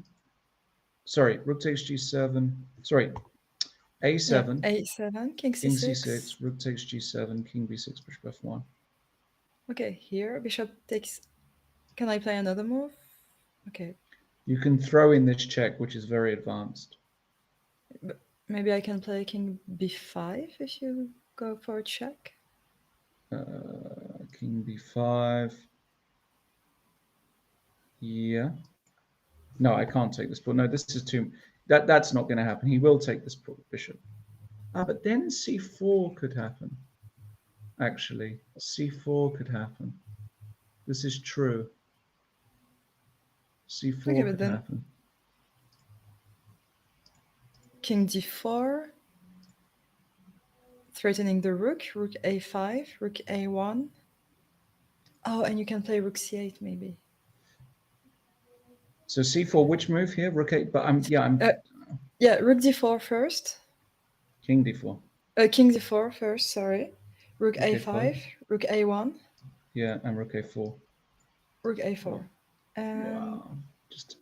Just I will take on incredibly g4 tough. and how. Yeah. And Who's winning here? I have 3 I just who knows anything? Who knows anything anymore?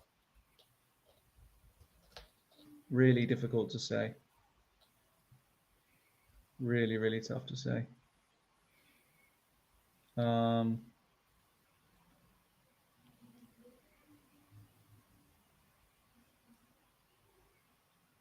Yeah, just too difficult to say, basically. Yeah. Way too difficult. There's just too many permutations in this position here. Just too many permutations. It's the last game. It is the last game. This always happens. And a move like king f6 is too passive, I guess, for black. King f6. No, it's also possible a7, but you need a move here. What, you want to go bishop d5? That's a move. Bishop d5, rook c7. And now what? No, I don't think you can play like this. I think you stop when you look at this position here. I think it's just a pure stop, to be honest. You just stop here and you realize this has gone wrong. You don't know who's playing for a win, actually. No, that's the problem. And to be honest, I don't think both of these players know if they're better or worse in this position. So maybe they will take no risk. Yeah, I mean, I think Finnick wants to make a draw. I mean, if Finnick is given the option to make a draw, I think he will, yes. But Finnick has to find the way to make the draw. That's the problem. Finnick has to find the way to make the draw. And it's not a forced path.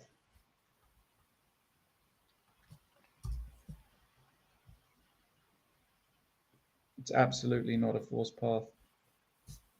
So we'll see. It's going to be very interesting, irrespective of what happens.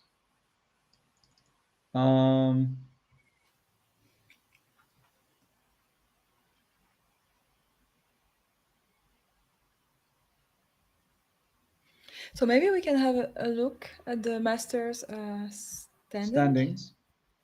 Yes, at the standings. Yeah, so the standings are as follows. It's Daniel Bogdan Deak on 5 points, Ray Robson on 5 points, and it is now Pantala Harikrishna on 4.5. Those are the leading pack. So Harikrishna still could win the tournament, playing black against Martirosyan tomorrow. Difficult game though to play for a win, in my opinion. And in the challenge as well, a lot depends on this game, effectively.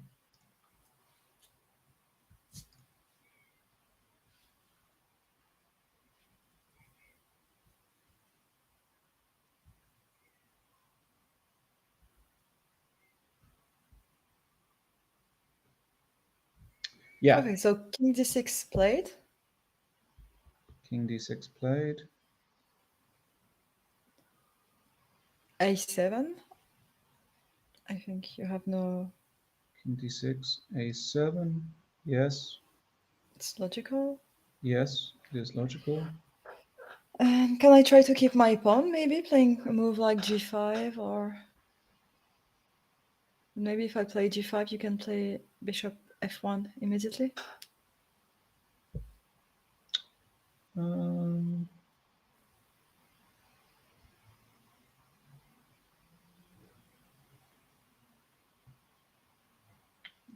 Why are you trying to play g5? Just out of interest? I'm just curious. I don't want you to take my pawn. Okay. I'm just trying to find You're just trying to save pawn. So king d6, A7, G5. I mean, it makes a lot of sense as well. I mean, the position is just so complex. It's really difficult to say, you know, to say what you should do here. It's not whatsoever clear to me.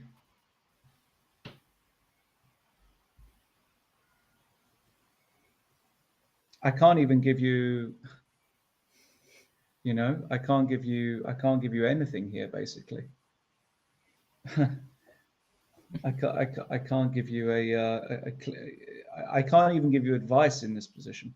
Let's just watch A7. So allow me 6.5 minutes to go. And let's see what happens here.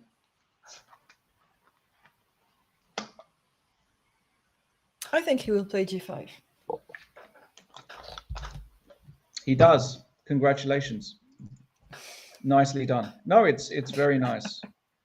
It's very, very nice. It's very, very nice. But I don't think we'll change anything to play G5. What's fun is just black cannot move the rook because Right. you always have E5 check, Right. and you just open the long diagonal H1, A8, and then it But starts to be very, very dangerous for black. But maybe there's So just no way to make progress here either. Like, let's say I go king d2. Now I am going to go here. And my rook can just sit there because you can never touch it. yeah, but now I can play maybe bishop, king c3, attacking your bishop. Where will you go? Bishop somewhere, I don't know, here, let's say. Bishop somewhere. And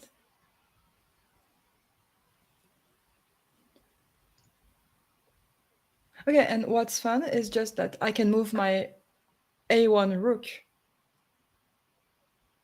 You're not threatening to the queen. So maybe I can play rook d1, and with the idea, if you take on a7, I can play rook d6 check, and then rook takes a7.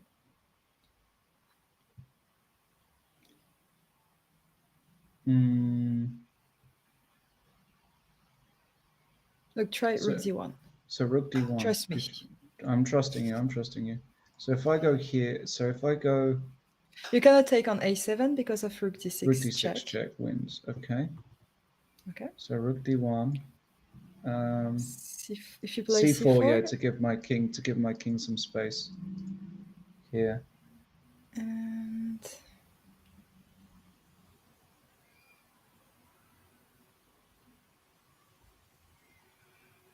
okay, rook d6 check, king b5. Rook d6 check. King. If you go to c5, I go to a6, and I think it's a big improvement for. Yeah, that's good. Sorry, I have to go king b5. You're right. I have to go king b5.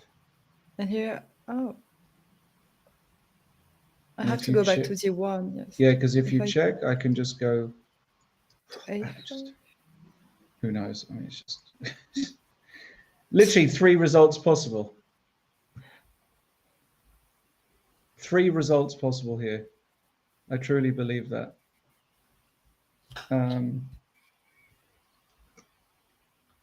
Incredible.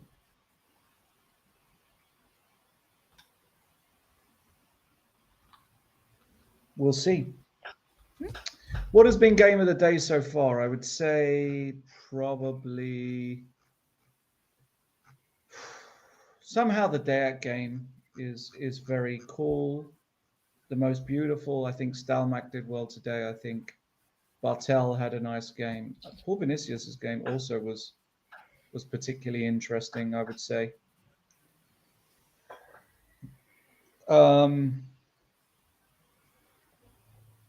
So it's not easy to say no which one is our best game. Not easy at all. It's not easy at all. Even Stelmach has a very nice game against Vic Hook. I really liked his idea G4 with the idea G5 and Queen C3. It was very, very clever. Yeah. Finnick. Is he going to do it, the youngster? I don't know. Is he going to do it? Totally, totally unclear, isn't it?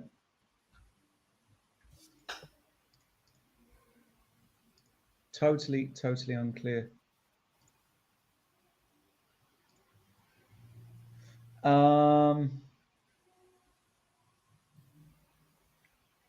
Finnick. Finnick. 3 minutes 30. He's going to have to play a move soon. Yeah, rook g7 is a move also. Yeah, You can play rook g7, king d2. He's got king d2, bishop f1, rook g7. There are just so many moves here. Important now is just not to make the big mistake, I guess. But maybe bishop f1 is not a move.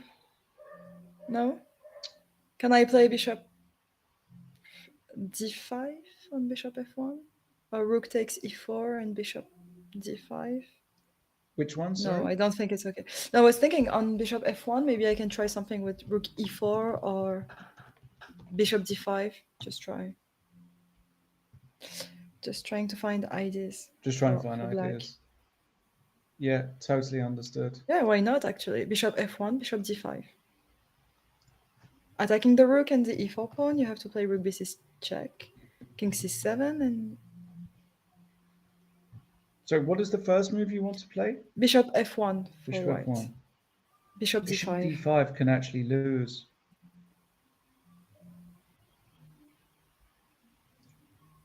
Absolutely.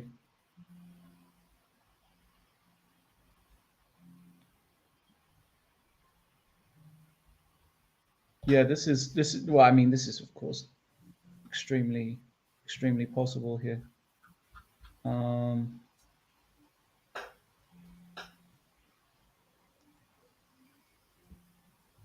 He won't go bishop f1. I don't think he's going to make that blunder. No, he won't. I think rook g7 is a logical move. Rook g7. I think he will play rook g7. Rook g7, yeah. He's got a minute and a half. 1 minute and a half to go. Oof. Okay, he's taking risk actually, thinking that much. Because, okay, the position is equal, but yeah, it's not so easy. Go on. Bishop f1 played. No. That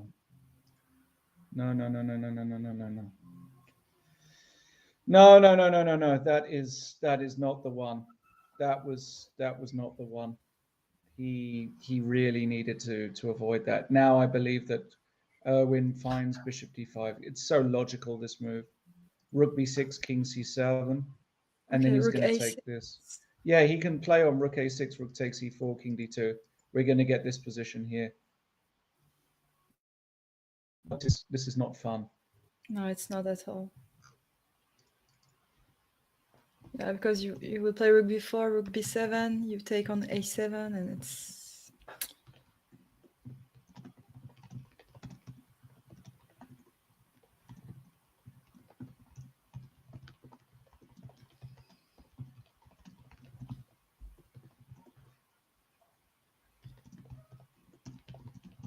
Okay, bishop takes f1 played. He missed bishop d5. What? Okay, but bishop takes f1 is good too, I think. Oh, really? Because after rook takes... King c6, rook g7. And he's relying on c4. That's what he wants to do. Maybe not here because of king d4. Maybe he wants to go king d5. Oh, you have, after c4, queen d4, you have rook a5. Then you have to play rook a1 and rook a4, as you said. We could get something like this. Yeah, that is true. And this is okay for... Yeah, this could be for sure. Oh no, rook e7 played. What? Rook e7. Owen also getting tired. Rook b6, rook a6 check is just massive here. Rook b6, rook b6, rook a6, rook b6, yes. rook a6 is just massive and very findable. Also, rook b6, king e5, you have to be careful because rook d1 is now some kind of mate. If You you're have not rook careful. e6. Last chance, rook e6, and you have Well, he an played escape rook b6. square on f6. Wow, that's true. Rook e6. Okay, rook b6 check. Maybe Erwin is going to start realizing what's going on here. That's very interesting. That is very, very interesting. Goodness me. What an interesting game.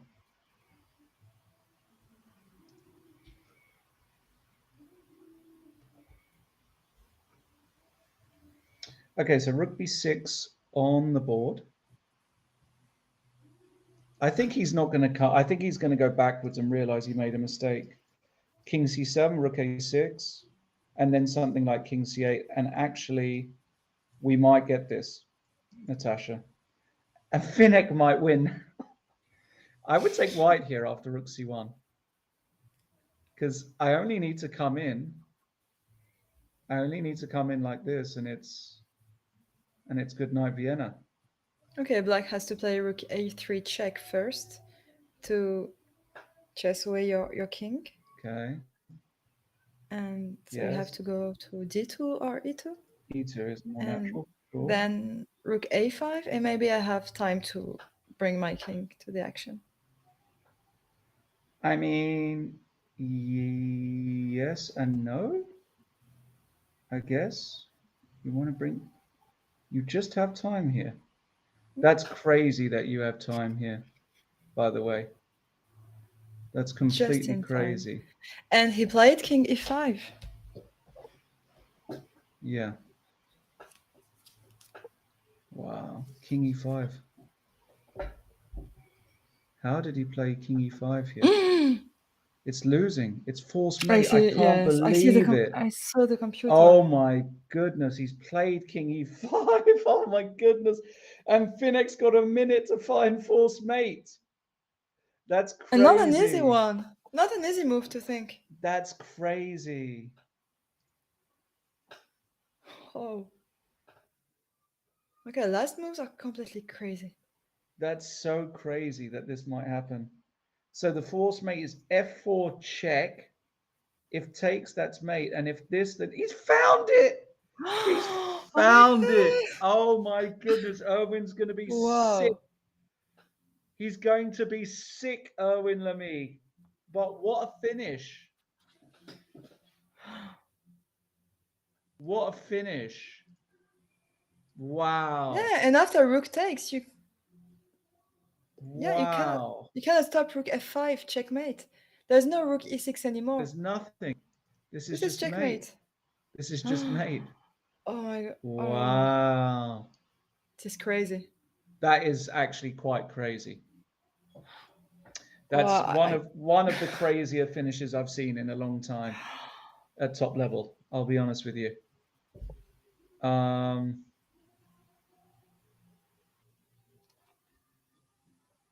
Wow. That is special. That is special. And Erwin Lamy has to resign here. Once your opponent plays f4, you understand after takes. This is just mate. Yeah, sometimes you need like few minutes to accept it. Yeah, it's like just grieving. To realize, like, yeah. To let your heart rate just go a little bit lower. Yeah. But what a win for Finnick. What a game. What a game and what a win.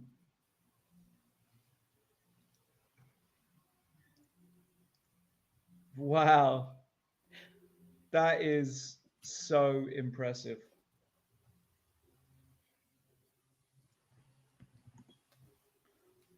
And Finnick, with this win, Finnick is going to be on 3.5 out of 8, and I believe he gets his international master norm. So congratulations to him. What a performance and what a tournament.